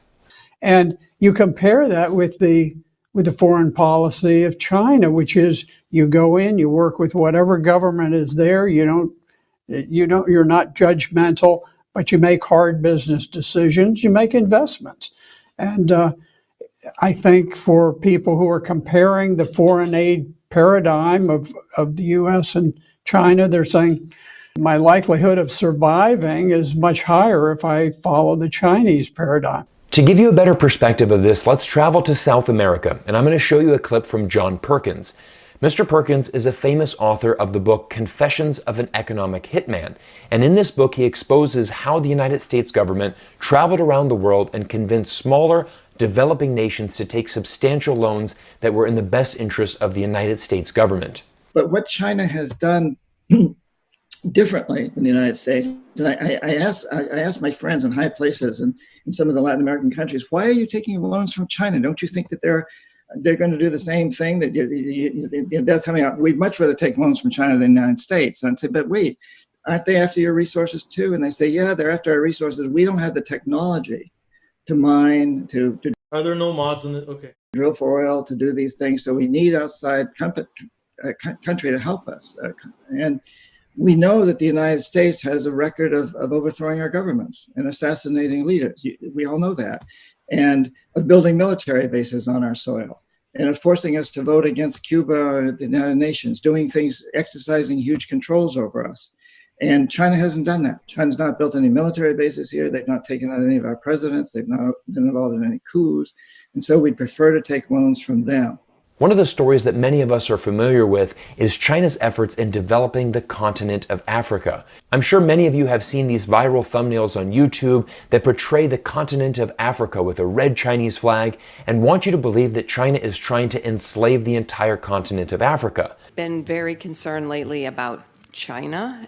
They are now all over Africa, buying things and investing over there and getting those countries dependent on them and supporting, non-democratic people. And I'm just like wondering, whom? Well, we are in a country that supports Saudi Arabia. Yes, that's true. Right. So suddenly we have a problem with, Giannis is based on China. He's based on China. Superpowers supporting non-democratic people. The speaker in this clip is Greek politician Yanis Varoufakis, who brings up a great point. This American lady is concerned. You guys know I read a lot of Giannis again for the debate, just to refresh my memory about the Bretton Woods and the post-73 change. His book, The Global Minotaur, very solid. Just not just like his theory, but like his documentation. Very good stuff. That China is doing business with non-democratic nations. Meanwhile, this speech has taken place in America, who has a very close relationship with non-democratic Saudi Arabia. In fact, the United States and Saudi Arabia have had a very close diplomatic relationship since 1945. Did I bring Giannis on the show? I was like, yo, I want to have a friendly disagreement with you about this. I'm going to email him and try to bring him on.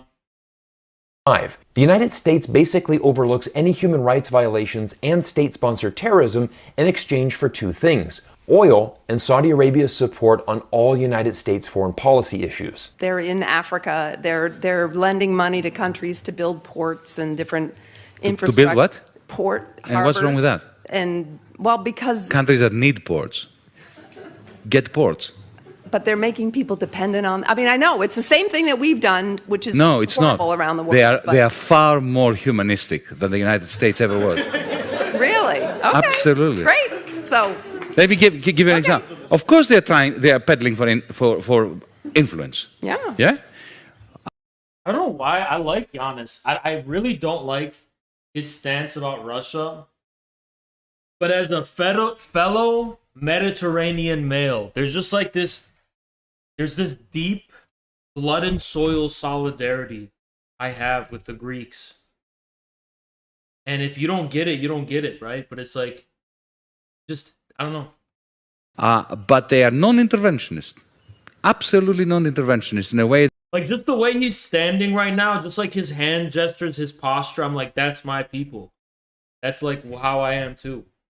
You know? If you know, you know. That Europeans, the West, has never managed to fathom. And Giannis makes another great point. China is doing things very differently than both the United States and European superpowers in the past. Because I know at the end of the day, my deal with the Chinese is to benefit Africa. And the Chinese have always been fair. Yeah, the blood and soil thing is because I had 5 hours of sleep. I'm mocking the people who are accusing me of being a racist. Okay, I'm sorry. It was a joke. It was a fucking joke. Okay? It was a fucking joke. Okay? It was like... And blood and soil comes from fucking Bismarck. Okay? It comes from Bismarck. So, that comes from Bismarck. That doesn't come... Oh, wait, does it? No, that does come from the Nazis. What the fuck? Yeah, that comes from the Nazis. Okay, my bad. Yeah, I'm gonna get in trouble for that. Whatever. It was a joke. I'm literally Lebanese. We're not even part of the same country. What do you think? I'm a fucking Greek nationalist? We just like olive oil. It's a joke. It's blood and olive oil. It's not blood and soil. It's blood and olive oil. Okay? It's cheese and olive oil. Okay? Cheese and olive oil.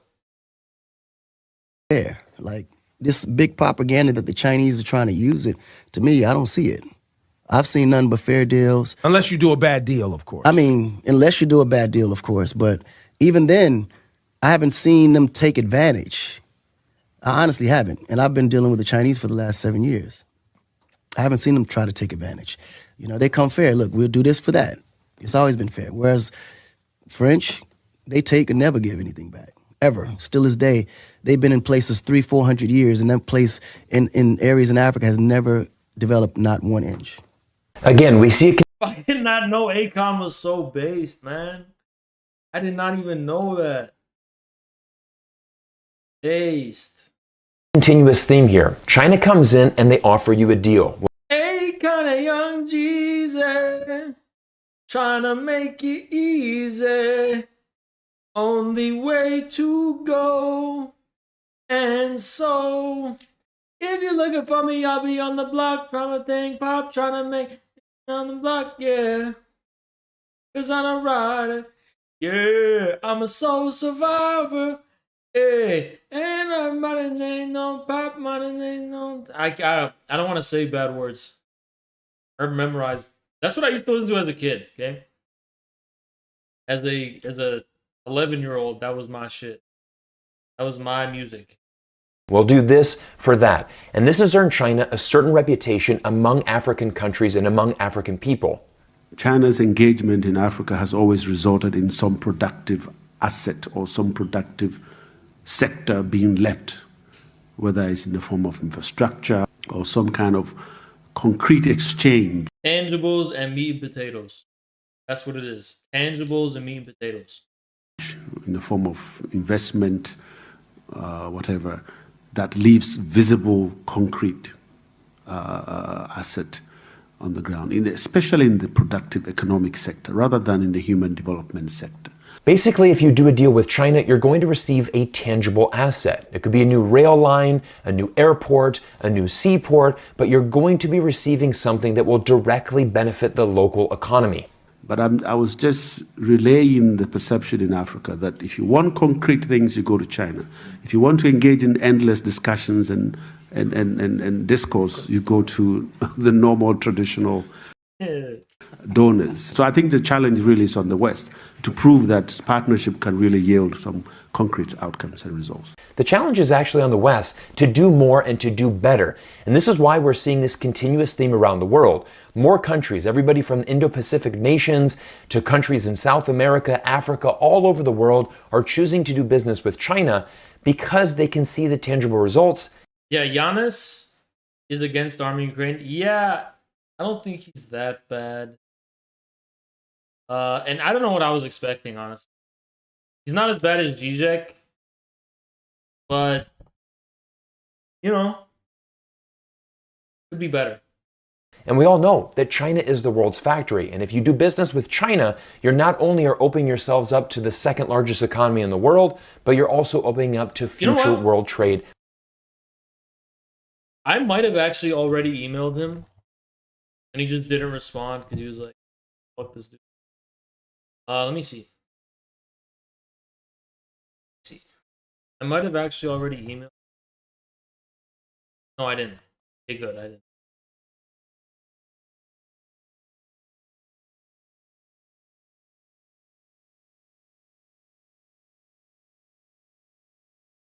Based. I remember when you tried to talk about Akon's industrialization efforts in one of the old streams and leftoids in the chat completely missed the point and were like Akon's bourgeois though lol. Thank you, Woodburn. Yeah, that was so stupid. Akon's fucking based. Akon's Akon City's so cool. With many nations around the world. Shut up, dude. Does anyone know how to like things? Does anyone like nice things anymore? He has to drape it in the Antifa flag, and Jason Unruhe has to be chancellor. In closing, let's go back to Colonel Richard Black and hear his proposal for what the United States needs to do moving forward. Thanks for all the content, man. No problem. We need to just get away from this feeling that it's not free. Everyone who's here had to pay like, there was like an entrance fee of like $25 just to watch the stream. We have to just to watch each stream. There's an entrance fee of $25. Constant. Everyone's paid it. So if you haven't paid it, you're actually pirating this. Just kidding. Just kidding. Don't do that. Be at war with the entire world. 5,000, 6,000 miles of. Does anyone do paid streams? Is that a thing? I would never do that. That's something I would never do. And the reason I would never do it is because like you'd never grow. And also I just don't like to. I don't like paywalling shit. You know, we have one thing we paywall, which is the Patreon. But other than that, I do not like paywalling anything. Ocean separating us from the nearest threats that we perceive. We probably have less reason to be. Talk with Land and Dugan when. Here's the thing. Nick Land is missing. He's missing. So I don't know what the fuck happened to him. He is missing. And no one knows what happened to him. Okay, he is like gone. And nobody knows where he is. He's gone. Okay, Nick Land is gone. Thank you, Dugan. Appreciate it. Talk with Land or Dugan when? Whenever. I want to talk to Dugan as soon as possible. I just don't know how to reach him. But I would like to talk to Mr. Dugan as soon as possible. Base debate. Thank you for blowing them out. Thank you, EJ. Appreciate it. I would like to talk to Dugan as soon as possible.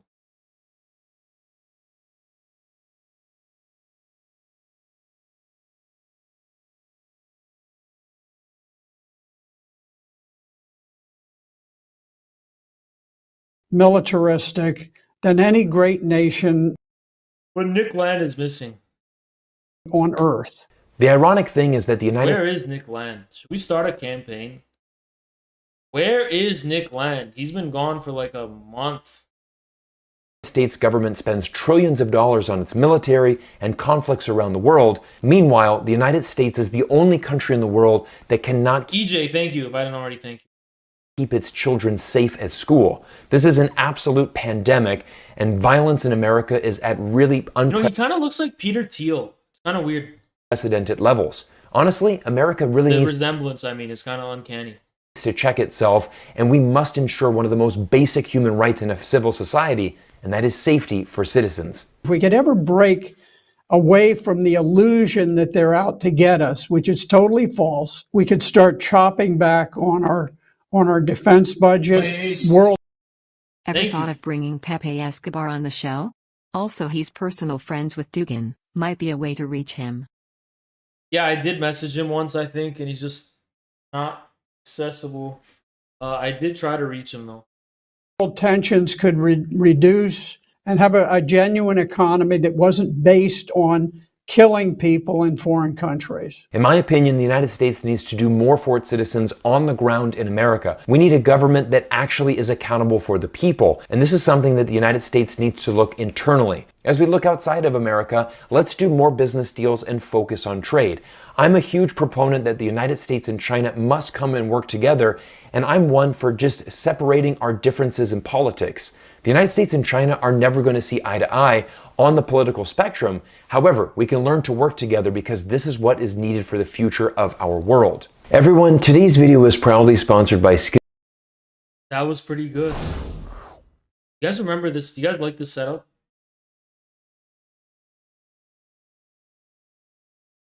Yeah, floating through space together.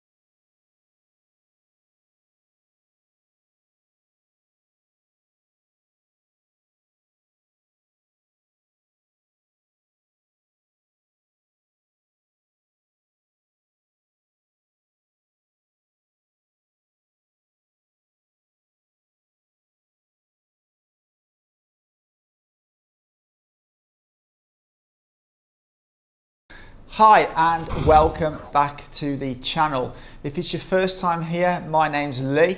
I operate this channel with my son Ollie. And you could argue now we have put our money where Secretary Austin's mouth went, because what he really means that China are the largest threat to the US's rules, and the report is titled War with China. The Rand Corporation.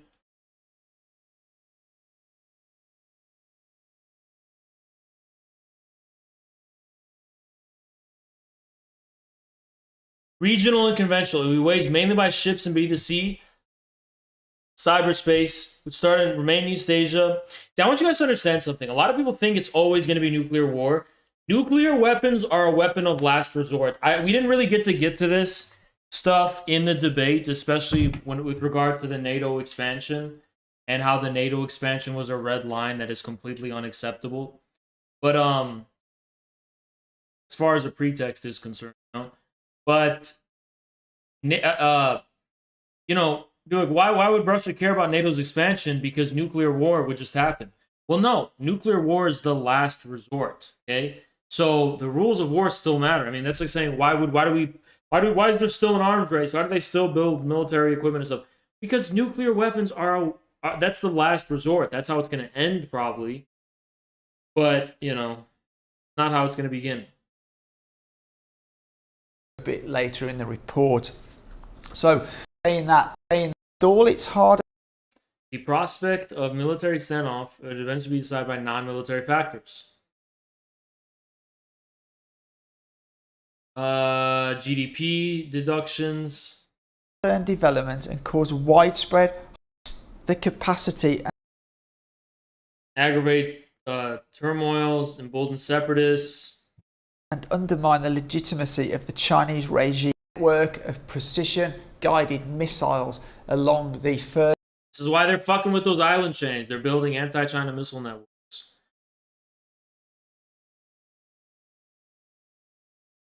Yeah. Trying to pressure Taiwan. Buy weapons. Not very good, guys. It's not looking very good. It's looking pretty ugly. It's looking pretty nasty. It's looking pretty dirt nasty. You understand?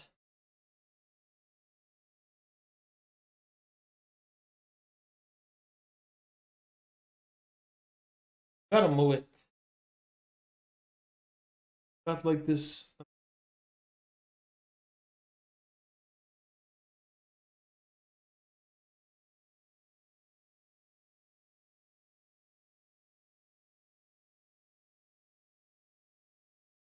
This looks so cool.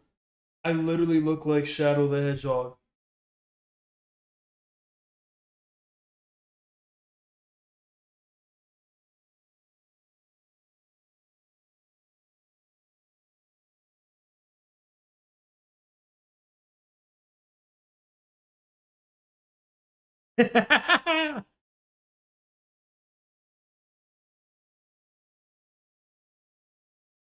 Charging up. All right. Yeah. That's Dark Odds. That's Dark Odds, right? Some Dark Odds. Anyway, guys. Most important thing we're going to take away. We're going to remember.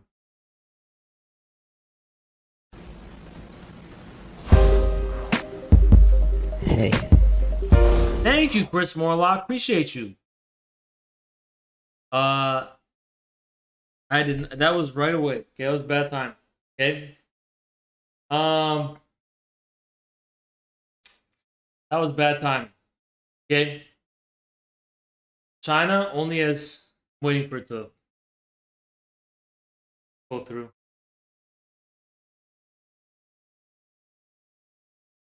It's not going through. We must have missed it. Okay. China has second strike capability, which is also in question due to the SSBN situation. Russia has the first strike in parity with any triad. Did not know that. Thank you for the dono. Appreciate it. Alright. Alright, guys. I will see you tomorrow. Okay? I'll see you all tomorrow. I just want to say goodbye. Goodbye to the people who hated on me. Goodbye to the people who loved me. Goodbye to the people who trusted me. Goodbye, goodbye to everybody. Goodbye to the people who hated on me. Goodbye to the people who loved me. Goodbye to the people who trusted me. Goodbye, goodbye to everybody. Now I need some changes in my life. Now I need to move on in life. Now it's time to say goodbye. Goodbye, goodbye to everybody. Goodbye to the people who hated on me. Goodbye to the people who loved me. Goodbye to the people who trusted me. Goodbye, goodbye to everybody. Goodbye to the people who hated on me. Goodbye to the people who loved me. Goodbye to the people who trusted me. Goodbye, goodbye to